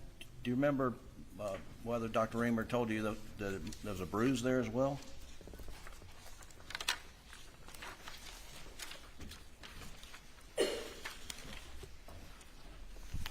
They thought it was like a footprint or a bruise or something, right? I believe that is. It's in my notes. Hang on just a moment. Okay, we get our answer about the life insurance policy. According to my notes, we talk about believes first shot was to Maggie's legs, then abdomen, followed by the wrist to headshot with final rear headshot. There was a bruise on Maggie's left calf that coincided with possibly shoe print, but Dr. Reimer did not feel someone intentionally stood on her leg. Okay. And that's according to my notes. Yes, sir. And your notes related to there was a muddy thing on the back of her calf, and Dr. Reimer noticed there was a bruise there as well. Is that right? Yes. Okay. Lastly, fingerprints. Were there any dusting for fingerprints done in the feed room at Moselle? I am not aware if there was or not. I wasn't in the feed room with the crime scene the entire time. Okay. And and we talked about the DNA swabs. I mean, one of the people that was supplying Curtis Eddie Smith is in custody, is he not? He is in custody, yes, sir. Have you gotten a DNA swab from him? I have not, but I know one has been obtained, yes. Okay. So and he you ain't know if it's testifying? been cross-checked against? It was not obtained in this case. I don't know. I believe it has been cross-checked. Okay. I don't have that report in front of me. Yeah, another point, just understand you were not made aware of the negative hemotrace confirmatory blood test until sometime in November of 2022. Is that right? That is correct. How is it that the lead case agent is left out of the information channel for something so significant? Oof. From what I was able to figure out, when the lab issues reports, pursuant to my case or any other agent's case, we have email notifications to go in and find that report, or there's a new report available. Once I figured out that report existed, I searched my emails, and I did not have an email notification that that report was there. There's multiple other reports. I had been in there multiple times looking at other reports, and that report, I did not see that report. I was not made aware of its existence. Sure. And it wasn't until after you saw that report that now you changed focus to the clothes he was wearing in the Snapchat video. Is that correct?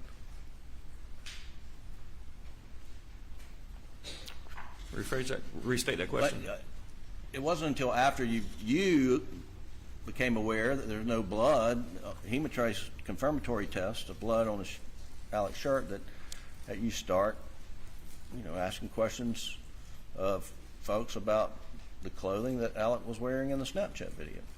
Well, I asked him on August the 11th of 2021 because I had that Snapchat video. When did he change clothes? Okay. And he said he didn't know. He didn't know. Okay. But you never asked for those clothes, never tried to find those clothes, never executed a search warrant for those clothes, have you? No, sir. Okay.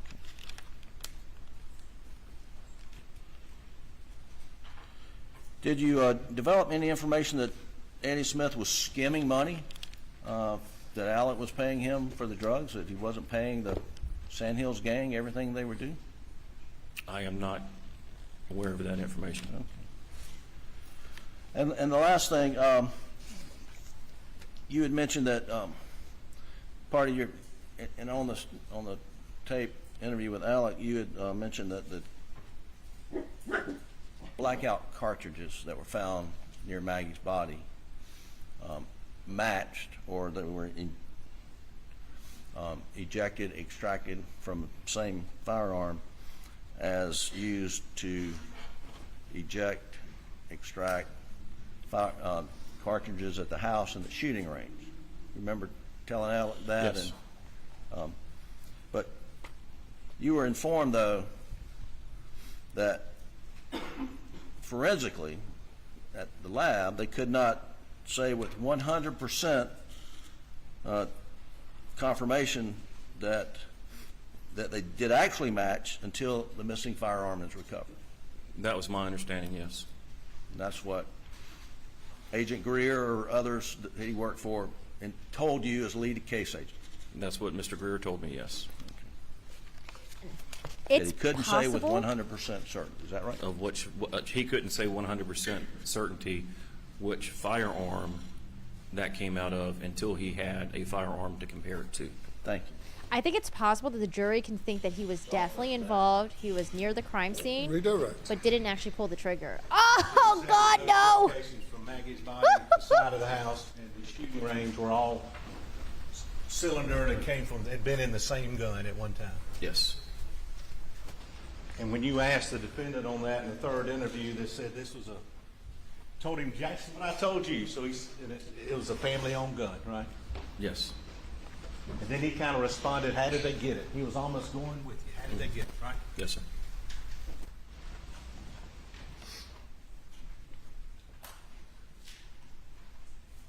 Now, is one of the ways you get somebody out of the center by asking them to give statements?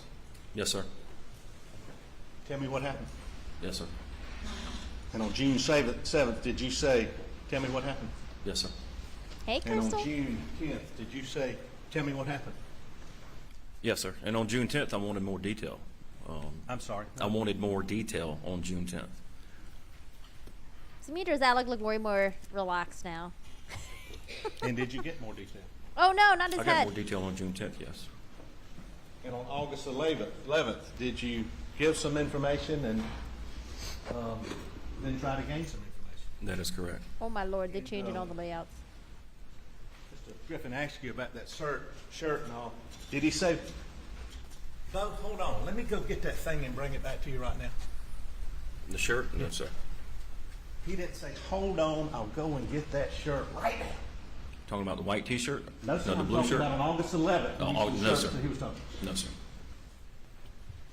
And he tried to describe it. Did this, what is described as a seafoam shirt?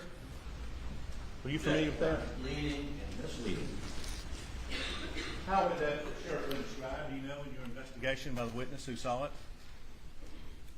Ms. Blanca, since Ms. Blanca described to me that she saw him leaving the house that Monday morning in a seafoam pullover. I believe she characterized it as a Vinnie Vine shirt.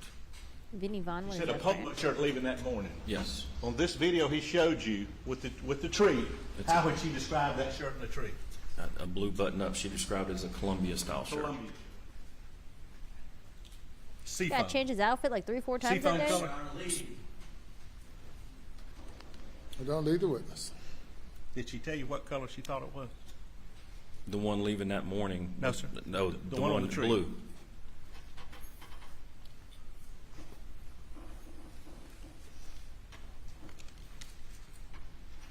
On June 7th, June 10th, August 11th, did Alex Murdaugh ever mention anybody else that might be a potential suspect in this case? Yeah, a lot of people. No, sir. Other than he continued to mention the boat Boat? case, but no specific individual. CB Road, didn't Did he he? mention to you anything about these cowboys that Mr. Griffin's asked you about? No, sir. Did he mention to you anything about a Curtis Edward Smith? No, sir. June 7th he didn't? I thought No, he asked sir. about the phones. No, sir. They checked it. August 11th he didn't? No, sir. When did he ask you about Curtis Edward? Or when did he bring in Curtis Edward Smith into this investigation? He being Alex Murdaugh. September 4th, 2021. September 4th, 2021. Later on, okay. And could you tell us how that came about? What's the roadside incident? Overruled. Continue. How did it come about that Mr. Murdaugh told you about Curtis Edward Smith? On September 4th, 2021, I received a phone call from Randy Murdaugh that Alec had been shot, and they were concerned for his safety and what was going on. And I immediately responded, along with other agents, to the scene. And the scene on Old Salkehatchie Road in Varnville, Hampton County. And did you go to that scene? I did. And did you see the defendant Alex Murdaugh at the scene? No, I did not. He had been transported to the hospital. And do you know where he was transported? I believe it was Savannah. I bet he was trying to get Hospital in sympathy. Savannah. By And telling at his that family point, members that he was you trying or to kill another SLED himself. agent go to Savannah Hospital to interview the defendant. 2 other agents went to the hospital to interview Alec.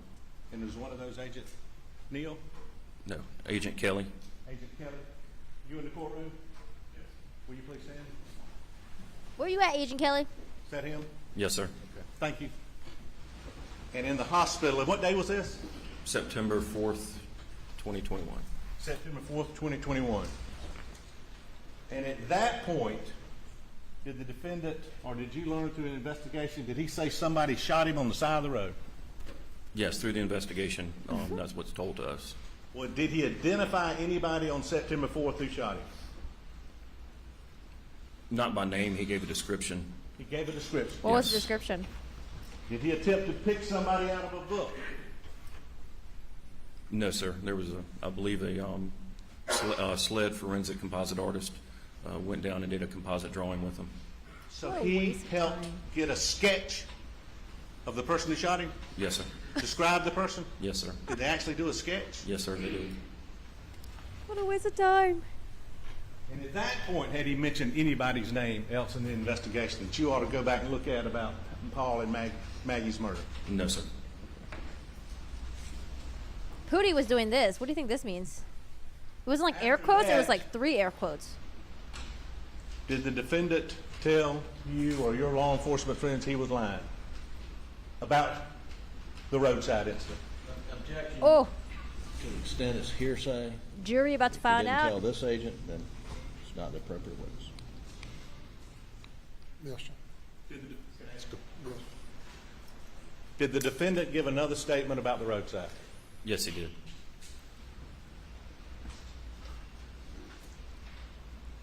Did he admit he was lying?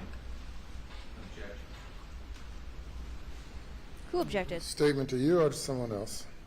Statement to someone else, sir. Objection sustained. At what point, in response to their question, did the defendant bring in Curtis Eddie Smith's name to this? I don't believe he ever brought Curtis Smith's name into it.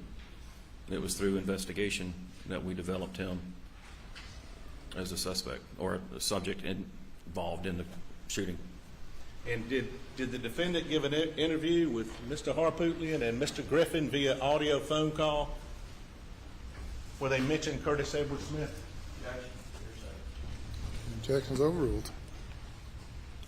I know an interview was conducted. I don't know who was present. I was not present for that interview. Did Curtis Edward Smith come through this chief investigator's name come out of that interview? I do not know, sir.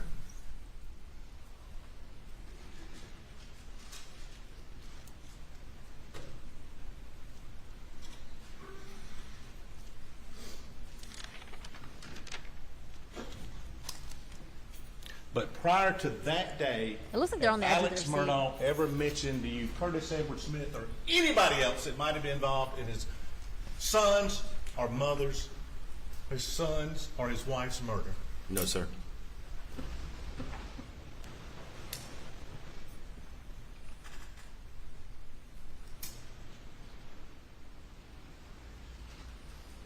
So after the roadside incident and whatever he told whoever's going to be called, that's when he brought in other people. Yes, sir.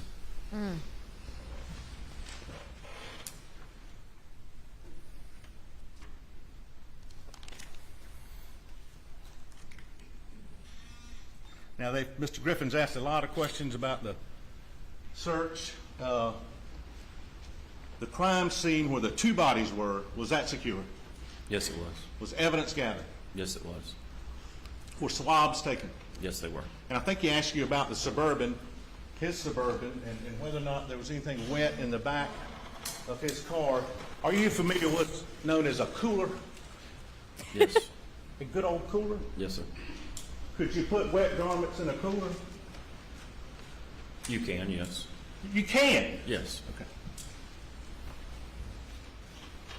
Can Like he a ask you regular about anything in the car? Was there blood on the steering wheel of Suburban, that car?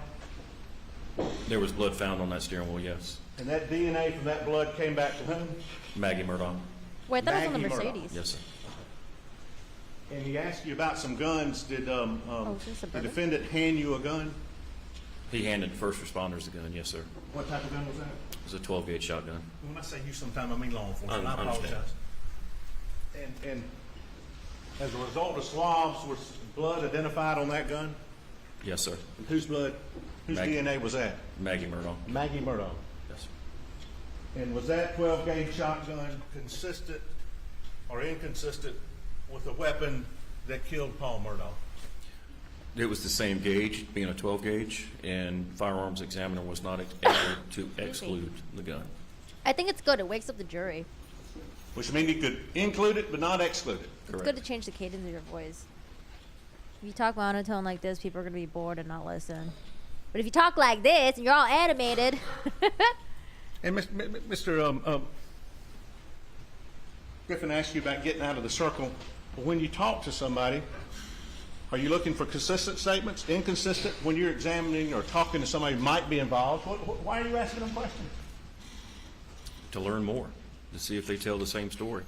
Mm-hmm. And if that story is contradicted by other witnesses, do you want to know that? Yes, sir.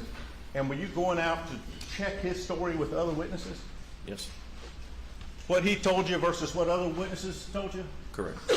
As a result of that, were there contradictions between what Mr. Murdaugh told you and what witnesses told you? Yes. Shelley Smith? Yes. Blanca Simpson? Yes.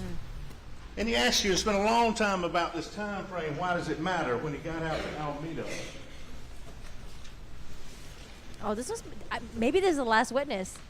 Would it matter Trade the if bangers somebody's in. hiding guns somewhere on Alameda? Would you need time to do that? You would need time, but if you're familiar with it, I don't think you would need that much time. But would it take time to go hide guns? 5 minutes, 10 minutes. Yes. Would it take time? Would that be a reason you might have a contradictory statement how long you visited Yes. somebody? Yes. And your car would still be there, wouldn't it? Wait, did they check the shed? Gunshot, blood, anything? Did CB, he asked you about CB Road, did he ever identify did he ever tell you about a cooler that was found out there at some point that wasn't usually there? Yes, out by what's been referred to as the skin shed, where they process meat. Oh. What was that about that cooler? Skin shed. She put the lotion on the skin. In course of your investigation, had that cooler been there before this night? Stevie Rowe told us it was not. When he left on Friday, prior to the... How big's a cooler? Objection sustained. Did you see that cooler after Friday? Did I see the cooler on when Stevie Rowe pointed it out? Yes. You did see it? Yes. Alec looks worried. And was it there Saturday? Excuse me. Did you see it on Monday? Or Monday afternoon, Tuesday morning? Monday night, Tuesday morning, yes, I did see it. Did you see that cooler again? I don't recall. Okay. Yeah, I want to know how big this cooler is. Can a gun fit in there? He asked you about the rain jacket, the tarp, and asked you if was there any blood or these notes everybody's giving me.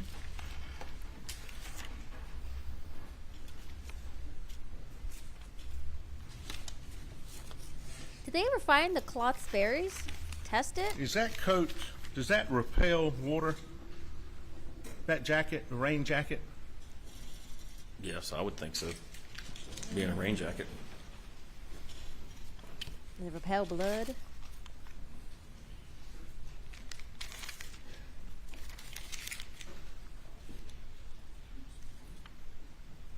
Anyone else use their dogs as a feet warmer?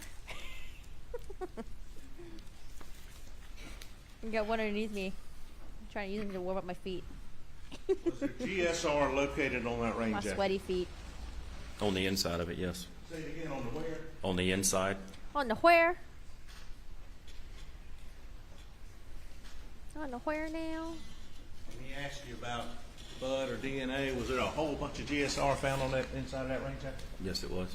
And he asked you about, I believe, Shelley's testimony or about seeing that rain jacket.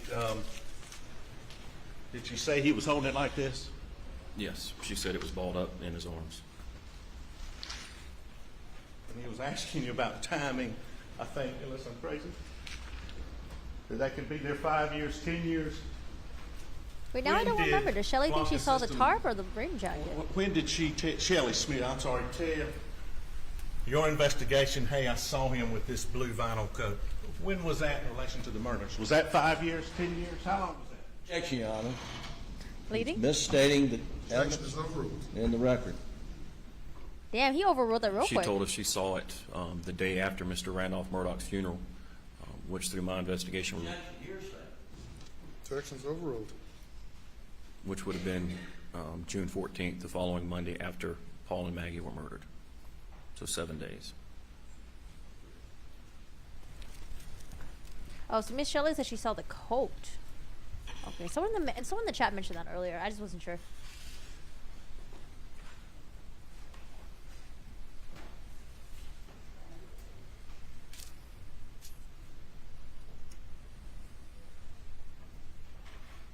I can never be on the jury. I pee way too often. there? I gotta use the bathroom right now.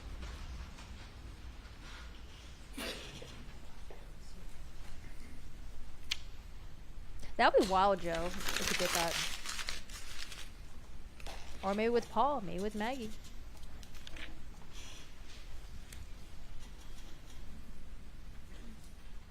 Any lip readers in chat? Ask you about your testimony to the Colleton grand jury. Yes, sir. I didn't know it was out there. Did you give them a summary of the case? The grand jury, yes. Oh, And, snaps. Did that include timeline? I believe so, yes. Some of his financial crimes? Yes, sir. Background? Yes, sir.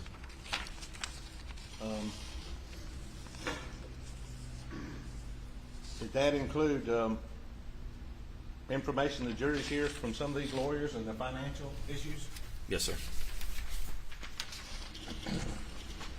Did that include whether blackout casings near Maggie were consistent with those or match those found near the house and the property? It did. Did it include that the family had 3 blackout rifles? Yes. Alex originally had 2, but remembered in the follow-up one of them had been replaced? Yes, sir. That you've confirmed that? Yes.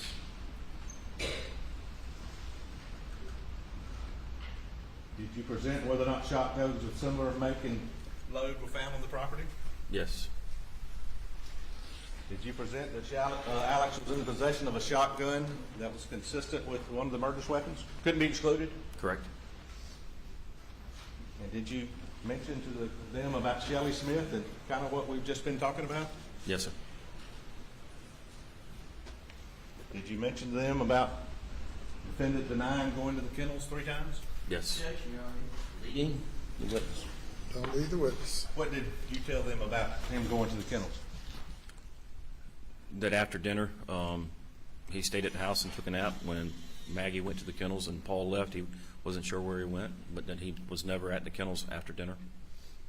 Did you mention to them about Rogan Gibson?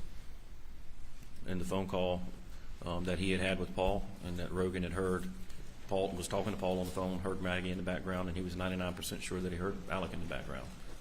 And that phone call would have been around 8:44 p.m. Did you mention about this to the grand jury? This video ultimately got located or downloaded? That it was found on Paul's phone. And did you tell them the contents of that video? Yes, that Paul was taking a video of the dog, Rogan Gibson's dog, Chocolate Lab. Yeah, thank God Paul was And taking that Maggie videos, was in man. the background, and that Alec was in the background. I need to start doing more Snapchat. And did you present to them about I think some of what we heard, the money he acquired, he being Alex, after this incident, the money he came into? Yes. Did you mention to them about whether Maggie intended to go to Moselle that night or not? What did you say to them about Maggie going to, and her plans, or whether she was going to go to Moselle that night or wanted to, if anything? That Maggie had intended to go to Edisto, but had received a call from Alec requesting her to come home, that Paul was there, which contradicted the statements from the sister, Marion, where Maggie, I'm sorry, I misspoke.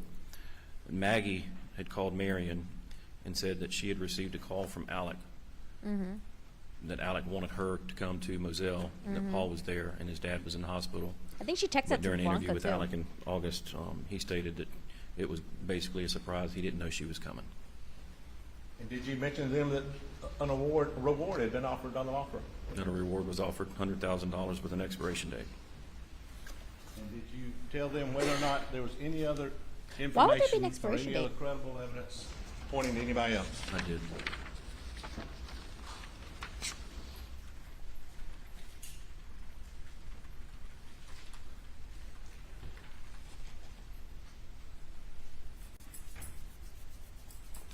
I was excited when Griffin asked you about the scene. Joe Torre was going to bust her out, and she went back in. I was bloody? like, oh. Very bloody. Defendant said he had touched and rolled, tried to move Paul. Yes, sir. Did you see any evidence of that on him?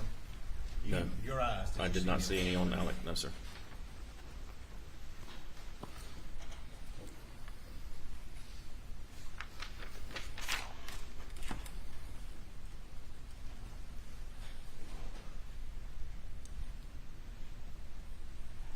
So prosecutor's going to rehammer. Prosecutor's Griffin's going to hammer in all the. I don't know if it's a good question or not. Did they say go to Alameda? Who? Him. No, sir. Alex Murdaugh. Any of the lawyers there? No. They give you consent to search Alameda that night? No, sir. They said go search Alameda. No, sir. Is that funny?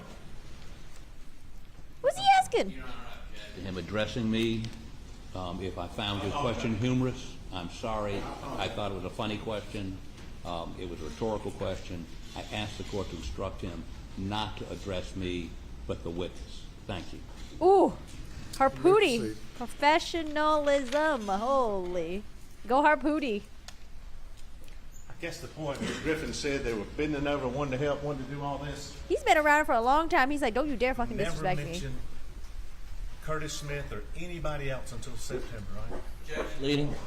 Can't lead the witness. Also, it was funny because he said, Never mentioned I don't know if it's a good anybody question or else not. who could have done this, who could have been involved with, who could have killed my wife and my son. from June 7th, 2021 until September of 21. Did he ever mention anybody else? No, he did not.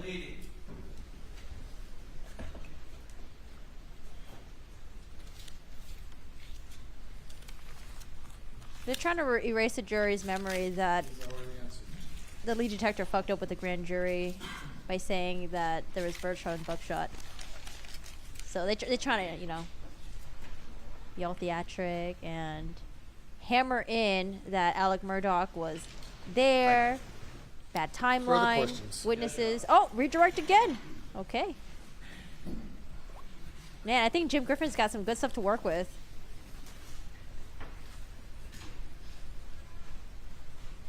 Is it police procedure that the suspect of your investigation is supposed to solve the crime?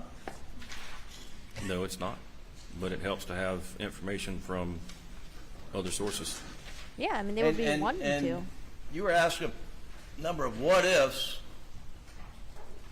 One what if was like, what if he hid the guns in Alameda? How long would that take? And you said 5 minutes, right? I said 5 or 10 minutes, depending on if you know the area.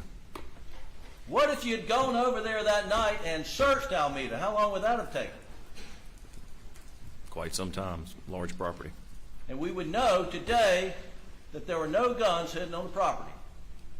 Well, that night, Alec was not considered a main suspect, and I had no information to go search Alameda for guns. I don't know, At what Griffin. point in time did you ask Alec, did you hide guns at Alameda? I didn't. First time that question ever came to you was on February 15th at 4:30 in the afternoon. Is that right? Yes, sir. Now, I think you testified about item 22, and I just may not have heard you correctly, but and Mr. Greer's testimony will speak for itself, but the results were he can't say it's item 22 is the shotgun that Alec had when Deputy Green came in, but he can't say, he can't exclude it, he can't exclude it. He can't say anything about it. Correct. So the markings were the same, but it could have been a similar shotgun that produced the same markings. Now, you mentioned what Shelley Smith told you in an interview, I take it. I don't know, Did 'cause she it's tell annoying. you? Did you ever Alex, interview Alec, Shelley Smith? Murdaugh, Yes, I did. Murdaugh. And you testified that she told you that Alec came over there on June Hi, Mel. 14th in the morning, right? That's what you testified to this jury. That's what she told you. She told me it was the day after Mr. Murdaugh's, Randolph Murdaugh's funeral. All right. Through my research, would have been June 14th. And you were here in the courtroom when she testified under oath in front of this jury that Alec came over there 3 days later, and it was June the 16th on Wednesday. You heard that testimony, didn't you? That's what she said in court, yes.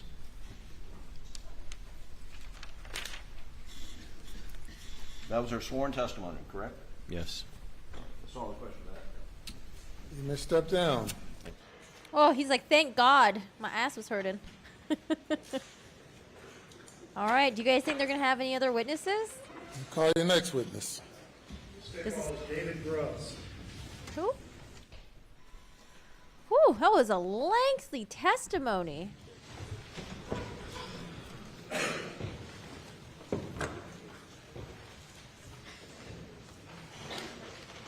All right, who's that? Who's next? Do you swear or affirm that any testimony you give today will be the truth, the whole truth, and nothing but the truth, so help you God? I do. You would please, sir, be seated, state your full name for the record, spell your last name.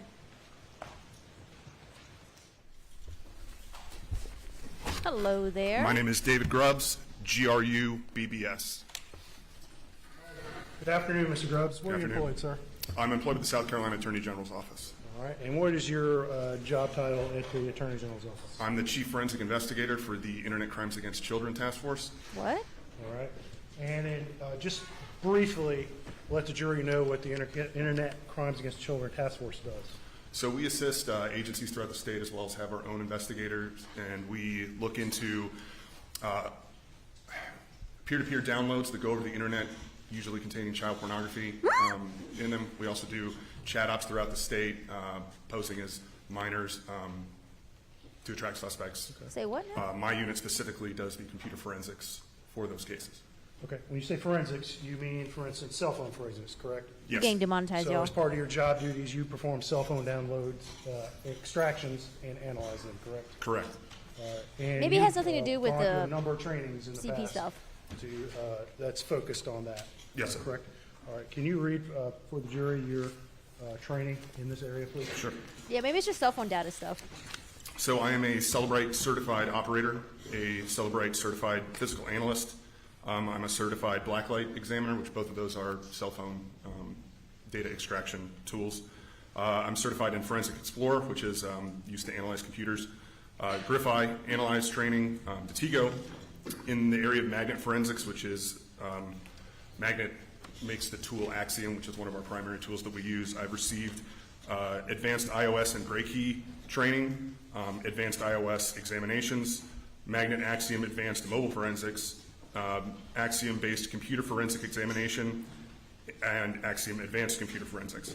I'm also a member of the United States Secret Service Cyber Task Force, Cyber Fraud Task Force to be specific, which runs the National Computer Forensic Institute in Hoover, Alabama, where I've been sent to for basic network investigations, Macintosh forensic training, digital investigation supervisor's course, and I received an award in 2020 and 2021 being ranked in the top forensic examiners with the Secret Service. I've had training from the National White Collar Crime Center, which is called NW3C, in basic data recovery and acquisition, intermediate data recovery and acquisition, basic cell phone investigation, cell phone interrogation, advanced wireless network investigations, GPS interrogation, Windows artifacts, social media, identifying and seizing electronic evidence, encryption, and legal concerns for digital evidence responders. I've also been to the SANS Institute for multiple trainings for advanced network forensics and analysis, advanced digital forensics and incident response, hacker tools, techniques, exploits, and incident handling. I've taken a course with Texas A&M Engineering Service for information security, and then for other forensic softwares, I have had Access Data Bootcamp, Access Data Mac Forensics, Encase Computer Forensics, and in addition to that, pretty much every year except for when COVID was going on, we'll go to a national training for law enforcement on child exploitation in Atlanta. All right, thank you. At this time, state would move to enter Investigator Grubbs as an expert in cell phone forensics. No objections. So qualified. He talks so fast that And, the captions are off. Investigator Grubbs, there are 3 cell phones in evidence in this case, and the data associated, you've analyzed some of it, haven't you? Yes, sir. All right. Let's talk specifically about Paul's phone. And to your knowledge, was that originally extracted by, I believe, John Van Outen of the Secret Service? Yes, sir. And then that information provided to Lieutenant Britt Dove? Yes, sir. All right. And you've received that cell phone information from him, and you've Hopefully he analyzed could it as translate well, to correct? layman's terms. Okay. Otherwise, and it's you were gonna go asked over to the focus jury's on head. a couple of specific areas in your analysis of Paul's phone, correct? Yes, sir. One of which was Paul's battery habits and battery usage on his cell phone, correct? Yes, sir. All right. I'm going to show you what's been marked as State's Exhibit 530. Do you recognize that? I do. And what is that? That is a report that I generated concerning Paul's phone and battery and shutdown time with the phone. Okay. And you looked, in the week prior to the murders, you looked at how many times Paul's phone it died because of its battery ran out, correct? Correct. And you identified those times, right? And Yes, dates sir. and times. Yes, sir. So how many times that week did his phone die in total that week from the battery? 4. All right. And what days were those on? It looks like June the 3rd, twice on June the 5th, and then on June the 7th. And June 7th, it died when? It is 22:34, 10:34 p.m. 10:34 p.m. Okay.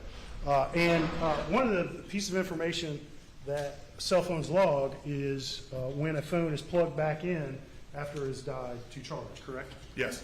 All right. And when you looked at this data of when the phone died that week, Paul's phone died, did you identify when it was plugged in? I did, sir. All right. And can you just tell the jury on those two, when the phone died each of those times and when it was plugged back in, please? Sure. So it is logged that on June the 3rd at 12:30:27 p.m. the phone died, the battery went dead, and at 12:34:03 it had power again. It was reconnected. And I'm not.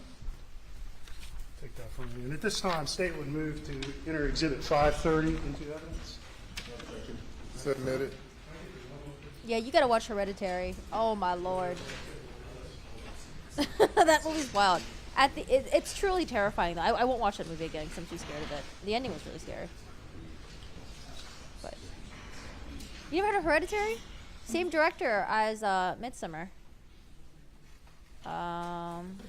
Same universe as The Witch.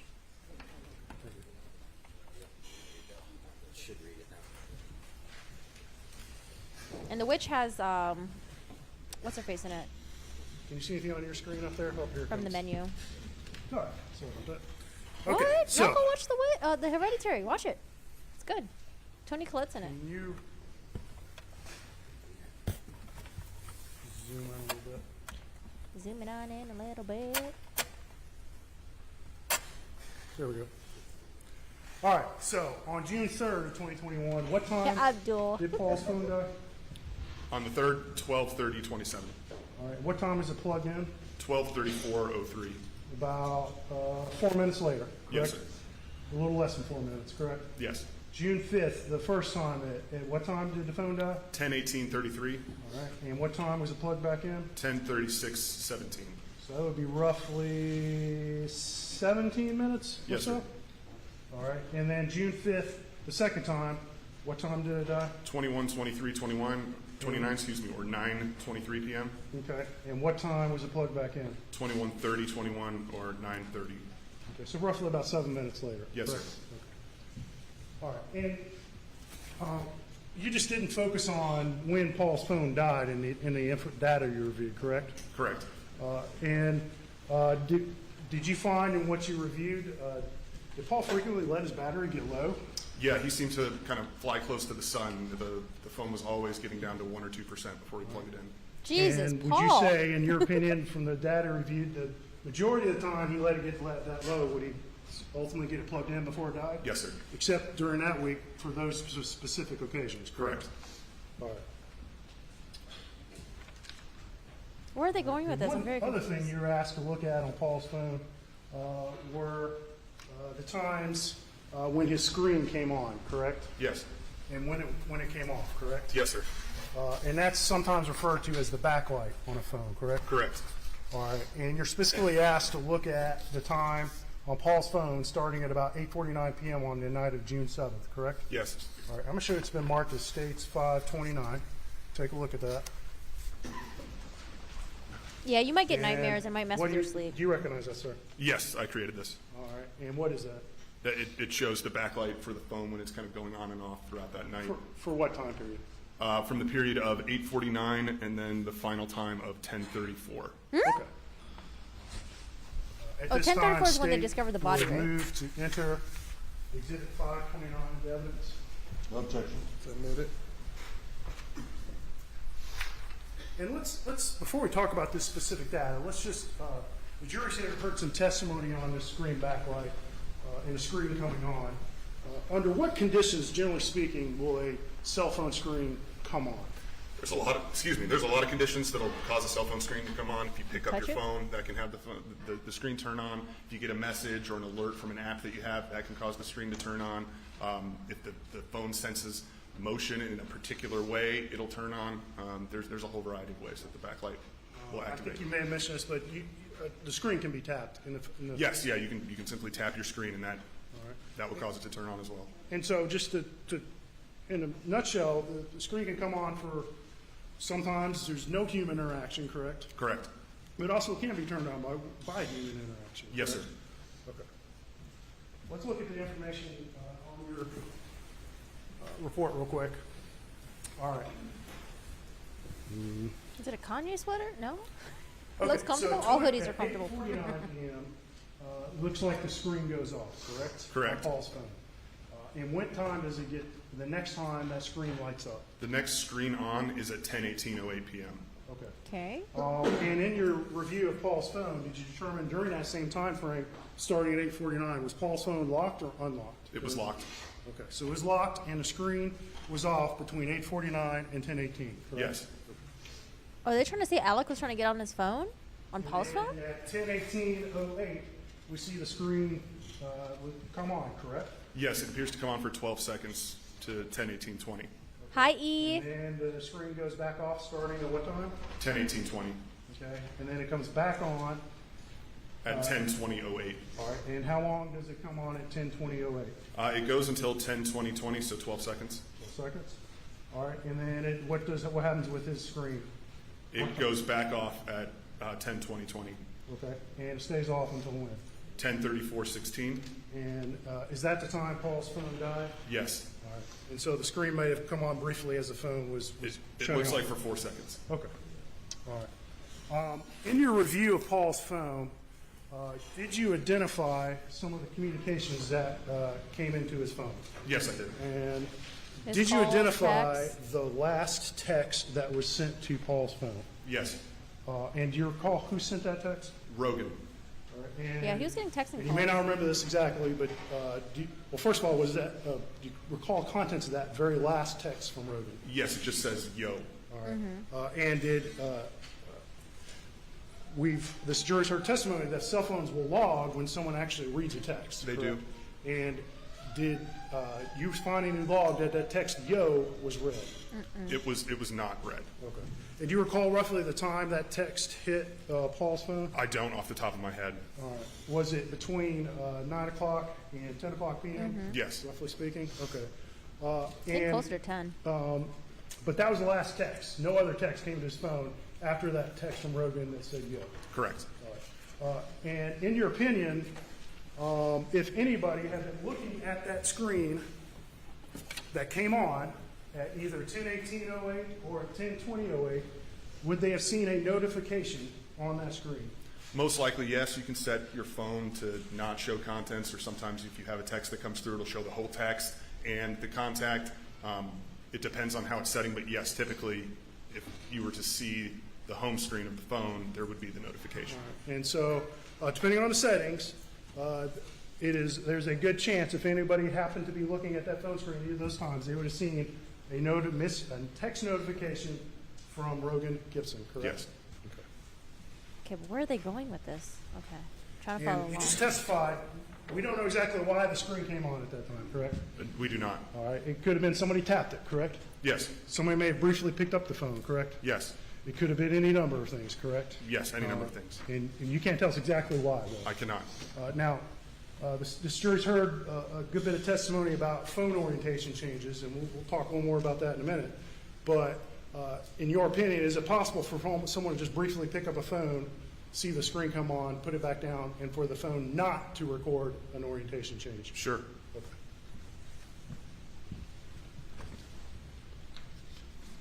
But if it fell out of his pocket, the phone would have turned on, right? Okay. Moving on. Or no? Well, All right. And you're also asked to Maybe look not. at Maggie's phone, correct? Yes, sir. And specifically, what database were you asked to take a look at on Maggie's phone? Knowledge C. All right.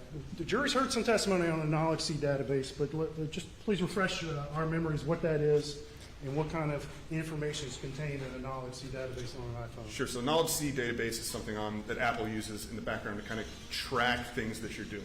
It tracks your battery level, it tracks when you plug your phone in and when you unplug it, a whole bunch of stuff that is going on in the background that typically people have no idea is even running. Okay. Okay. All sorts of information in that. All sorts of information. And would some folks be surprised if they saw the amount of information a phone was reporting at any given It time? can hold millions of artifacts. yeah, I didn't know. I'm going to show you State's Exhibit 528. Cool. Can I ask if you recognize that, sir? Yes, sir. And have you reviewed the contents of that CD? I have. It's a digital copy of some timeline reports Okay. from Maggie's phone. And specifically from Maggie's phone? Yes, sir. All right. And that timeline report would be from the Knowledge C database? Yes, sir. All right. And specifically, you said that Knowledge C database can contain millions of artifacts, correct? Yes. When you prepared that timeline, did you kind of narrow it down a little bit? to Yes, I focus, did. And roughly what times on that? I believe from 8 to past 10. All right. And at this time, State would move to enter Exhibit 528 into evidence. All right, 528. Submit it. Tie it together. Oops, sorry. Can I have the computer, please? So how does the battery tie into the screen turning on? I know we got information from Maggie's phone. Now what? Okay, I'm going to pull up on this, your history cell. Spreadsheet on the computer that's in evidence on the CD. Even with a fairly narrow time frame, there's still a voluminous amount of data contained in this database. Is that correct? Lots of data, yes, sir. Okay. All right, and specifically, let's take it to start time and end time. For this particular report, you kind of limited between time. What's that start time? That first 2053 to 8:53 p.m. Okay. I do love a great scroll down to the spreadsheet. bottom real quick. Spreadsheet or spread cheeks? And it looks like it stops at what time? 2108 to 908. Oh, thank you. 9:08 My PM? eyes. Yes, On sir. what date? That would be June 7th, 2021. All right. And there's just a whole bunch of stuff here, right? Yes, sir. Well, let's take a look at Oh, look at column F. a couple things specifically. Backlight, Siri Let's- UI excuse me, usage. Starting at 2053, we see some orientation changes, correct? Yes, sir. All right. And in your opinion, when you see an orientation change on a phone recorded in an LSC database, what does that information tell you? Typically, that somebody's handling the phone. It's on Maggie's phone, right? Yeah, it's Maggie's So phone. while a screen coming on or off may not necessarily tell you somebody's handling a phone, the orientation change definitely does, correct? Yes, it's the phone logging that it's going from either vertical or landscape to the other. Okay. Why would he fiddle with the phones? Why Maggie's? Why Paul's phone? Was he trying to make sure they weren't sending texts like, "Oh, hey, All right, we're at the so here's- kennel"? Let's look at line with Alec. 1149, starting What was he down doing? to about 1154. You see what I'm talking about there? Oh no, Yes, sir. human. These lines here, and it says camera. Camera. In your review of this information, can you draw any conclusions about what's going on? Why that camera pops up at about 8:54 in this database? All I can say is that the phone is interacting with the camera in some way. All right. Did it interact for a significant period of time? No, sir. Do you recall roughly how long the interaction took place? I believe it's 1 second.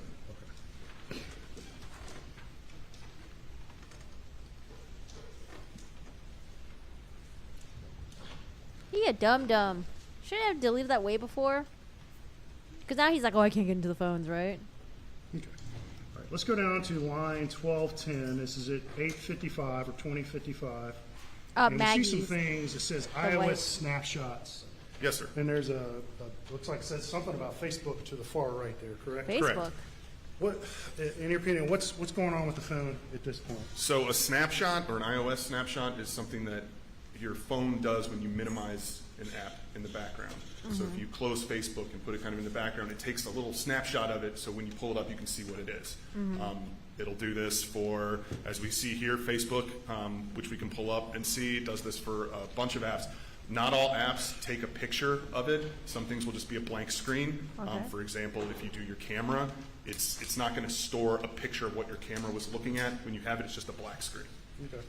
And so it does, in your opinion, does this mean anybody's actually accessing the Facebook app or actually physically taking snapshots on this phone? No. All right. In fact, it's not doing that, correct? Correct.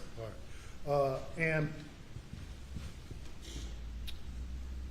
In fact, in your view, the time frame on this report's 8:53 to approximately 9:08 p.m., correct? Yes. And during that time, in your review, was Maggie's phone locked or unlocked? That was locked. Okay. And it remained locked starting at what time? You may have to draw on your memory because this doesn't start till 8:53, but it's prior to 8:53, correct? Yes. All right, and it remains locked until the next day, correct? Yes. Okay. Where was Maggie's phone found again? In her pocket? All right, and then we're going to scroll down, starting at line 1243. I see a whole bunch of stuff here. And just generally speaking, what is all this stuff in this database at this time? It's just background processes that your phone's running. Okay.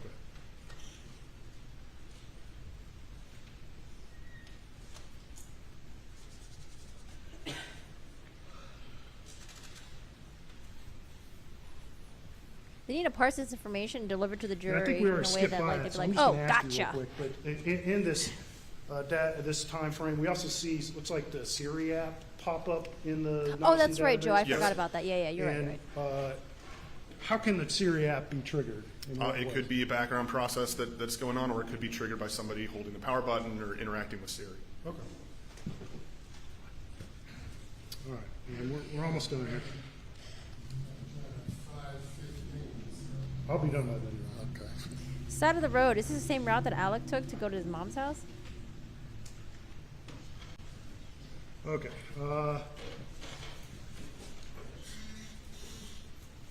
Well, the information is in this log, but did you identify a time after 9 o'clock when Maggie's screen turned off?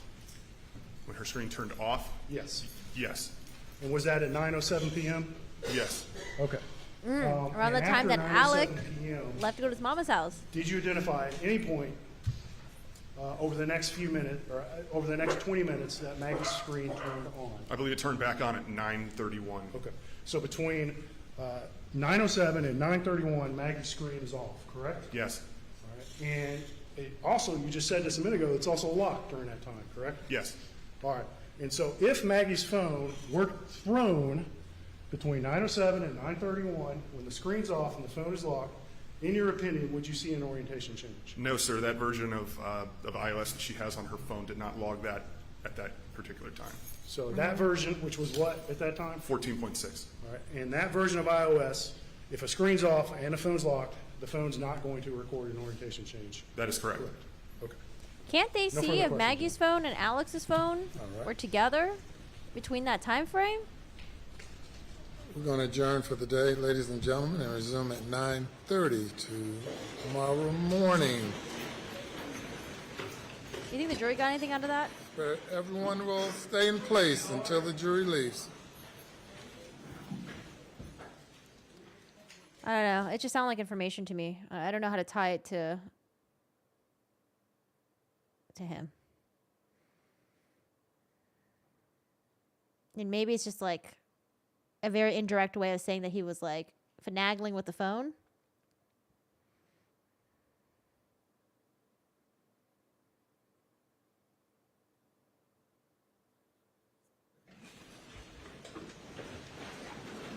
I wonder if they have, they were able to see that he took his phone with him, or if it just stayed at home. I don't remember that. With part. regard Do to you guys? the court's earlier ruling, Roadside? excluding not allowing the roadside shooting Mm-hmm. incident, during cross-examination, I find that the defense opened the door to all of that testimony by questioning the witness as to the relationship between Mr. Murdaugh and Eddie Smith, payment of money to buy drugs, indebtedness, his overall relationship, and in order to not mislead the jury and to, under the doctrine of completeness and fairness, the Jim Griffin, you court fucked up reverses its again? decision and will allow examination of witnesses regarding that relationship. Oh, And we'll be in recess till tomorrow morning. Jim Griffin, you messed up twice or something? So yesterday when he was questioning the sister, the roadside shooting was sort of brought up, and then the prosecution was like, hey, you know, he was asking questions and he was talking about, you know, what happened after September 4th, so we got to let in the roadside shooting in. And so they're debating that a little bit. And this morning, the judge ruled that he's not going to allow the roadside shooting. However, now that, you know, Mr. Griffin brought it up again, I guess, during cross-examination. Where's our poodly in that? Is he going to talk to Mr. Griffin? Oh, Lord. So, where's Mr. Harpootlian? Did he GTFO out of there? He's like, I'm done with this mess. Where'd he go? Where did Dick go? He ran out of there? Pooh wants to cross Eddie. I want them to bring Eddie up too. But yeah, I don't know. Jim is having delight week so far. Oh, there's Harpootlian. I see him. Oh man, Jim, did you not learn your lesson yesterday? Jim about to get a stern talking to. Well, okay, so I watched this already, but I want to watch it with you guys. I want to wait. I just want to see, them interacting and stuff. So, Mr. Murdaugh, they're like, hurry the fuck up. You gotta drag your ass back to prison. Get all your files, sir. Harpootlian is talking to Mr. What's his name again? Creighton Waters, right? Yeah. Okay, yeah. All right. They figure something out. Okay. Okay, I see some of this going on. A little bit of camaraderie. They know each other. They probably battled it out so many times before. Is Harpootlian a lawyer in Colleton? Or did he travel from like somewhere to get here? No, zoom in on I want to zoom in on Creighton and Harpootlian. Okay, so I do want to go back to this part this morning right here. This morning where the judge, Your Honor, they make their arguments. The judge is going to rule, and the judge is going to be like, "We're not going to allow the roadside shooting thing in." But sorry, I'm just giving you guys the spoilers. Jesus, what a turn of events! I am going to speed it up a little bit though. 1.5.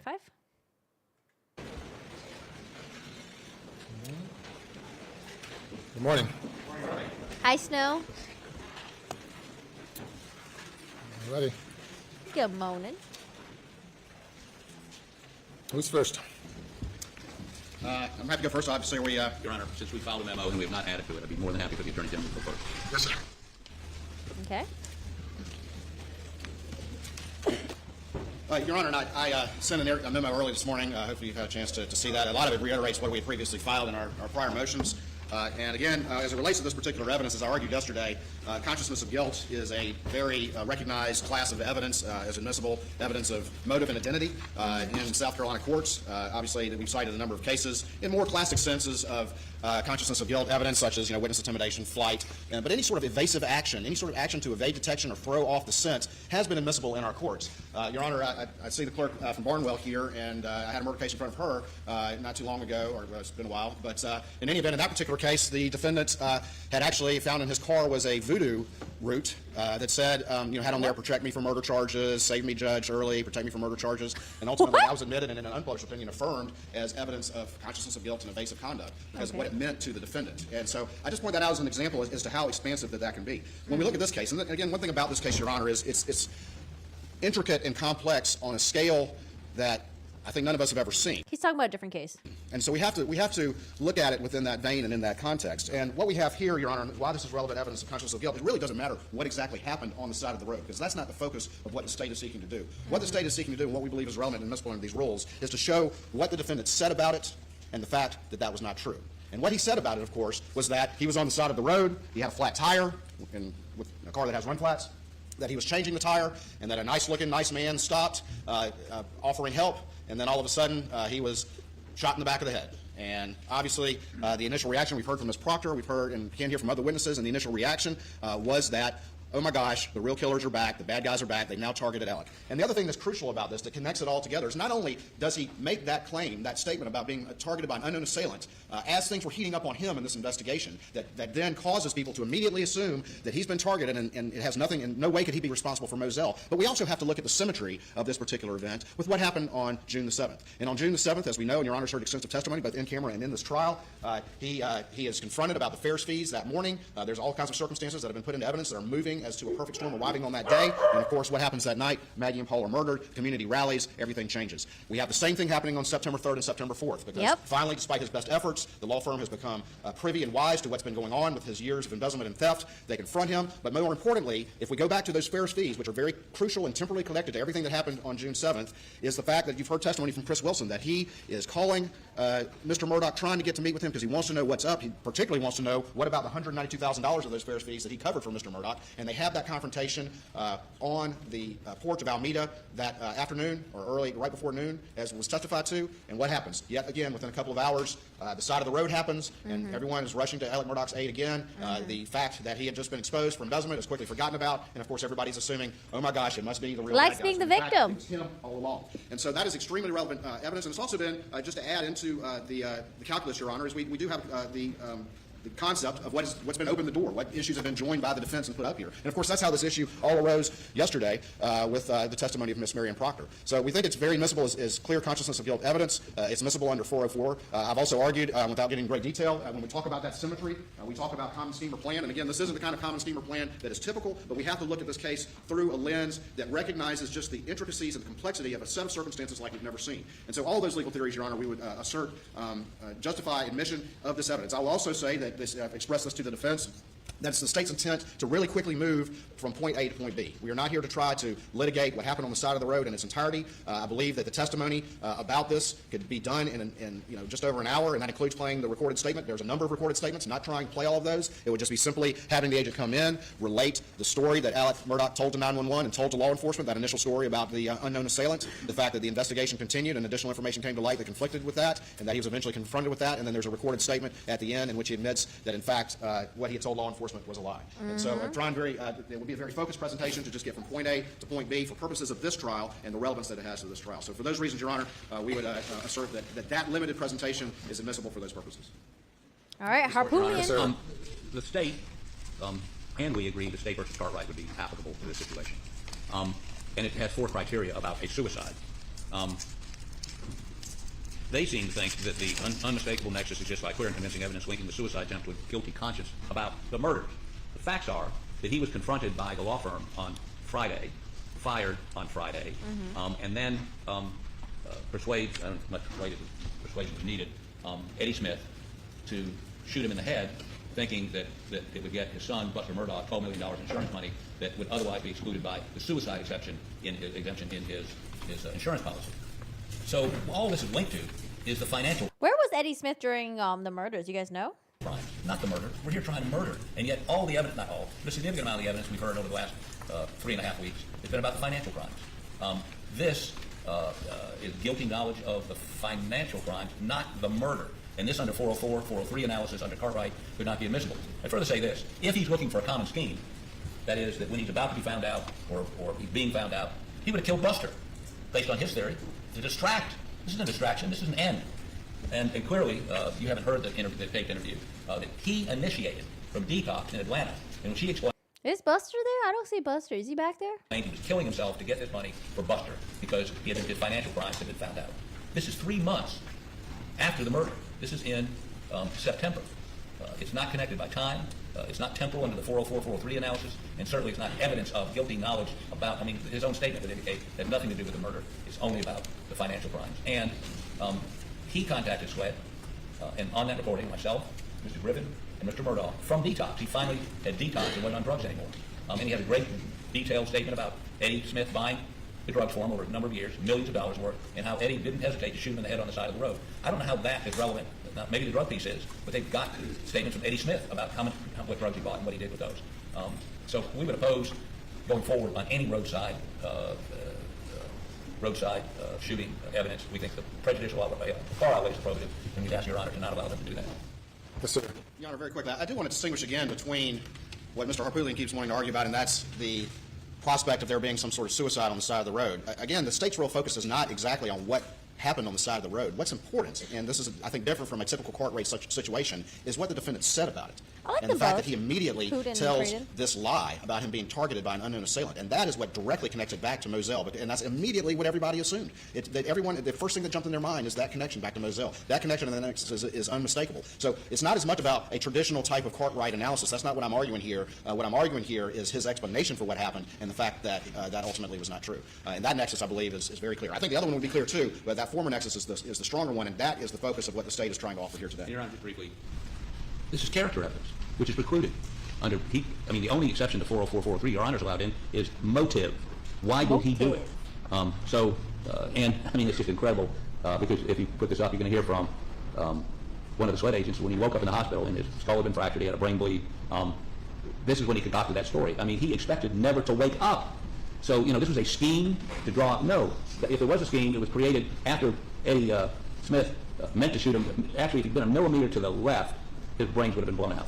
He just missed, but knocked him out, fractured his skull. This is this morning. Those are not the facts. He's telling that story at the scene to people who show up. He's out of the gate. That's what he's saying, that he was attacked by an unknown assailant. There's an ambulance video where the deputy comes in, and that's exactly the story he tells. This is not... I would concede he's correct. Once he realizes he's still alive, he tells that story. But obviously, he didn't intend to be still alive.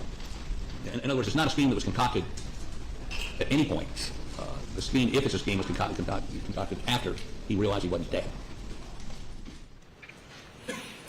Well, the financial evidence was allowed on the issue of motive. This evidence, I find, goes beyond motive, or is not evidence of motive, but more toward common scheme or plan. It does not survive the logical relevancy test, and it goes more toward showing the propensity to commit violent acts, which would cause it not to survive the 403 analysis.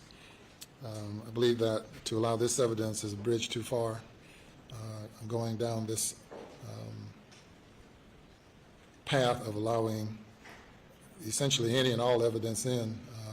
We have guardrails. The court is to place guardrails to keep things within a reasonable realm, and I believe this, as I stated, will be a bridge too far. It does not meet the logical relevancy test. I agree with the defense that it would be admissible, perhaps, if the trial was a trial on the financial theft issues, but not on the murder. So I grant the motion to exclude this evidence at this time. And of course, as we have seen, things change. Things change. And who knows? Unsure, Your Honor. To all of that testimony, by questioning A couple hours later. the witness as to the relationship between Mr. Murdaugh and Eddie Smith, payment of money to buy drugs, indebtedness, his overall relationship, and Eddie Smith is the hitman. Mislead the jury and to, under the doctrine of completeness and fairness, the court reverses its decision and will allow examination of witnesses regarding that relationship. And we'll be in recess till tomorrow morning, 9:30. Yeah, I don't know if he's going to testify or not, though, but we will see. What's going on with the live stuff? Let's see. All right, guys, that's it. That's a wrap up for day 16. Apparently, the prosecution, they're going to arrest soon. So after that, we'll hear from Murdaugh and his team. Yay. We'll see how that goes. If you guys don't know what's going on with the trial so far, I did post a video like last night, like really, really late last night, recapping like the first like 2 weeks of the trial and like key highlight moments. So check it out. It's only like, I think we made it pretty short. I think it was like 45 minutes. But yeah, check that out if you guys want to. And thank you so much for hanging out. Thank you for liking the video. And yeah, I will see you guys tomorrow. We'll be back. Probably around the same time, 9:30. The trial starts at like 6 a.m. my time.